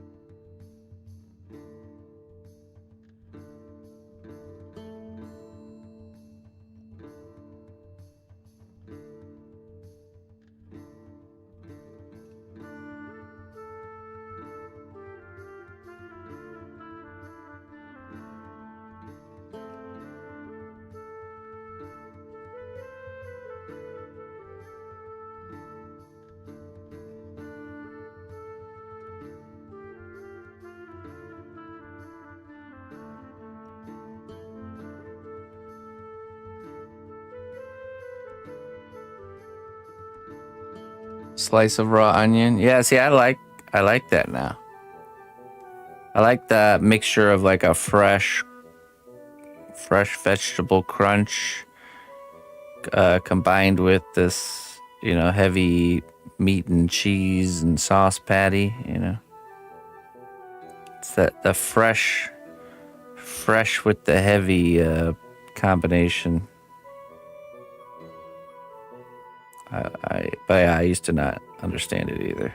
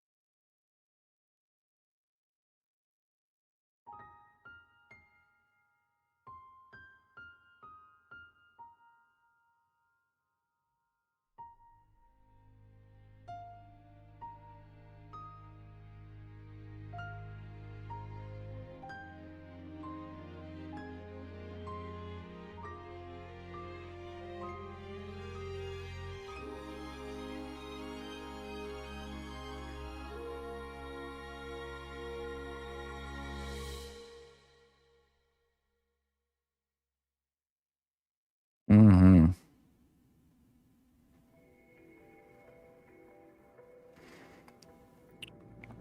Sounds amazing if it's 100% beef, uncured hot dogs. That's about it. Otherwise, no thanks.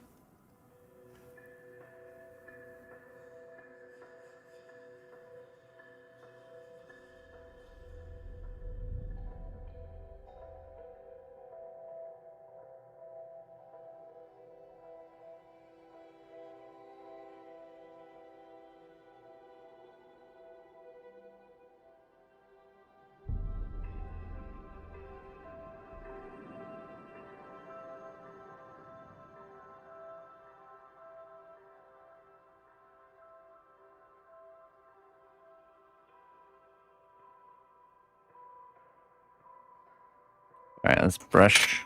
Let's give this a brushing, and this should be looking pretty good.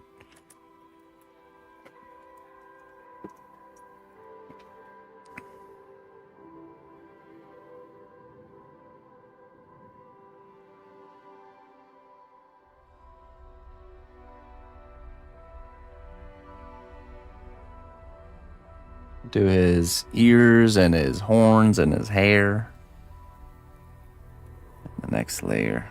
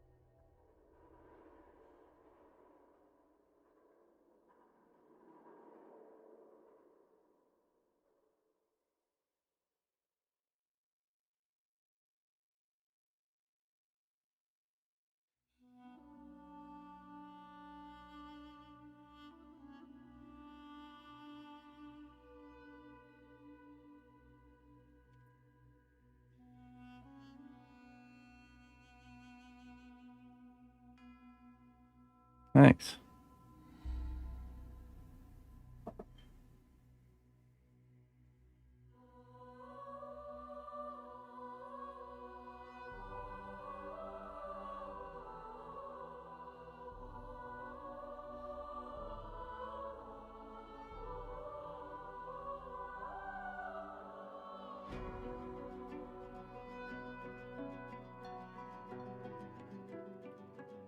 All right.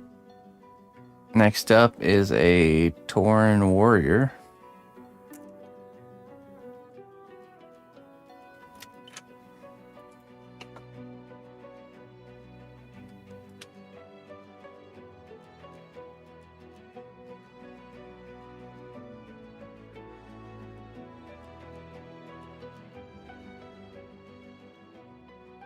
Awesome, Looper. I was just going to ask you if there's any specific reference you'd like me to use.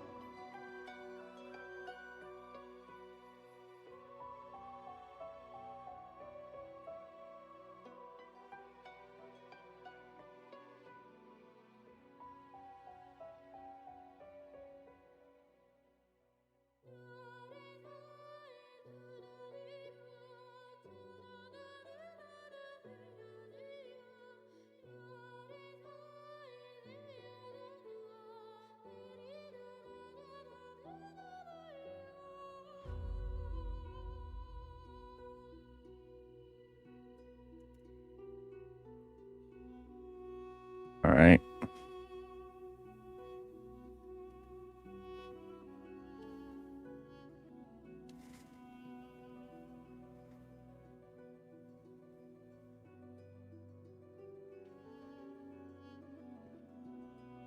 Okay. There we go. Get him in the oven and we'll do the start the fourth one. I'll be right back.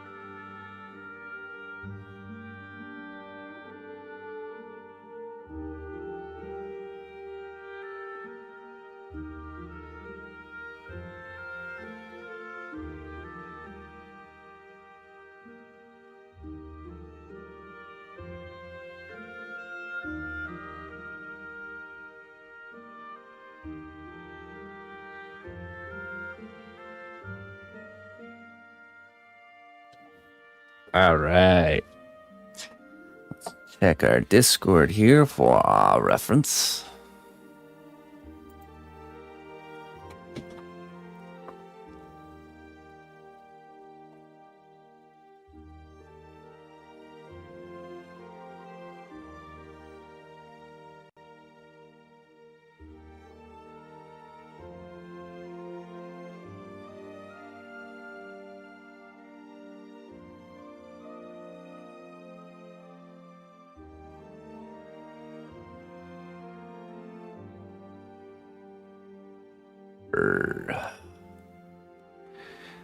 Looper dooper. Ooh, what a nice scowl he has, huh?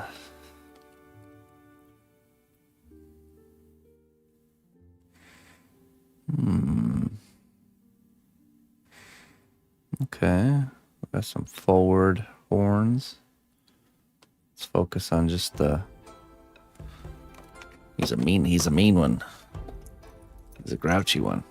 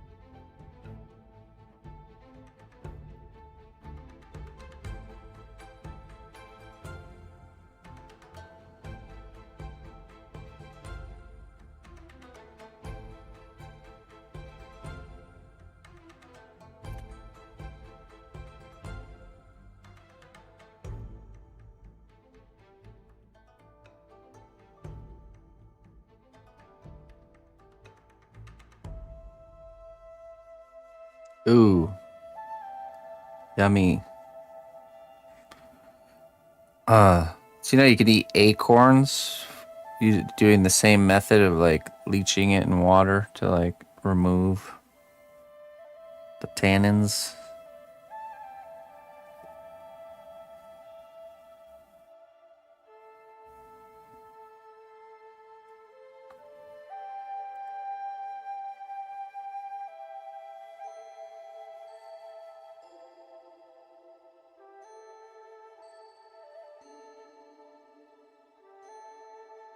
Yeah, you have to remove them, the tannins, from the acorns. The natives used to do it all the time. Basically, you take the shells off and you put them in a cloth bag, and they would lay that in the like running water for a long period of time, and it would eventually remove all of them. Or you boil them and then remove the water and boil them again, remove the water, boil them again, till the water's like coming out clear, and then you're able to use them.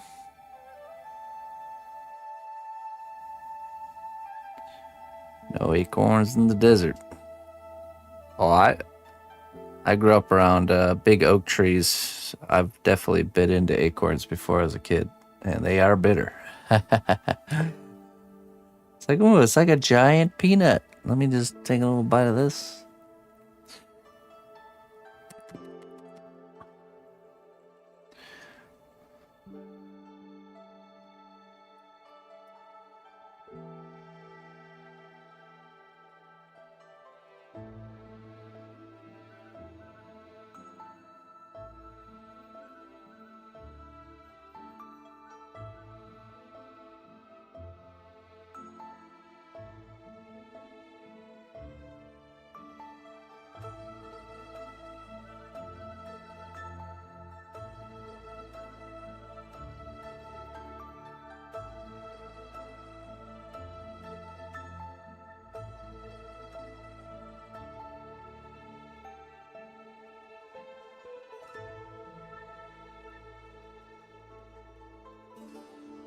Oh, is it? Yeah, I always thought that when I was saying tannins, it was wrong because I know tannins as what you tan.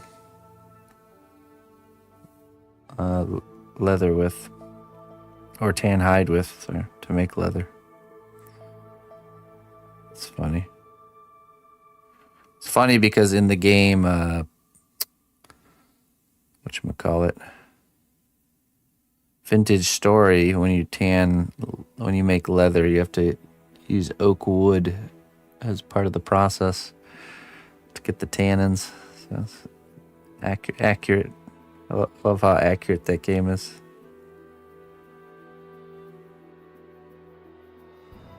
People do like Taurens. Your fourth or fifth. This is my second Trollhead Tauren, I think.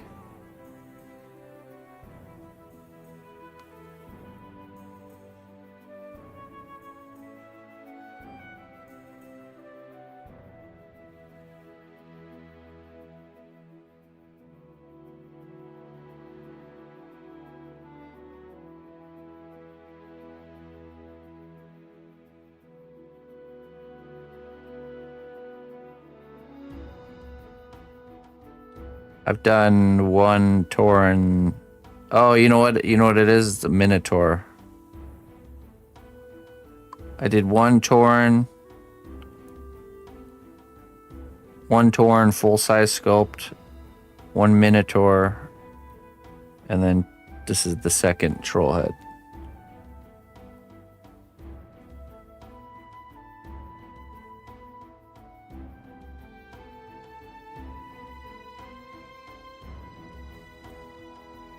When I played World of Warcraft, I also played a Tauren. They're basically the best race in the game.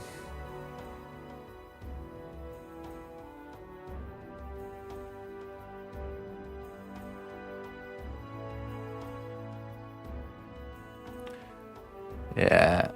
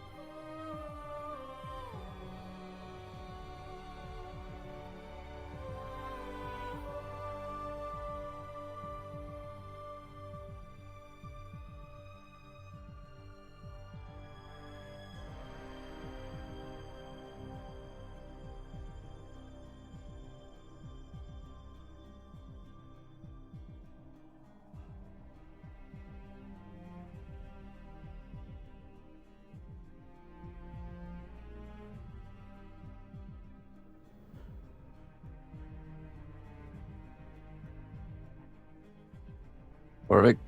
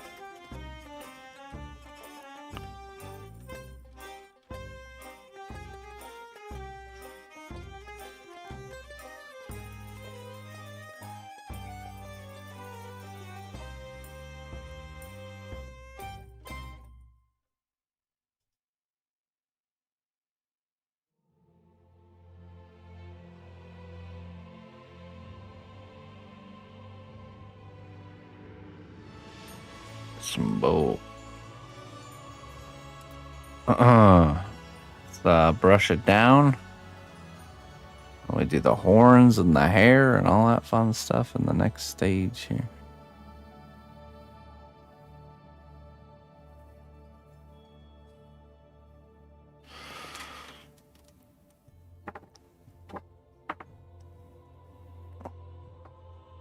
And we'll start round 2.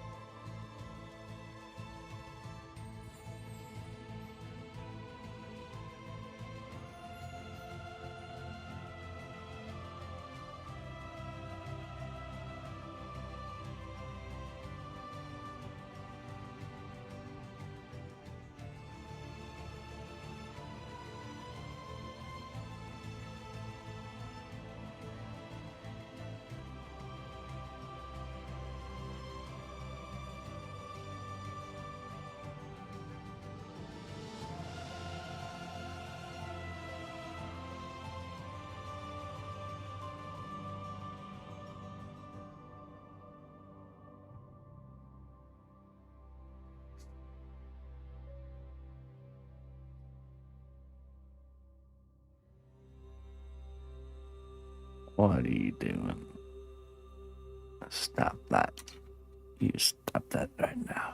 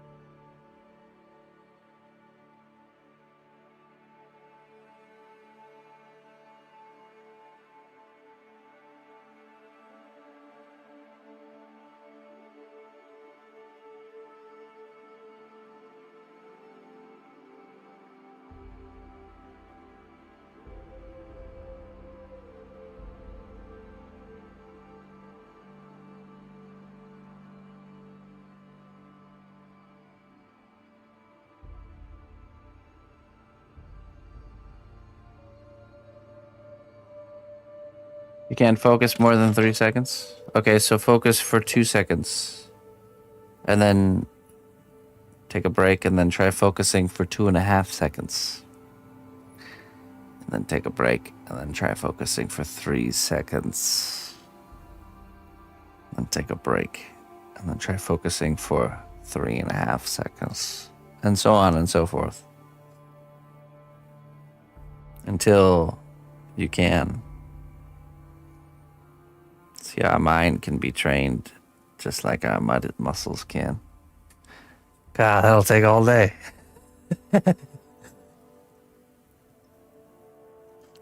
Yes. So much of this life is a mind game. Might as well get good at it. Might as well practice it and get good at it because it literally affects the perception of the world around you.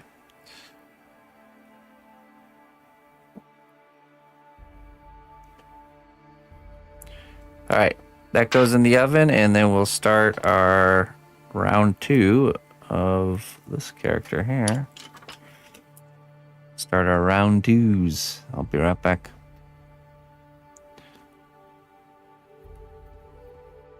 Be right back. Trying to focus on not focusing so I can focus.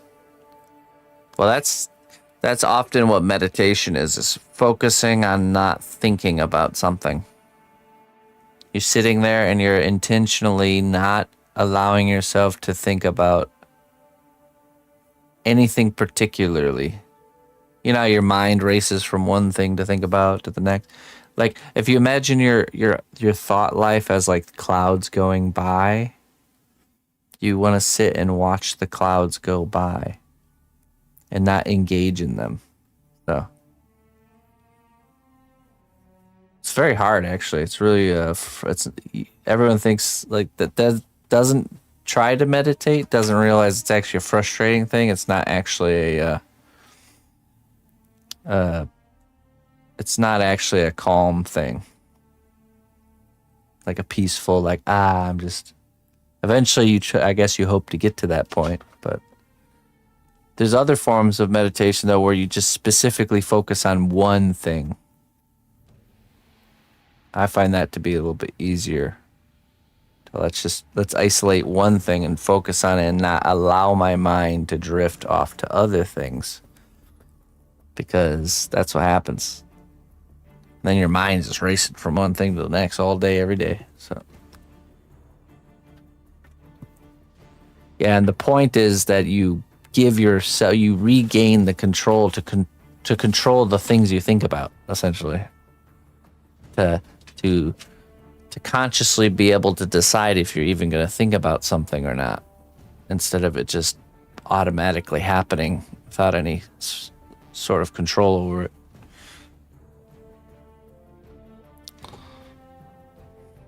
Sounds like hocus pocus, all this talk about focus. Oh my goodness.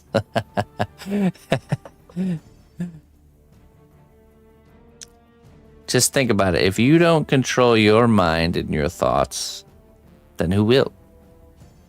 Nobody. Just be this loose cannon brain machine just hopping from one subject to the next and thinking about all these future scenario events that aren't even going to happen and stressing out about it. Palpatine. And that's usually what happens, actually. That's usually what happens. Thinking of scenarios that might happen and then stressing out about them. These like theoretical scenarios that you've completely invented in your mind. And then you just like snap out of it and you're like, what am I doing? Wow, I'm sitting here stewing over this. Sometimes anxiety disorders don't give us a choice, but we cope. I feel like there is at least a way to keep it in check. You know what I mean? Like it's like a muscle, you know. Just because you can't be like a supreme all-star athlete doesn't mean we shouldn't train our muscles, right? Same with our mind. Don't have to be really good at it, but training it will help at least a little bit. All right. I'll be right back.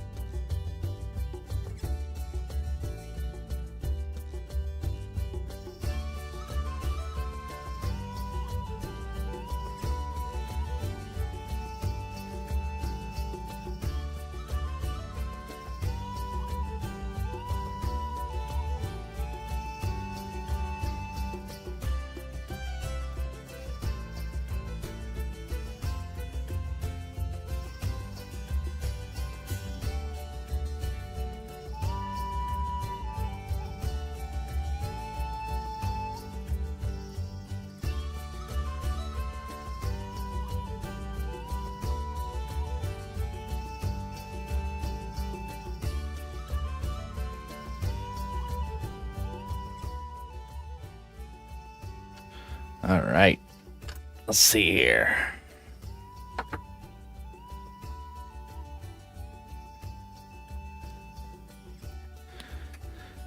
I need my sticks.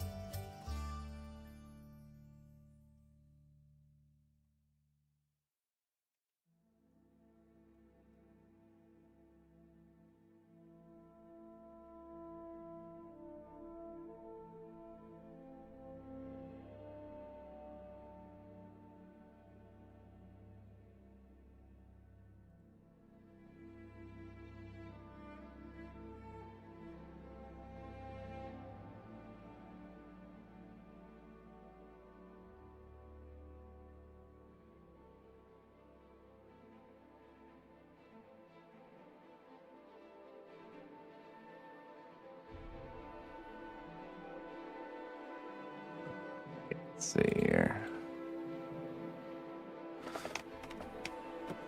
Hey, what's up, Arky?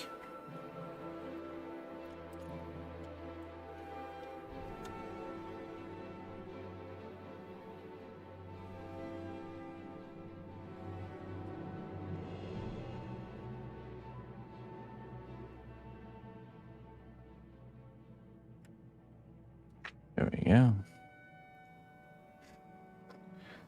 Need the drill and the drill bit. That's the right size, which I totally marked from last time. Where's it at? Somewhere around here. One of these ones. Perhaps this one.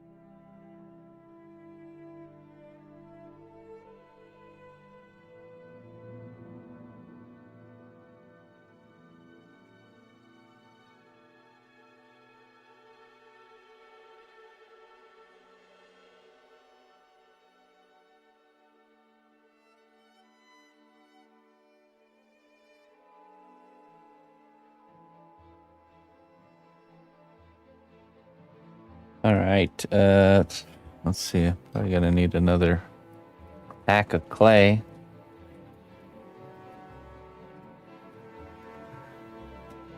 Give me some of that medium firm.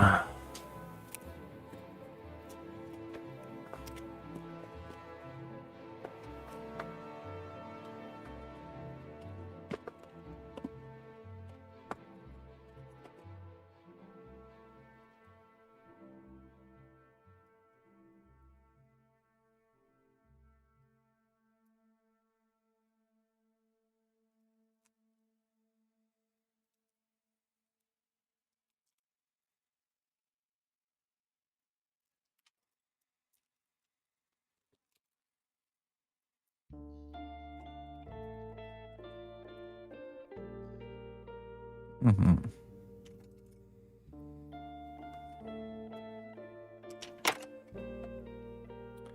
Like opening a pack of cards. That's right. Such a block of potential is what it is. Limitless potential.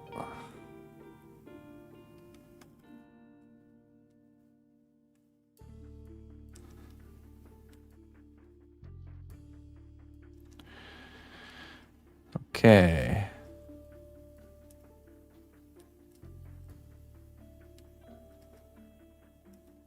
Quite a hairdo in this one. We'll see. All right. And a hat. Oh my goodness. I just realized the hat. It's all this stuff on it.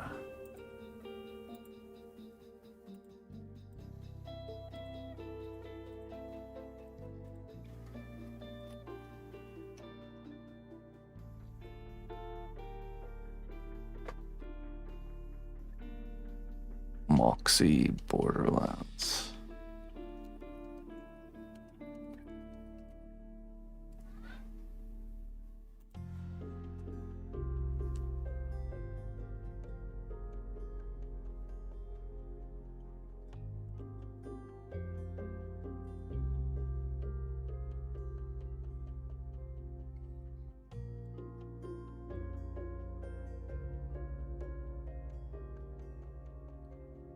That was a ginormous bun.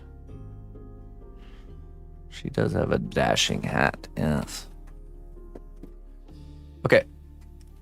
Let us begin.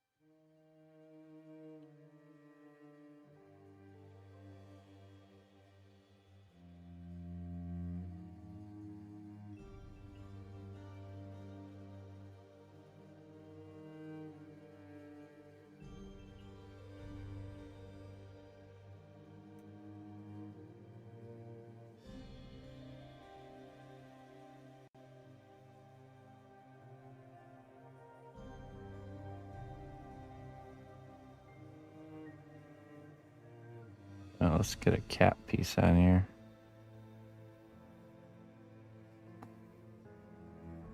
Little foundation.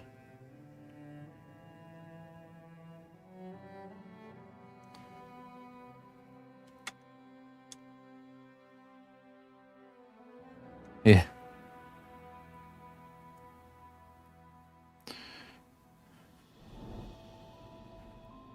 I only played through the first Borderlands, but I do remember that. I do remember this character in the city tavern.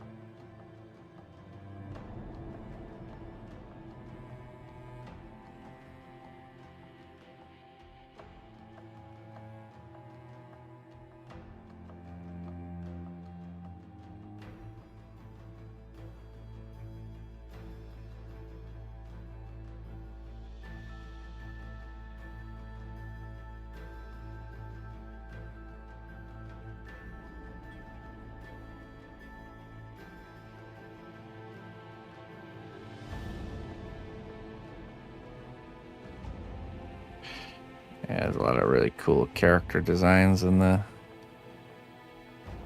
Borderlands universe.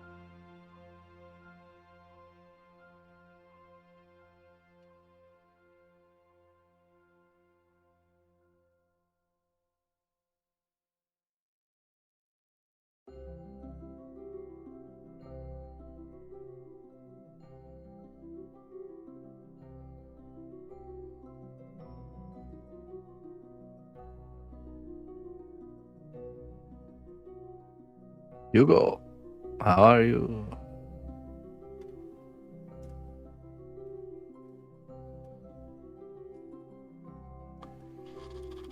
Hugo.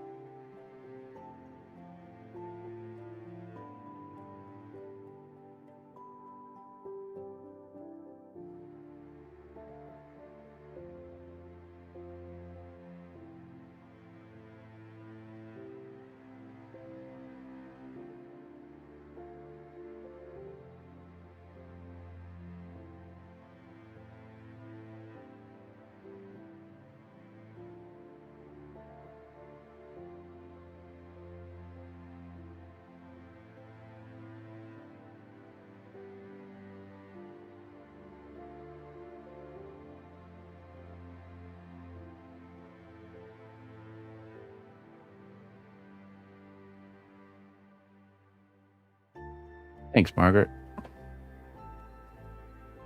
It seems if you just keep doing something over and over again, you naturally become better at it.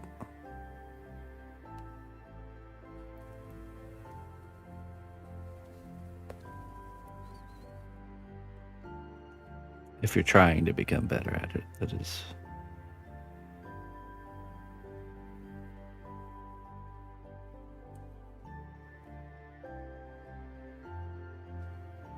Yeah, especially when the practice does indeed pay.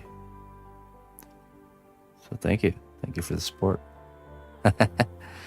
Paid practice, the best kind of practice.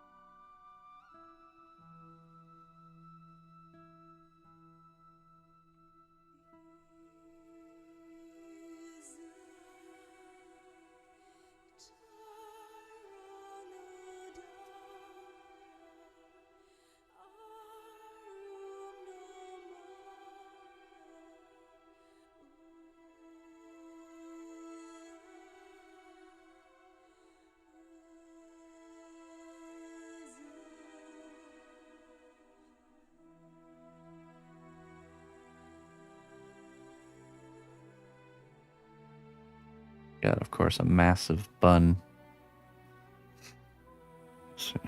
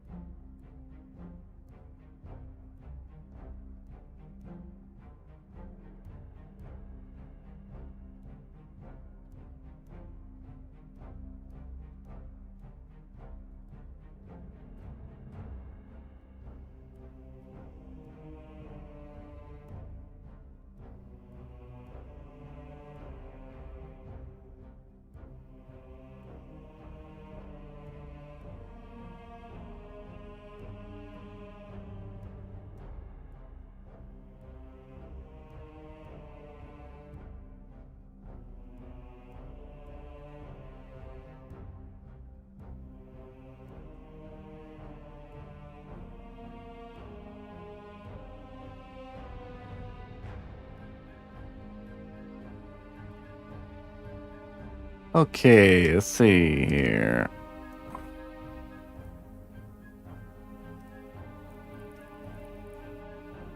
Oh, we're gonna do this bun. Oh.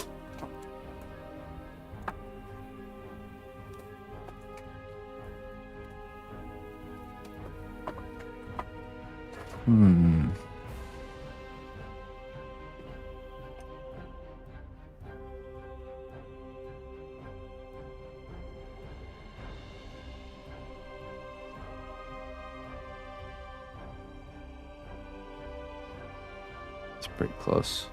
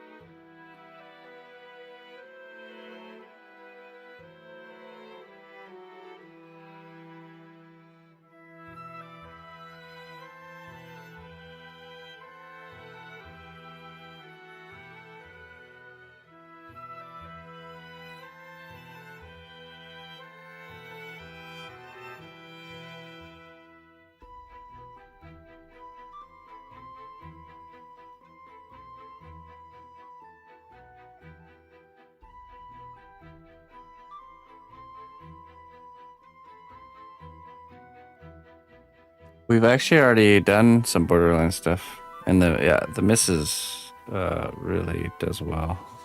That style. She did I thought the Psycho was really good.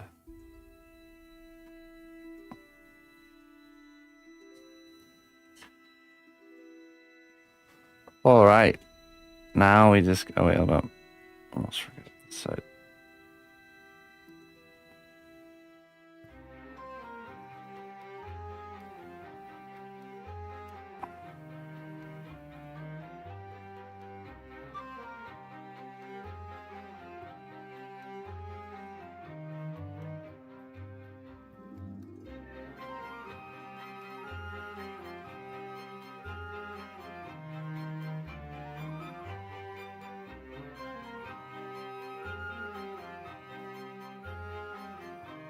Next week will be 100, and we'll be doing a celebration, and there'll be a special prize for all you Trollhead participants. A surprise. So make sure you tune in next Friday. Okay, next, the hat.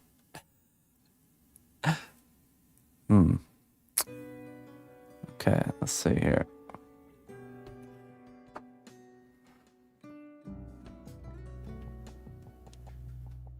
Thanks, bro. At least it's a tiny hat.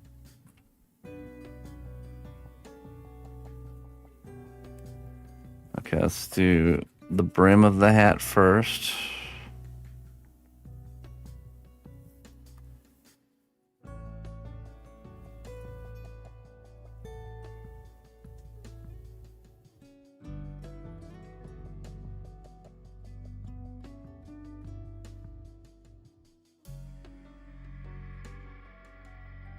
Big?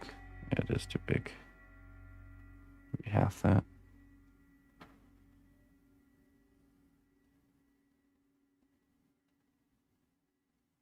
Secrets and teasing, just normal stuff. Can't tell you what that's about. Keep tuning in. Next time, Sarah. I'll tell you next time. Perpetual next time.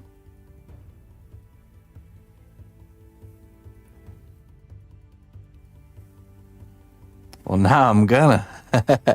Oh, now you're not gonna. That's what they always say. You're gonna.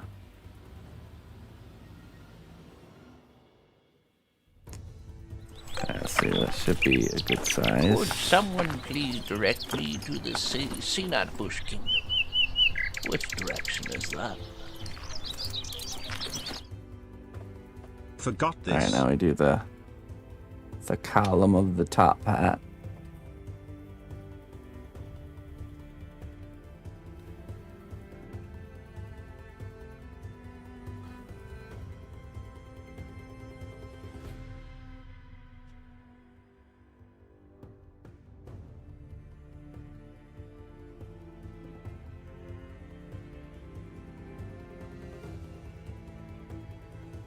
Out at the top.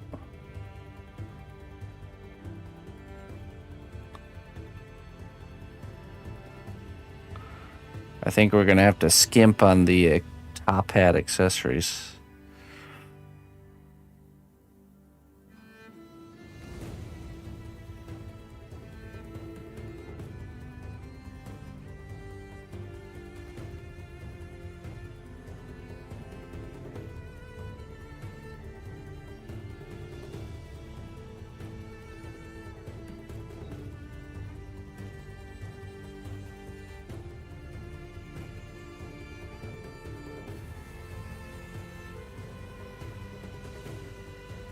Much as I love accessories.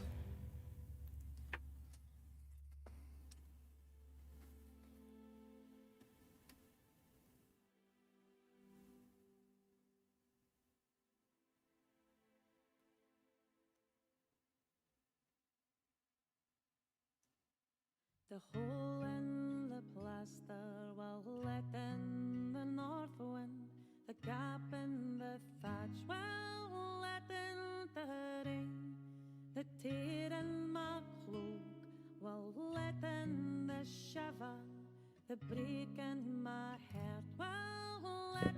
We'll add the band.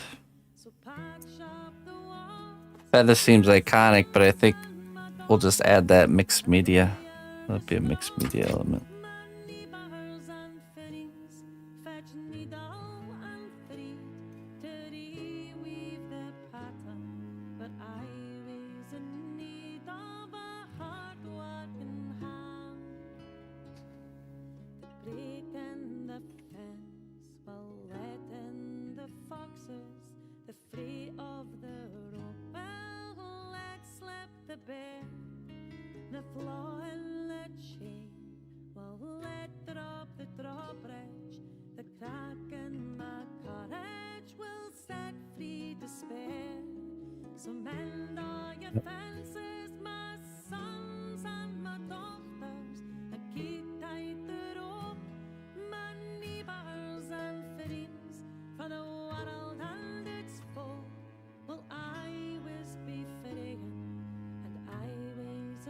I want it a little bit closer to the top here. Let's see.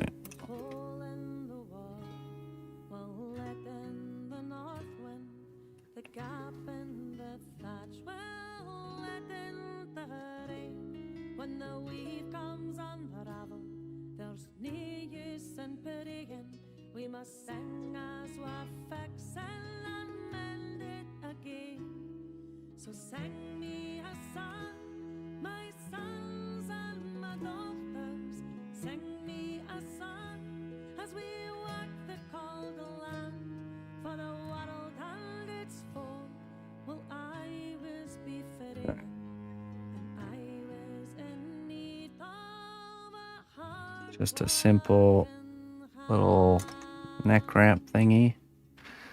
Then we'll brush this down.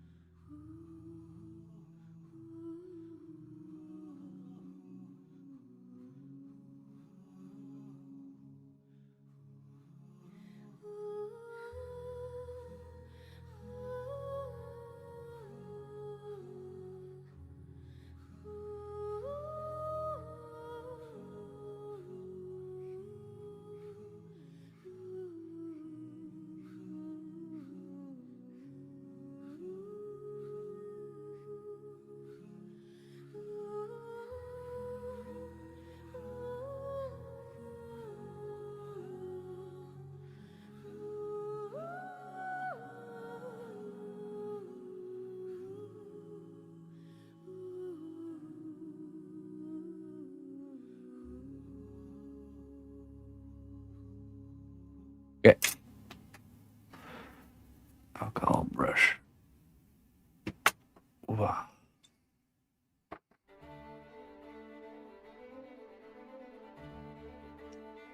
Give it a good brushing here.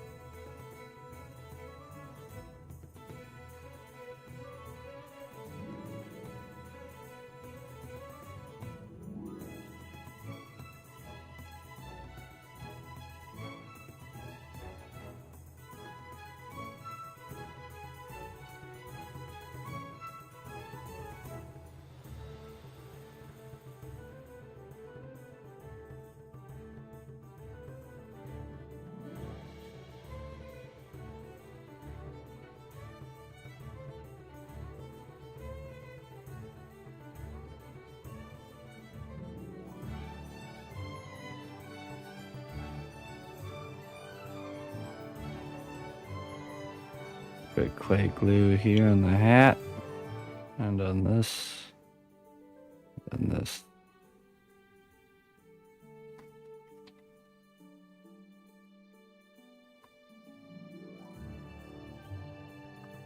Make sure it's not going nowhere.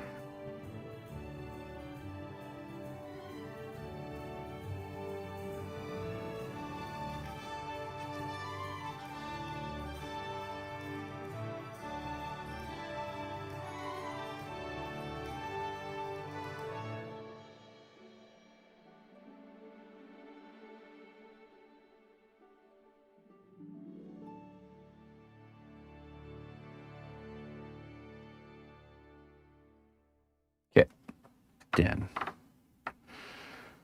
Whew.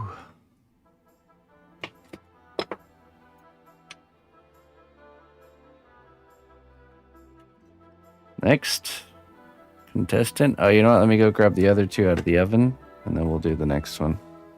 I'll be right back.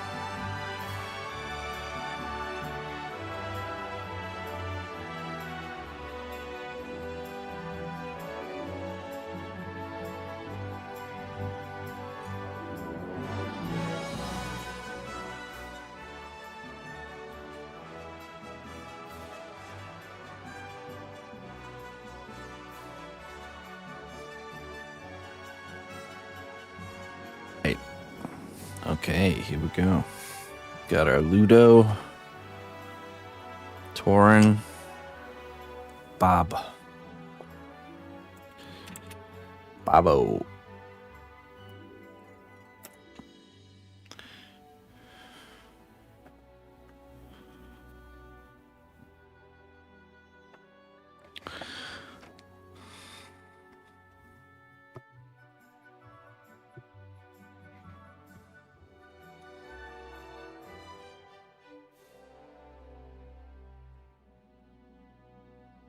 Let's see.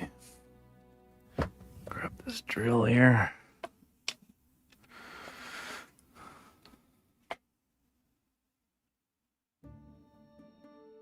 I have. You know, one thing the one thing, yeah, right. Tiny head.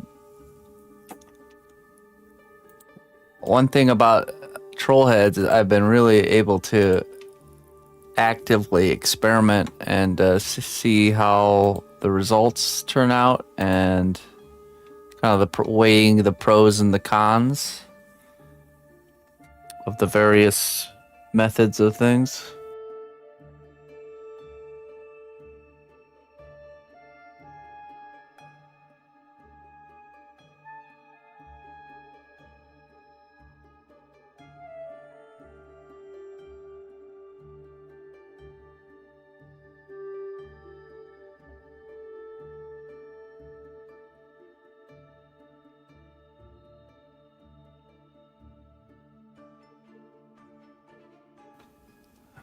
Especially with like how it plays out in the painting phase.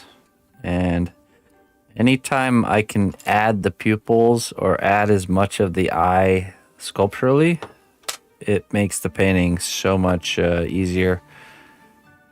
One thing I've learned is like it's hard to see the actual shape of the eye without the pupil and without the iris. You know, like if you do just blank eyes, it can look really good with blank eyes, and then you actually paint in or add the pupils, and then all of a sudden it looks off, you know.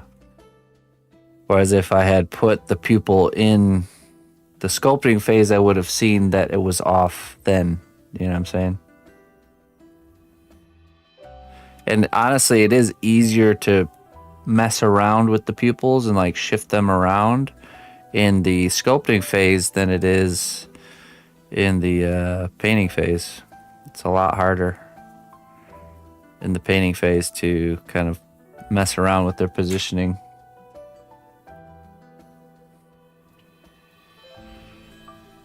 I'm gonna add a little back of his head here.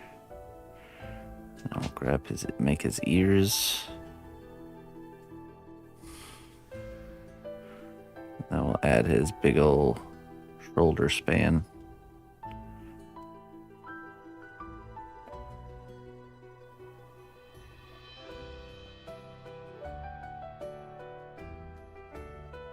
Yeah, exactly. That's so true. It's like a water balloon shape, with like the pointy end of the water balloon is where the person's looking, and that's kind of what makes the eyelid drift over the eyeball in the kind of the way that it does. It's because of that shape.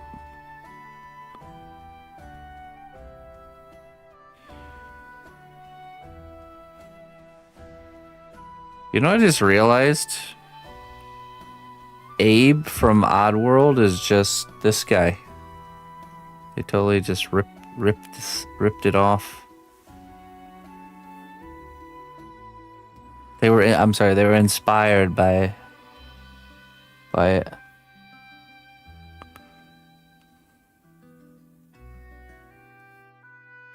Even has the stitches on the lips, right? Doesn't he? No wonder I love Abe. That's your next one.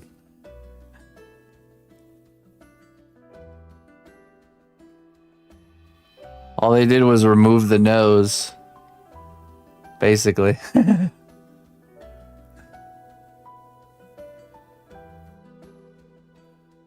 Yep, that's our character. Make his head proportional, remove the nose. Easy peasy.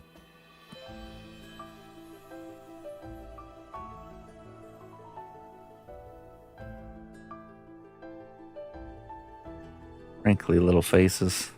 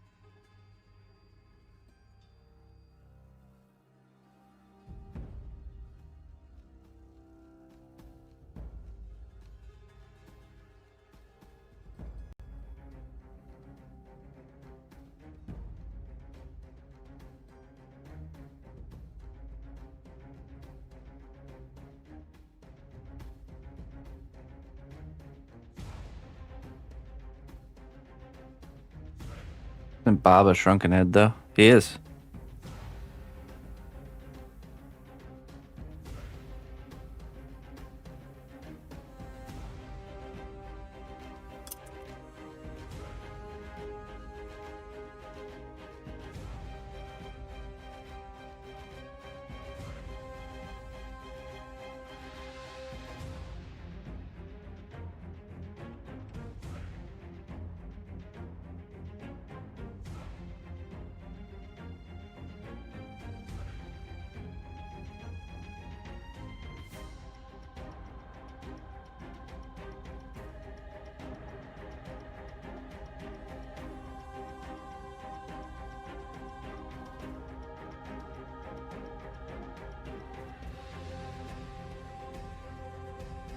Hey, what's up, Jake?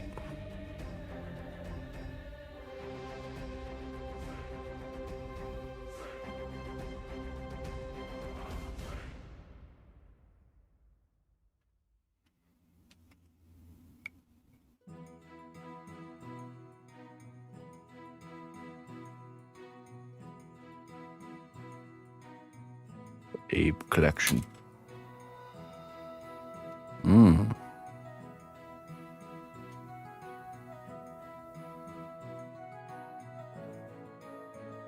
A connoisseur of Abe.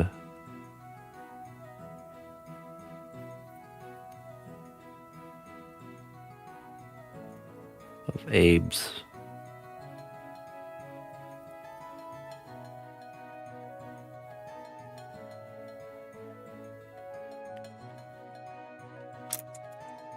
Only the highest quality of Abes for you, huh?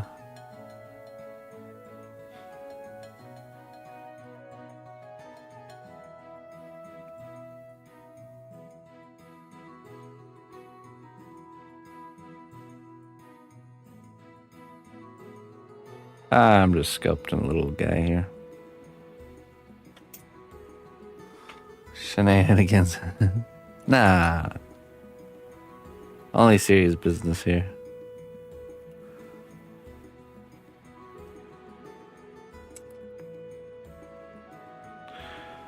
Alright. Hair.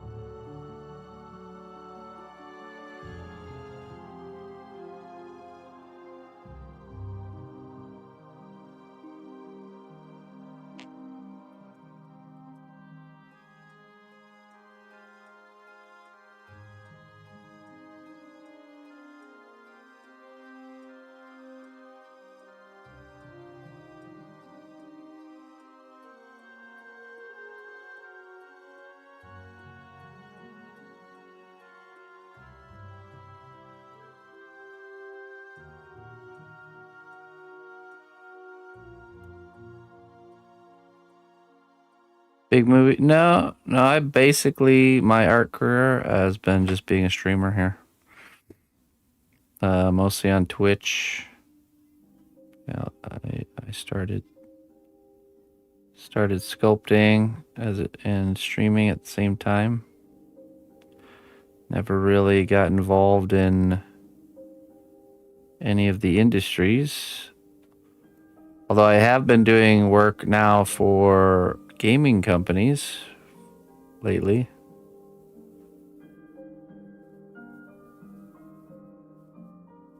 Usually promoting the launches of certain games and stuff.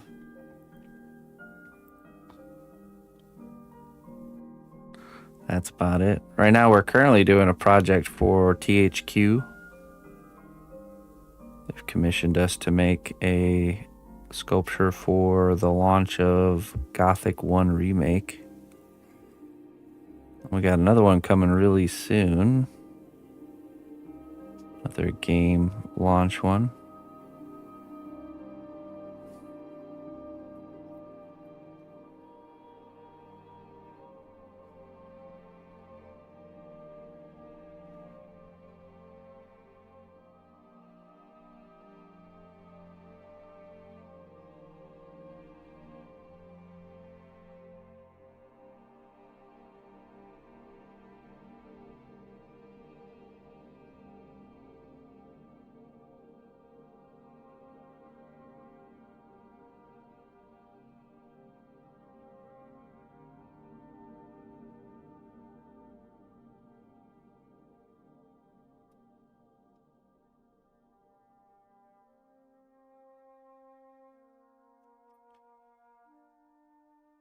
Okay, and then we do the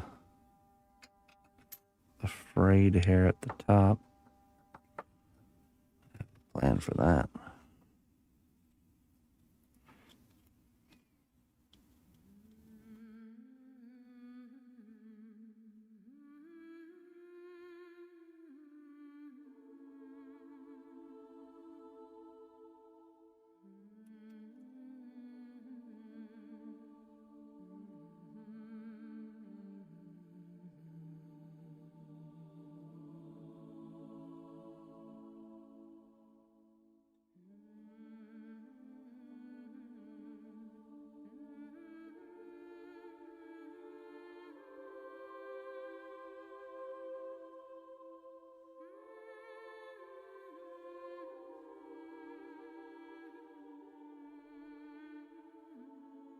Yeah, I mean, I didn't really hear of it before either. Looks cool though. I think I'll play it.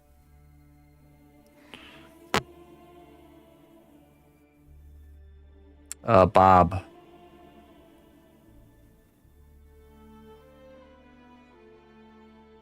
The current head is Mr. Bob.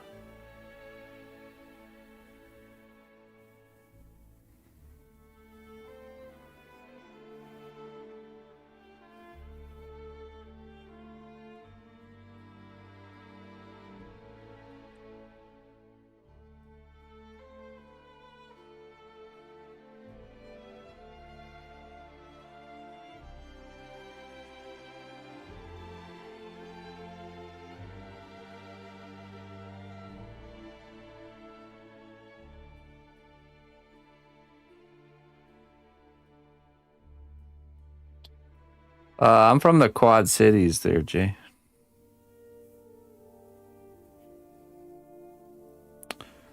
I live on the Illinois-Iowa border. Big Norch.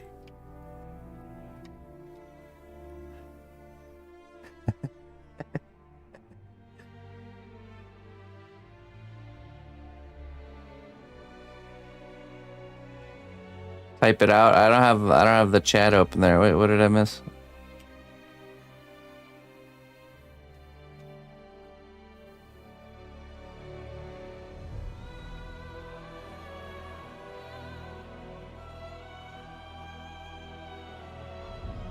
Oh yeah, I didn't see. You didn't get ignored. What are you talking about?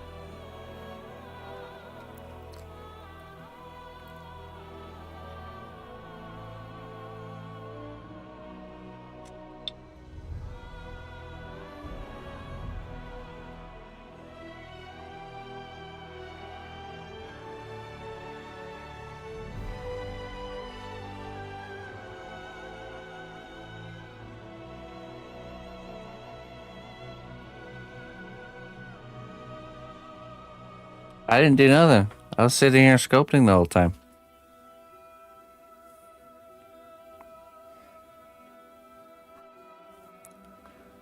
False accusations. Can't believe it.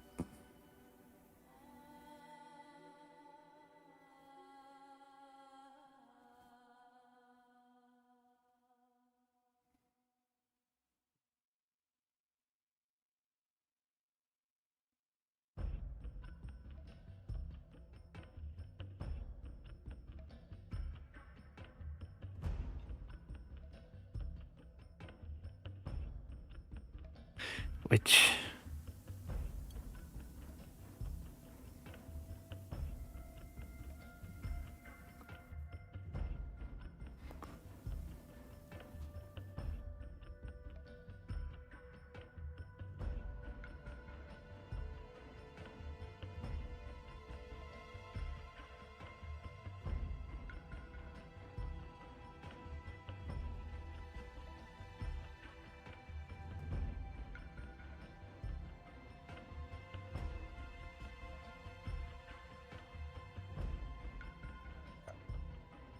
Crazy.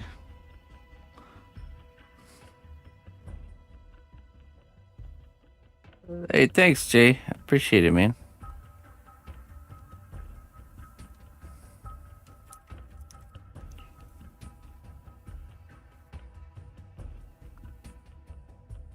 You have a good weekend as well.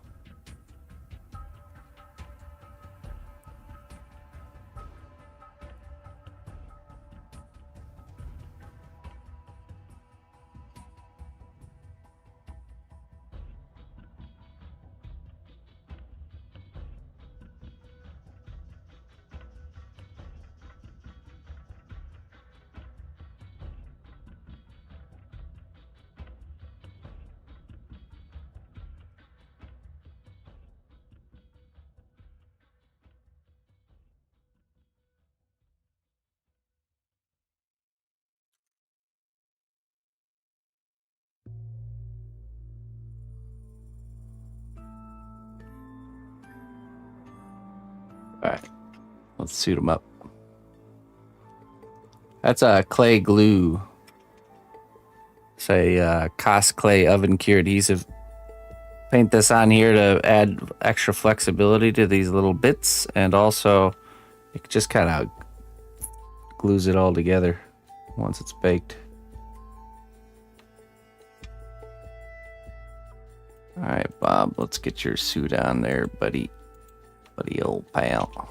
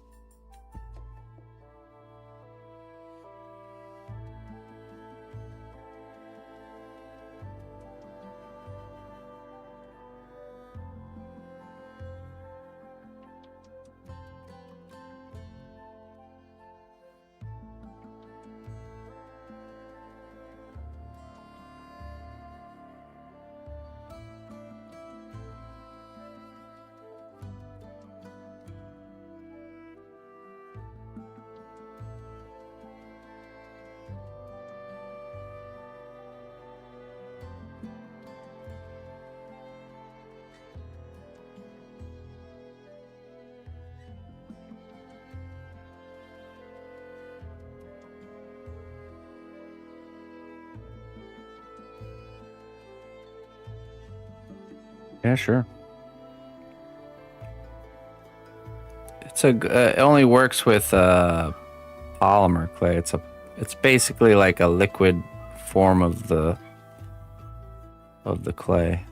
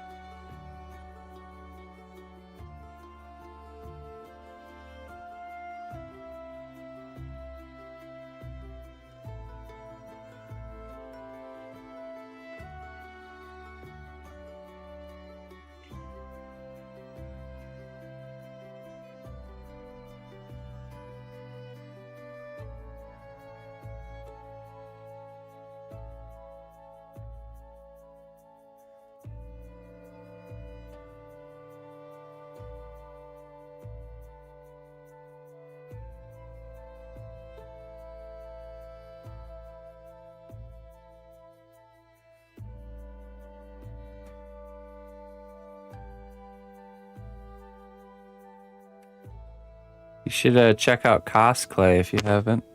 It's just like the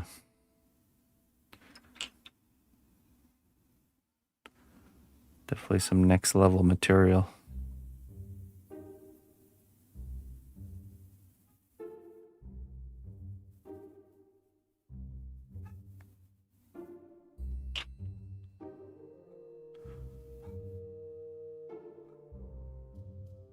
Unlike the other polymers, it's flexible like rubber after it's cured, making it very durable. It's a cured piece right here.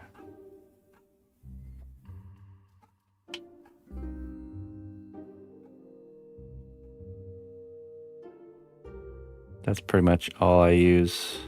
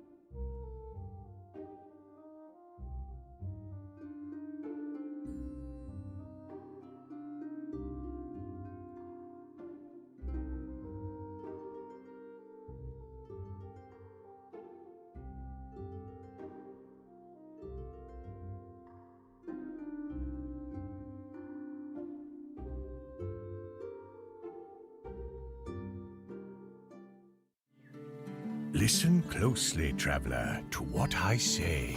Twitch Prime does not even cost a dime.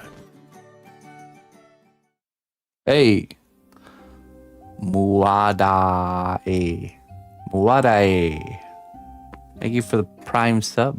Appreciate that. Thanks for supporting what I do. Good welcome to the cnotbusch kingdom, my friend.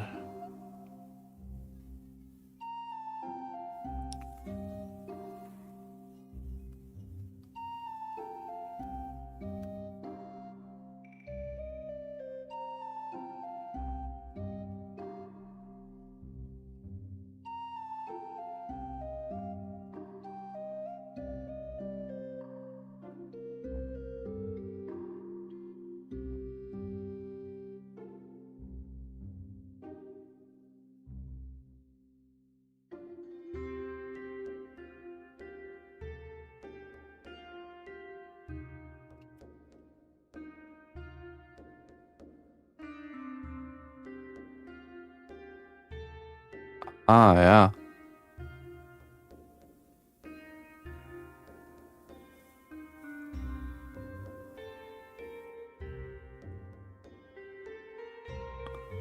Well, you definitely get enough time to work with polymer clay.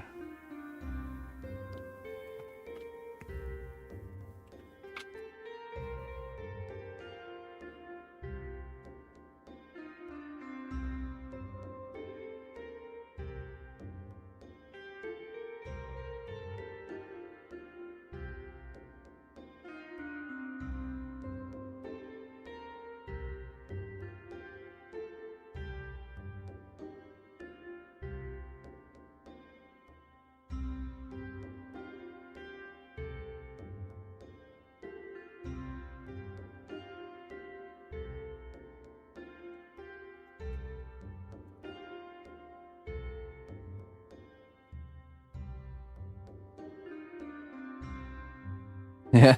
Is that right, Watermelon?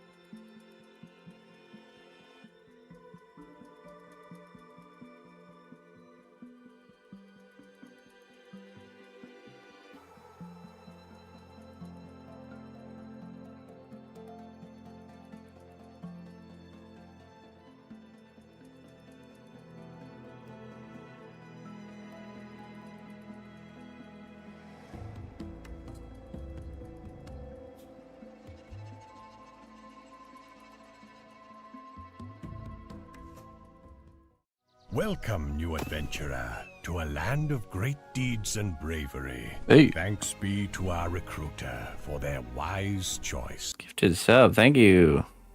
Thank you, Anonymous. Thanks for hooking up.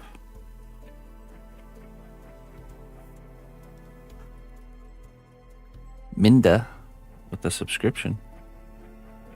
Welcome, Minda.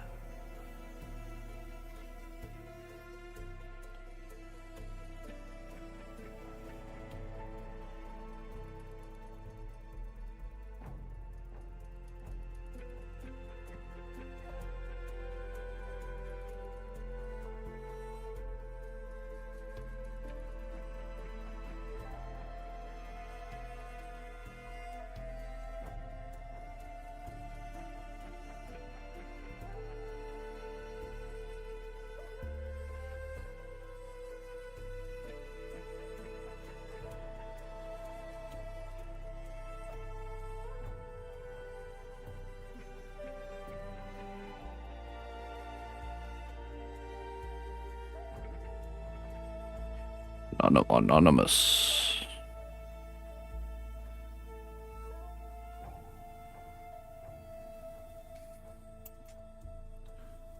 All right, I think we give this a brushing.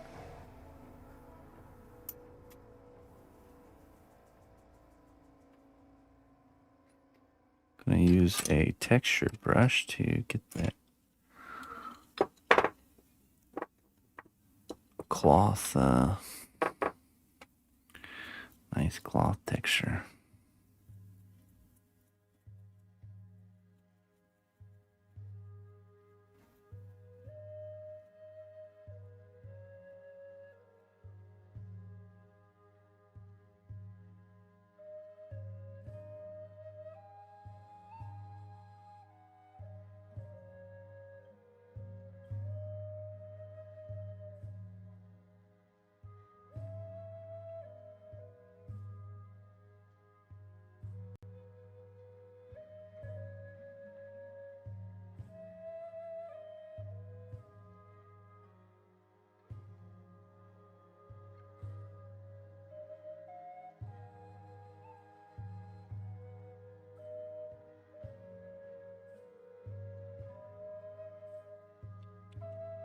Yeah, very nice.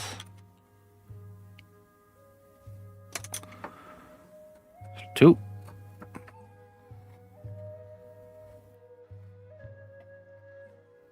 Who's next? Ludo. Ludo's next.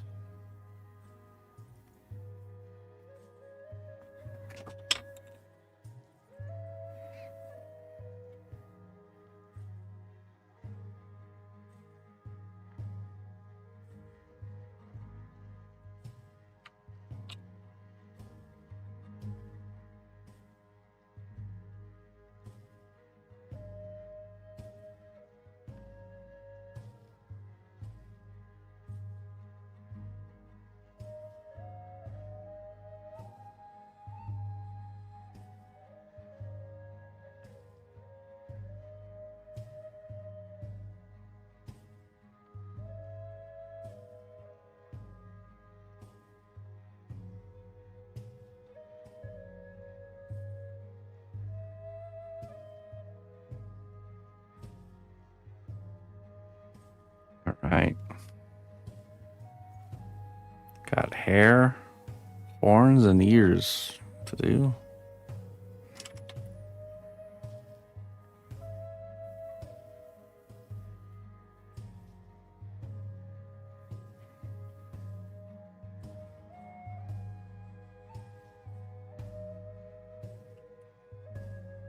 We're gonna need some more clay here.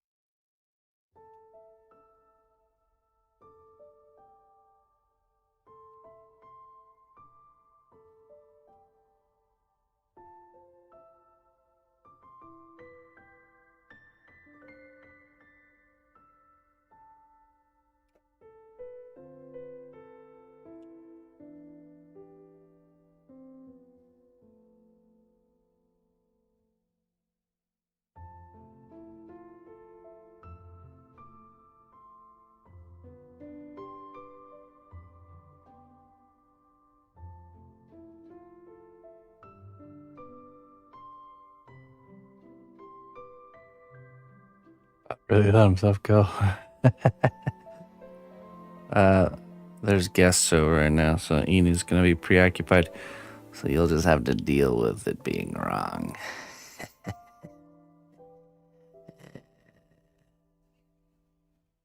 Ooh, nice, Leona. What a treat, huh? Good to treat yourself on the weekend.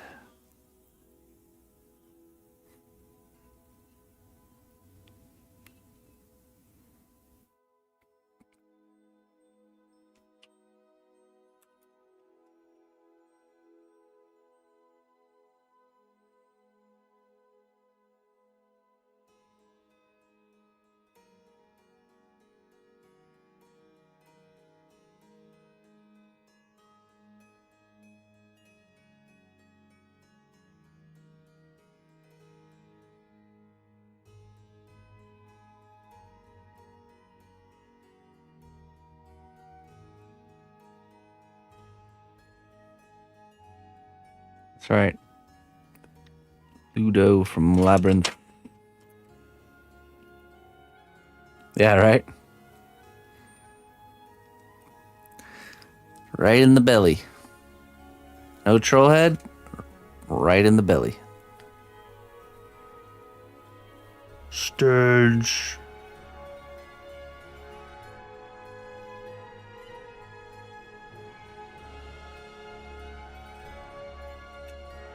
Yes, but only if they use practical effects. Then yes.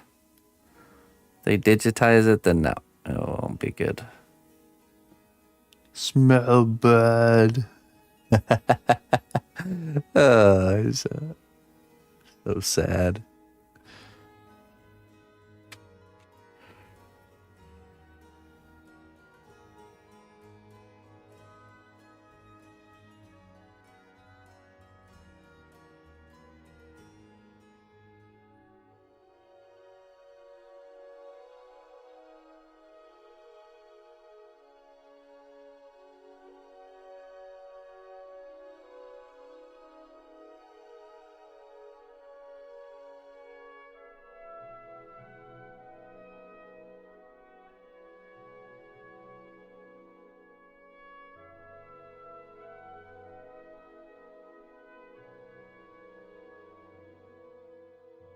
They did the Dark Crystals show, and they didn't use They used practical effects there, and it was really nice. It's a bummer they weren't gonna keep going, but I enjoyed it.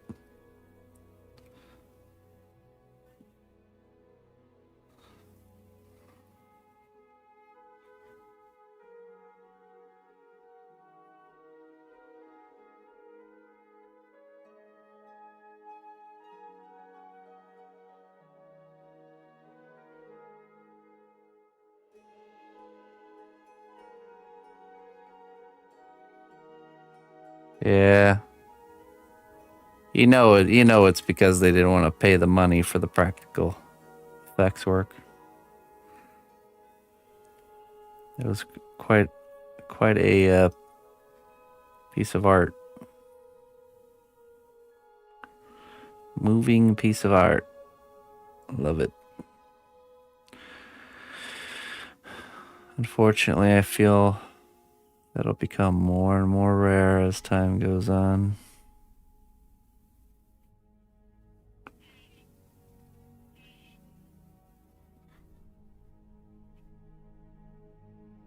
There'll come a time where there'll be a generation that cares not for such things.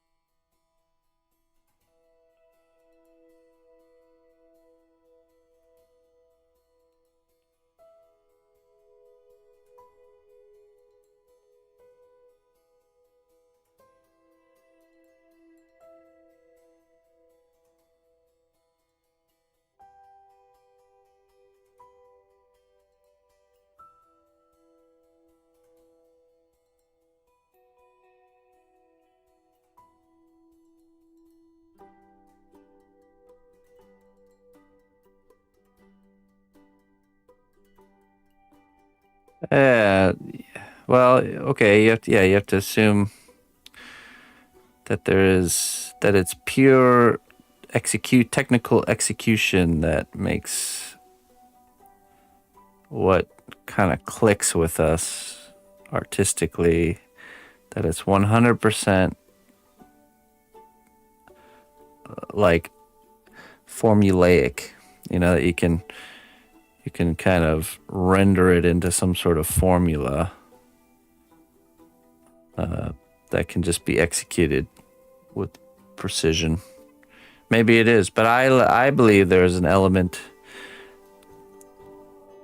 beyond, that is connected with being human.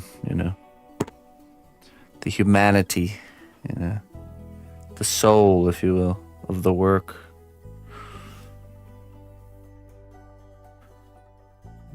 Something the robots will never have.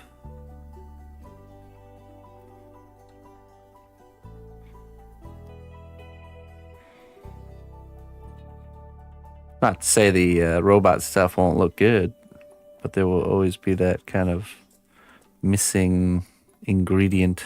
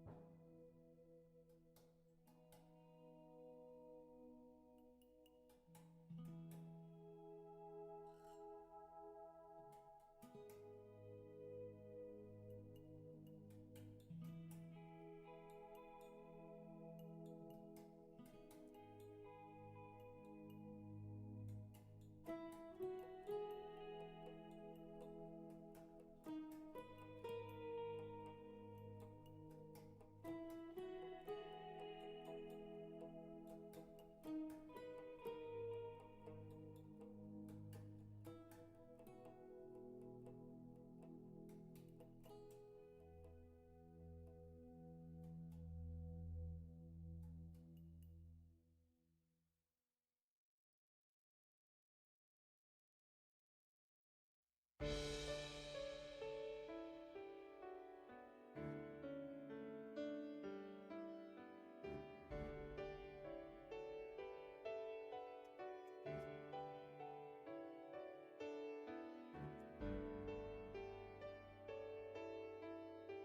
right, let's do the horns on the ears.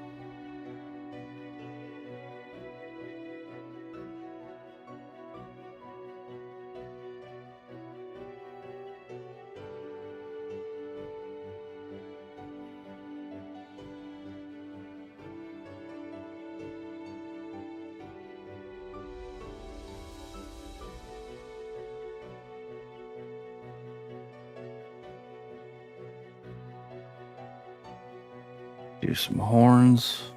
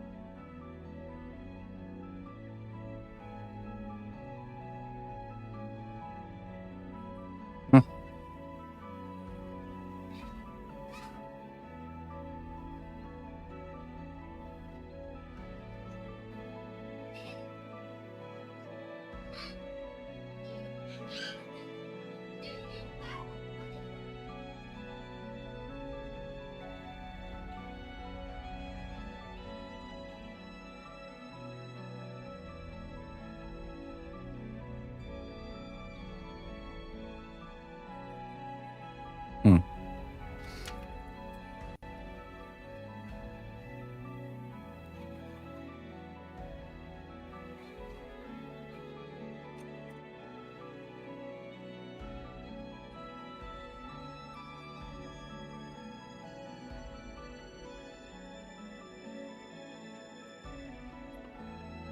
All right, let's give him a brush. Let's give him a brushing.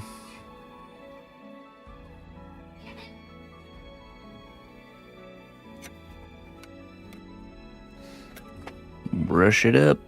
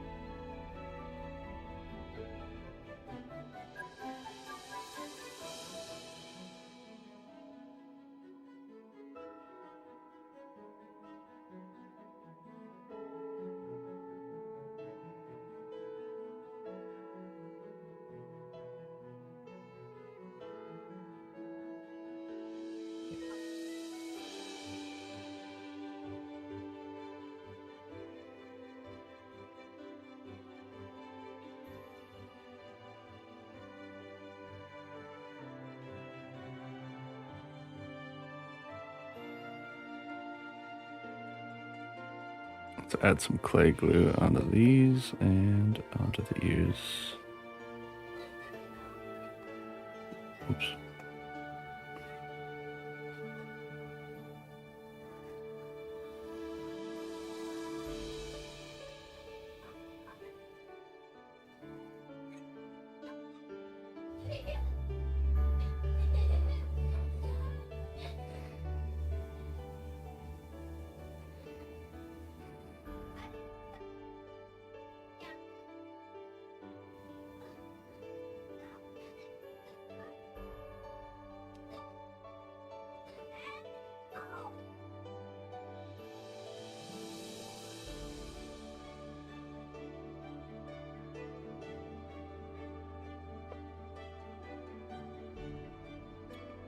All right. Last but not least, we got our Tauren warrior.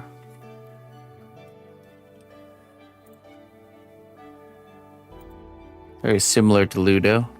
Horns, hair, nose ring. Classic.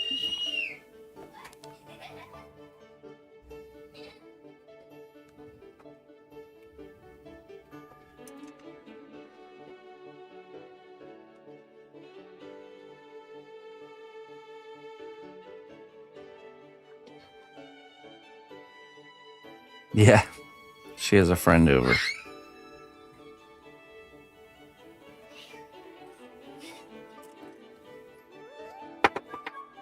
We all know how that can get. A little bit crazy.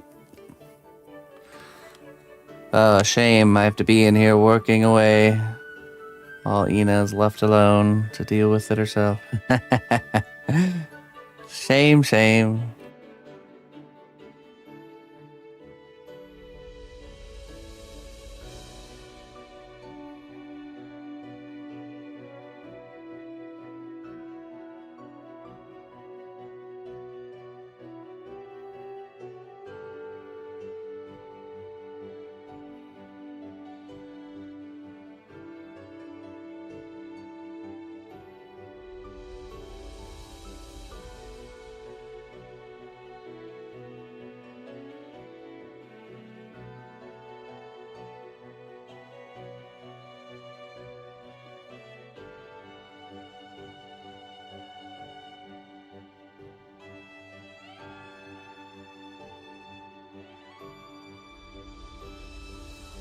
Trollheads won't sculpt themselves. No, they won't.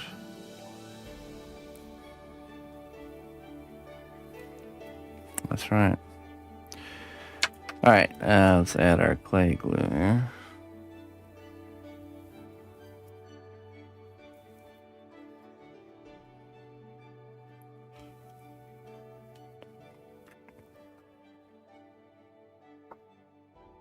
I'm gonna add the nose ring, but I'm gonna actually add a ring and do that after it's painted. It'd be much easier. I'm trying to do that right now.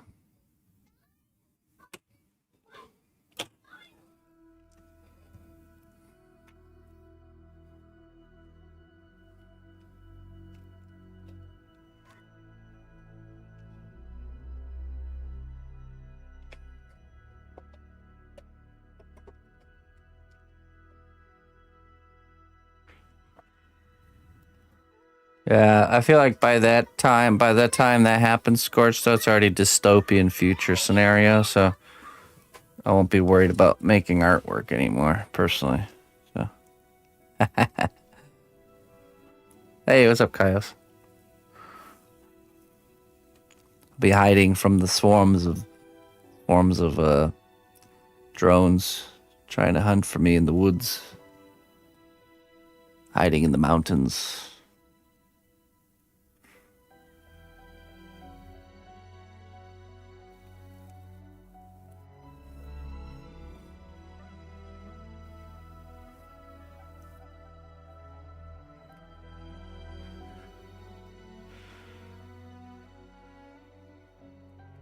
Good, man.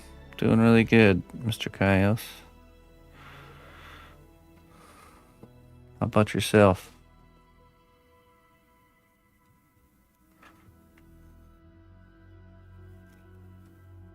Do you think they're going to try to kill us by the time they replace all creative professionals? Yeah, it'll be pretty close, I think, to anyone that won't assimilate.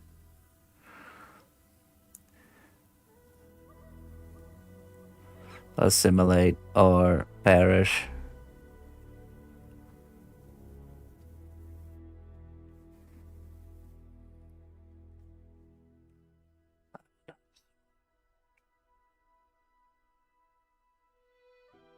Frustrating week, oh no. Well, it's a good thing it's the end of the week, right?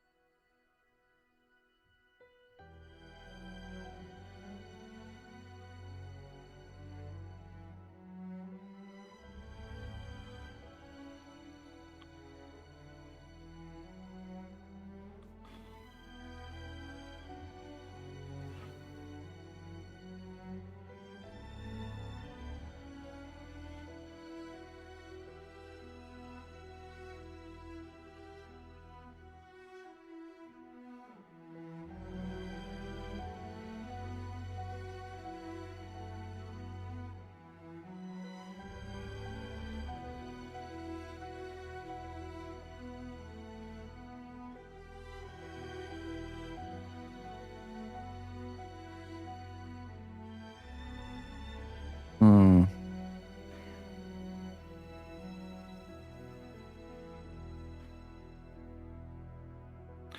Yeah, you know, that carries its own set of burdens and struggles.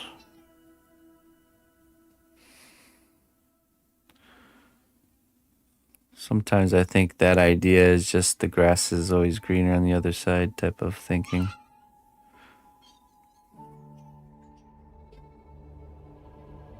Oh yeah, just everyday life in general is some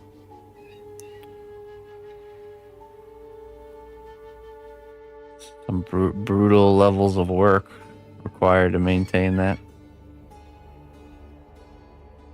feeling of freedom, but you're not. You're tied to the tending of your animals and crops and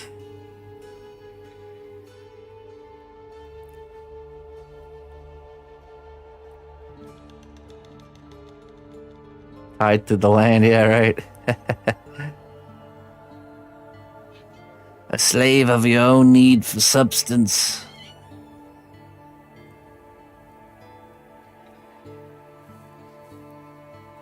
Someone living in those times would look at us now and say, what freedom to just be able to go to the store and buy groceries. What a freeing thing that is. I think there's just pros and cons either way, you know what I mean? Or being able to turn the faucet on and the water comes out of it. You know, that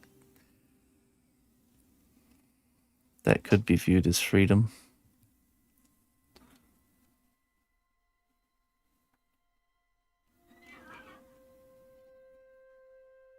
There is no true freedom. Different kinds of servitude.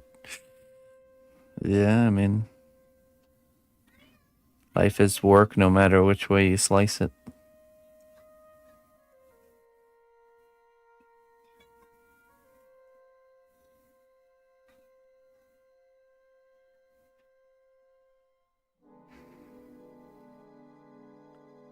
Captain, you know what's up. Captain was raised in a very similar kind of circumstance. That's a lot of coin. That'll buy you quite an axe. Please, come in. Oh, to be a bird and poop on people's cars. And only live 1 year. Statistically. Pros and cons, Fenrir. Yes, you might get to poop on people's cars. But your life expectancy is only 1 year.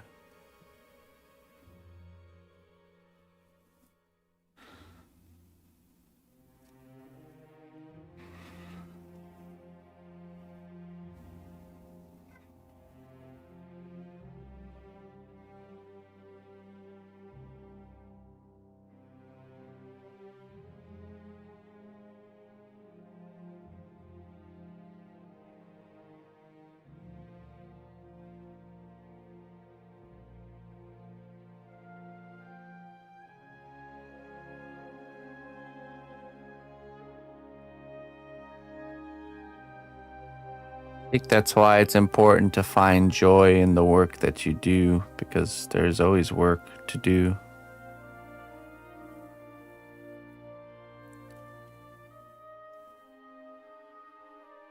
That's not so bad.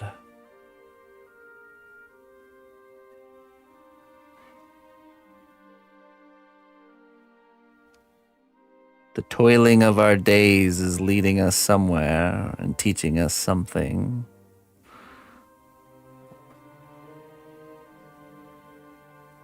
And it will become clear when the time is right.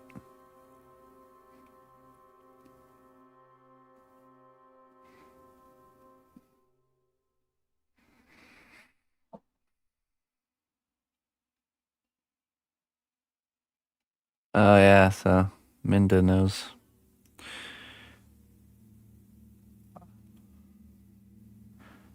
It's also that idea too, you know, we live in this social media era, and you look at someone else's, you know, you look at like a homesteader content creator. They're only showing you the, you know, the pros of the life, you know, the good parts. They don't show you all the boots on the ground, nitty gritty, you know what I mean? Or sometimes they do, and we just only see the pros, or we only see the good parts of someone else's situation, and we measure them up to the bad parts of our own, you know, and it's just an unfair comparison.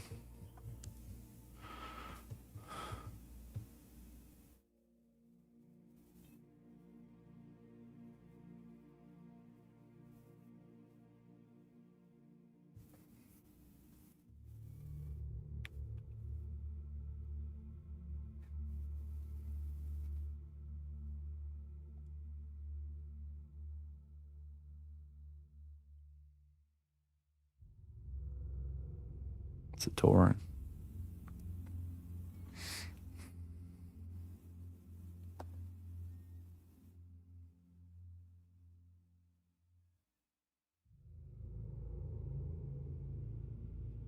Yeah, right.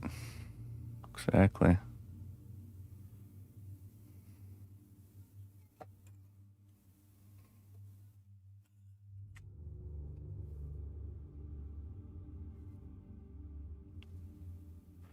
I mean, I like being able to take it easy on the weekends and, relax, play like a video game or something.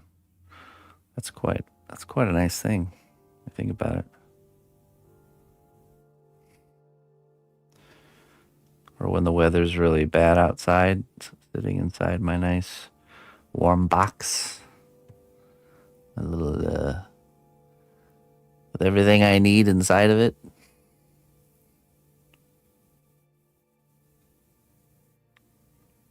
When I need to go somewhere, I hop in my motorized vehicle where I just need to push a little pedal to go very fast.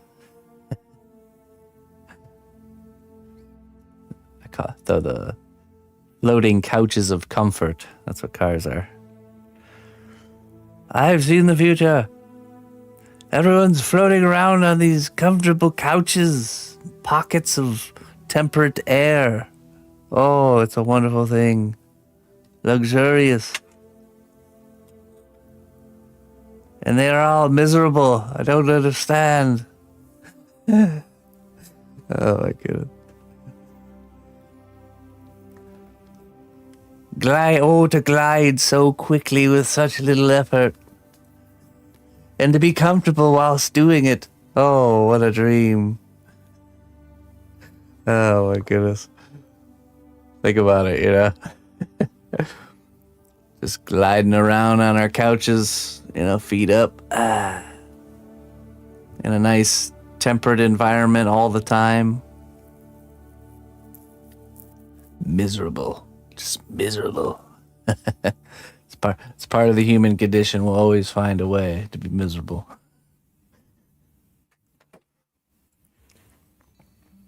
That's the real problem. It's not the environment around us, not the situation we find ourselves in. It's ourselves.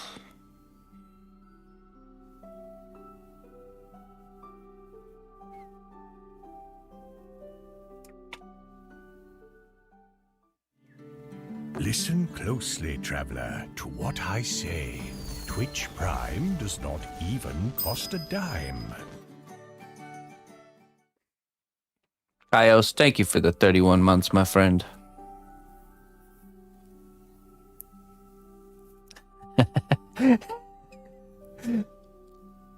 They just didn't know they were, Scorch. That's the ultimate level. That's the level we're headed for. We're miserable, but we don't even know it. Perfect to trap. Where's my giant Slurpee? Filled with cake in a cup. I want a blue outfit. Floating chair.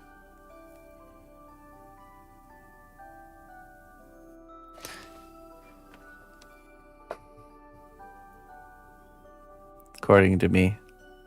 That's right. I have proclaimed it. So it is.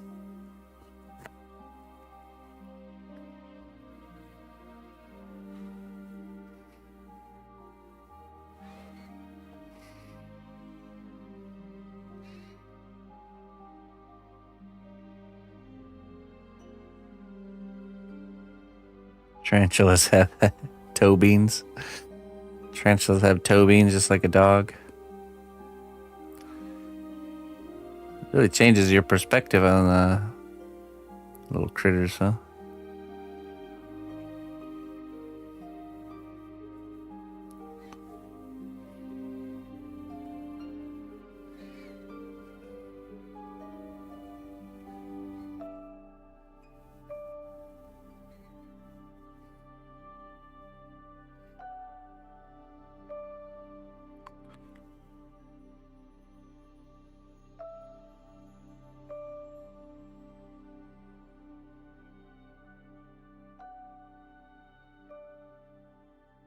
the exact same thing we did. They did.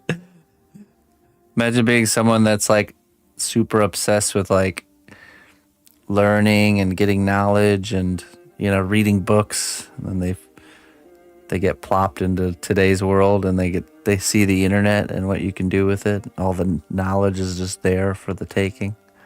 Oh my goodness. Glorious. And then gets to see what people are doing with the internet instead. Oh my goodness. What have we become? Basically, it's idiocracy. That's actually a really good. Idiocracy is a funny movie.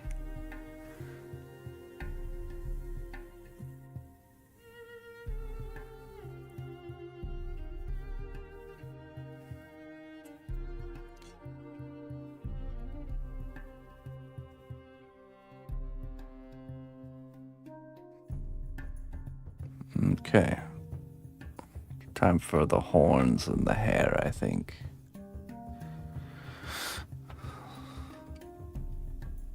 Nearly a documentary. I hadn't seen it until just fairly recently.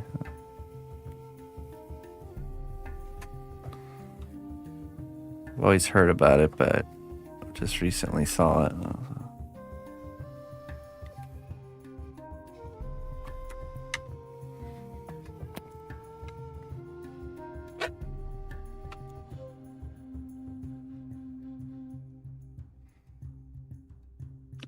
I am using cosplay.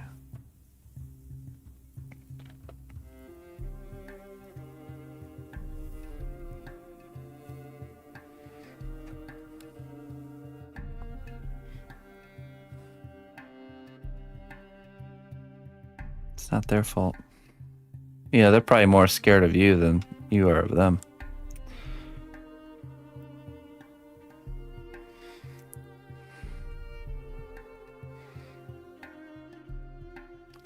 I imagine a bug dealing with a human that's like terrified of them is like very similar to like how the strange Attack on Titan giants are. Like flailing around because of the like sight of you and then smashing you all of a sudden.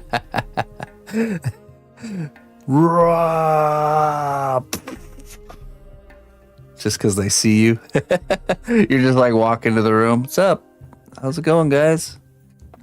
Brah.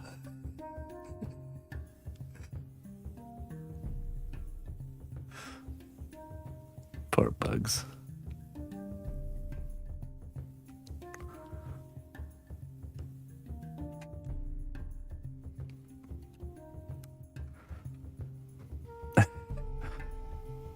Imagine if hippopotamus reacted the same way to the sight of humans as we do to like insects. That'd be hilarious. Also very terrifying. Don't they? No, they're territorial creatures, but they're not like I'm saying like reacting exactly the way we react to an insect. You know, to a bug that like the sight of it is just like makes them go absolutely insane and like start swinging, swatting and swinging.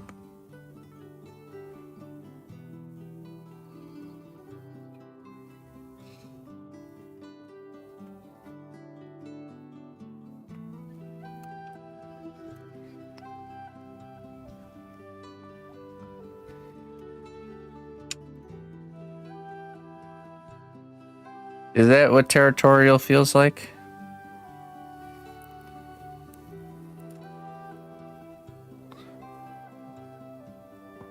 I don't know if territorial feels. Oh yeah, I don't know. How does the sensation of being territorial feel? Is it like a prideful feeling, or is it fear driven? What is the sensation? What's the emotion behind territorialness.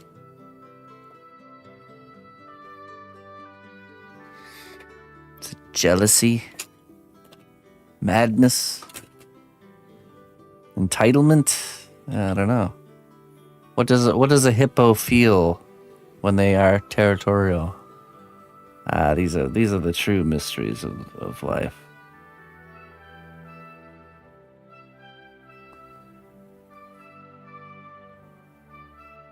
Protection. Is that what they feel?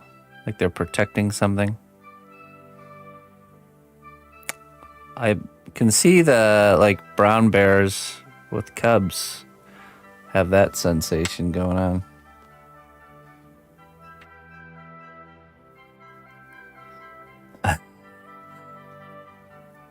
This is my part of the river. Is there territorialness? Do they think it's theirs, or what's going on in their little brain?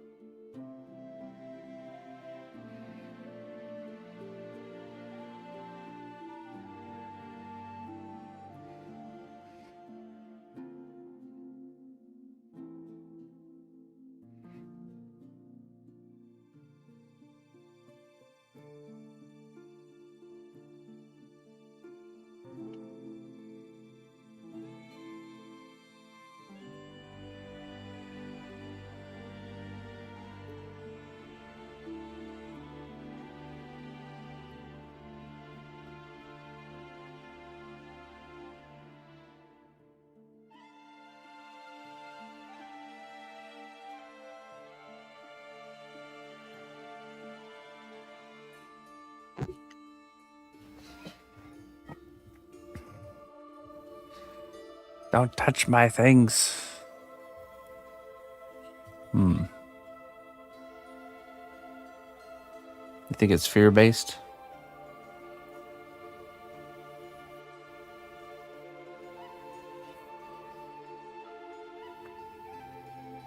They're like, oh no, it's coming to eat me, fight back.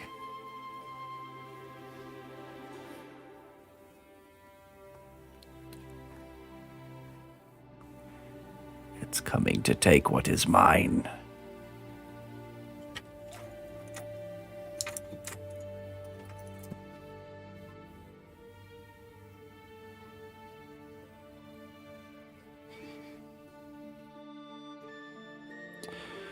You know, I have a little dog named Annie. She's definitely very much fear-based territorialness.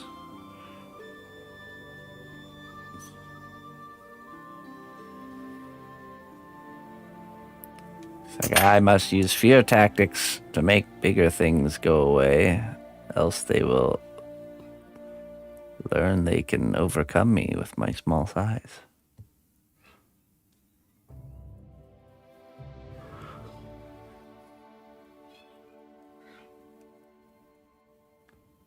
I'd say, though, she's pretty fearless. At least it seems that way.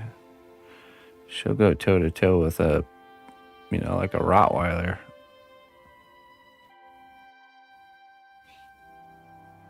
And the Rottweiler will be the one that backs down.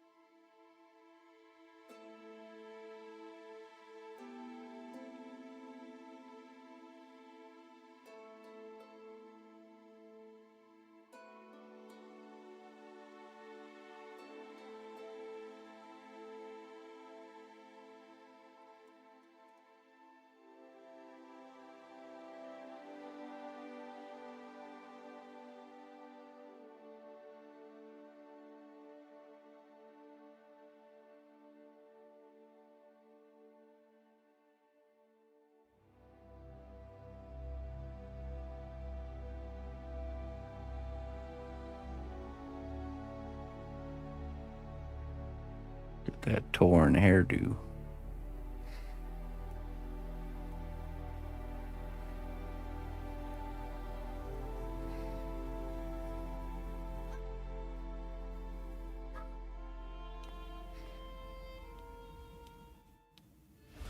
Good day, dear friend.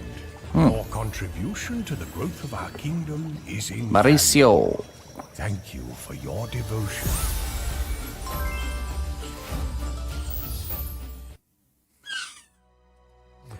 Mauricio, thank you so much, my friend. Oh man, I gotta move these guys away from each other. Too big to sit next to each other.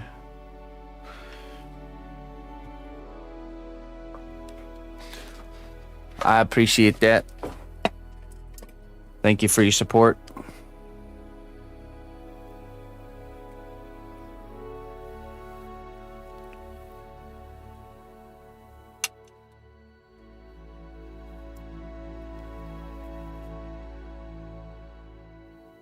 The parts of you you've hidden are not curses. They are roots waiting for light. The parts of you you've hidden are not curses. They are roots waiting for light. Ah, yes. Very good.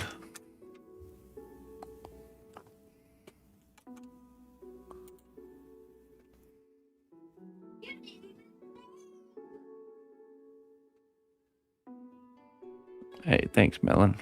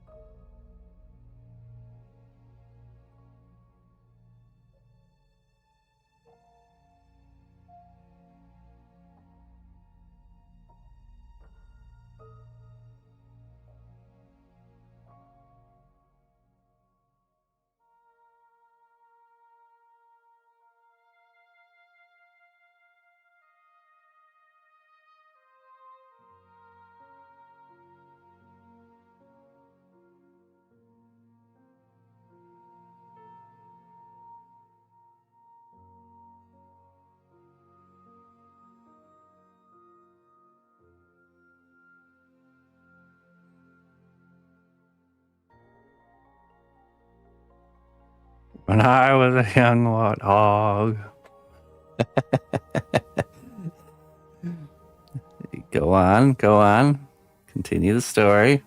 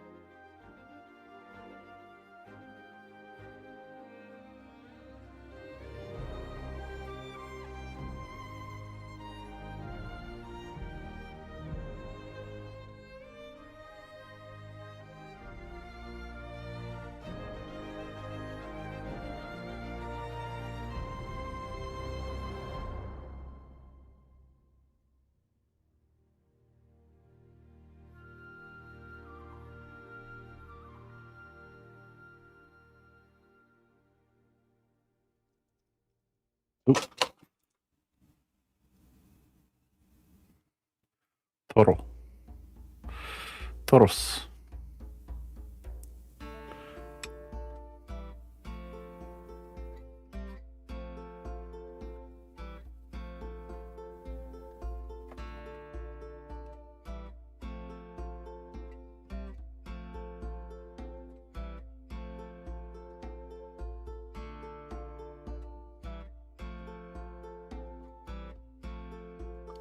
All right, we need to do the beard and the braids. Oh, and the little bangs on the front here.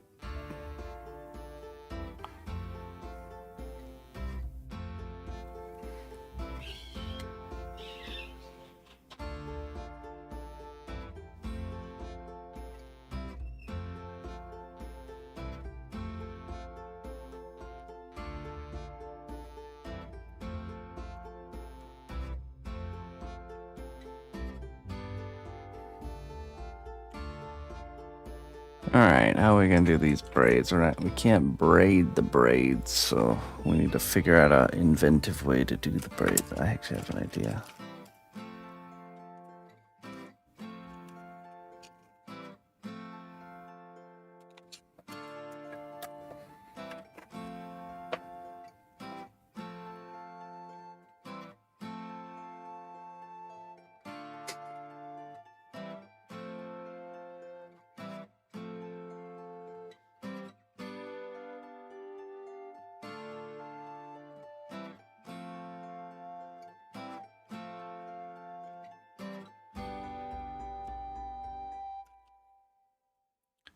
Okay, so this angle here.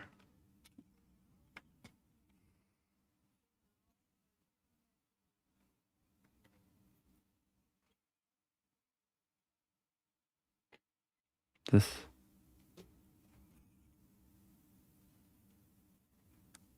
This.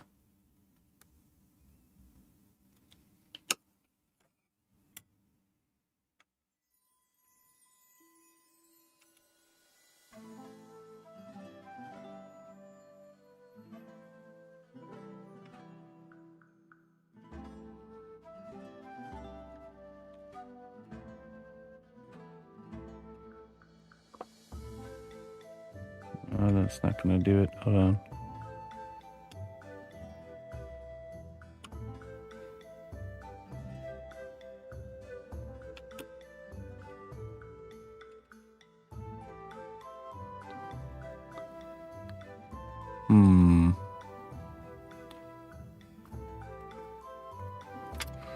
Should make a custom braid stamp. That's what I should do. Oh, I have an idea.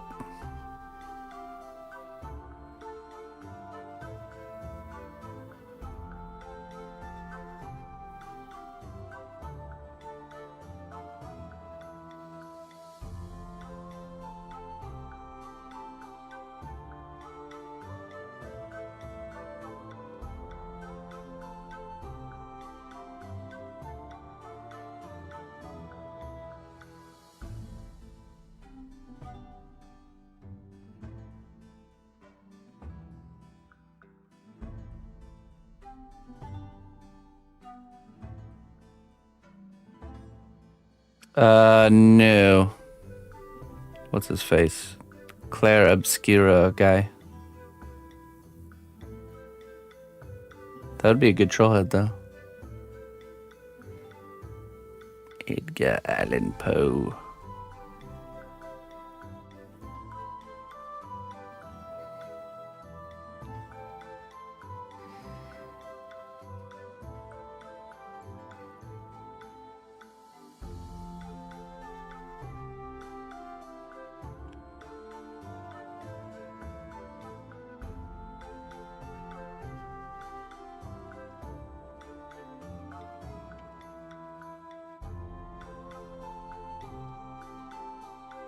What I think, what's fear base? Territorialness?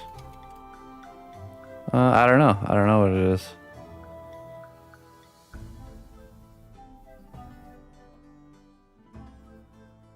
I was just curious what it was. I don't think a hippo is afraid. Could be wrong though.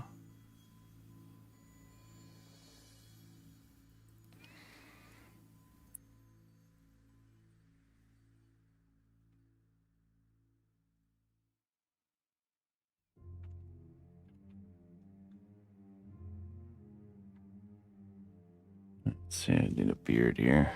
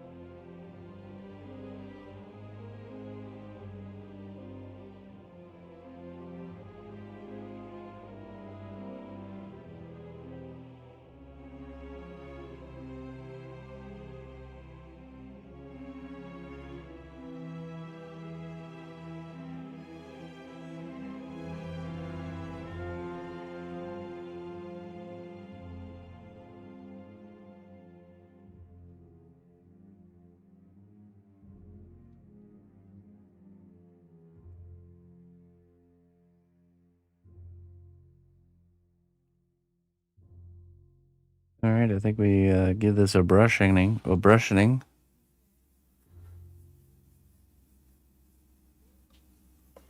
Looks good. Very good, very good.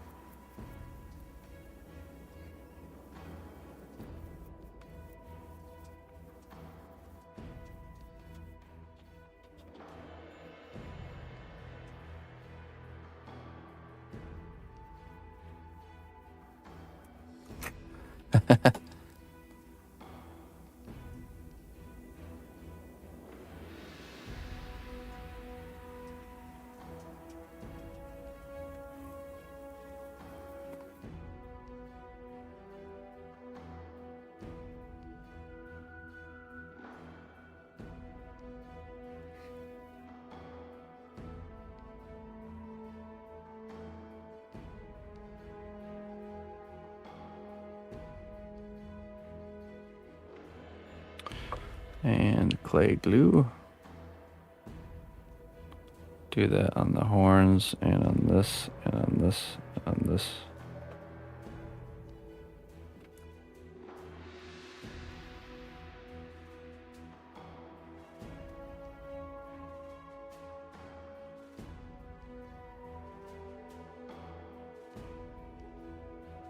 I really like the personality this guy's got. I was just feeling a very angry expression from Looper's reference that she gave me. This guy means business, you don't mess around.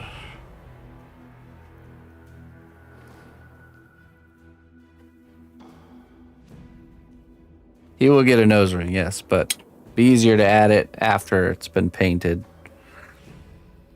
All right, let's take a look here. Quite a lineup. We got Bob.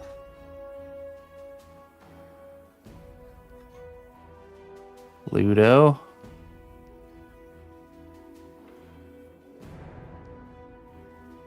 What was her name? Moxie?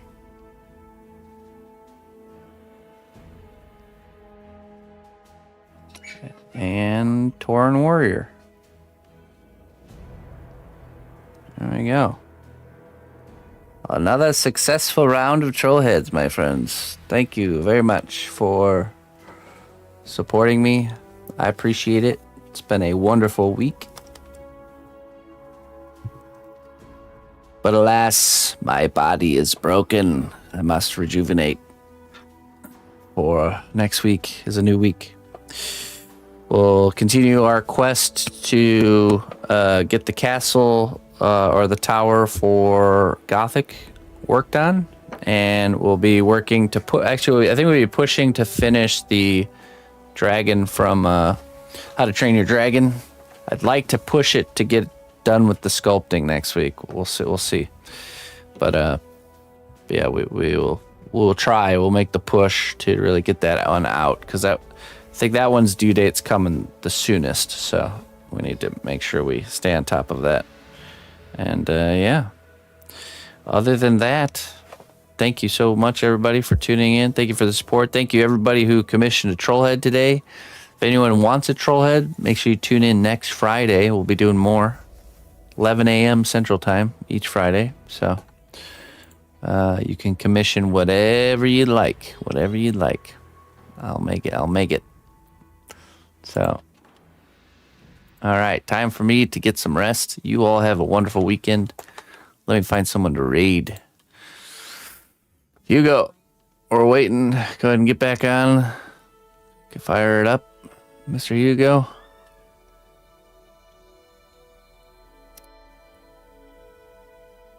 We're waiting for you here.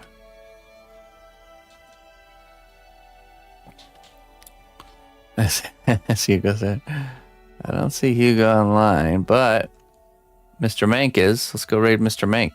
See what he's doing.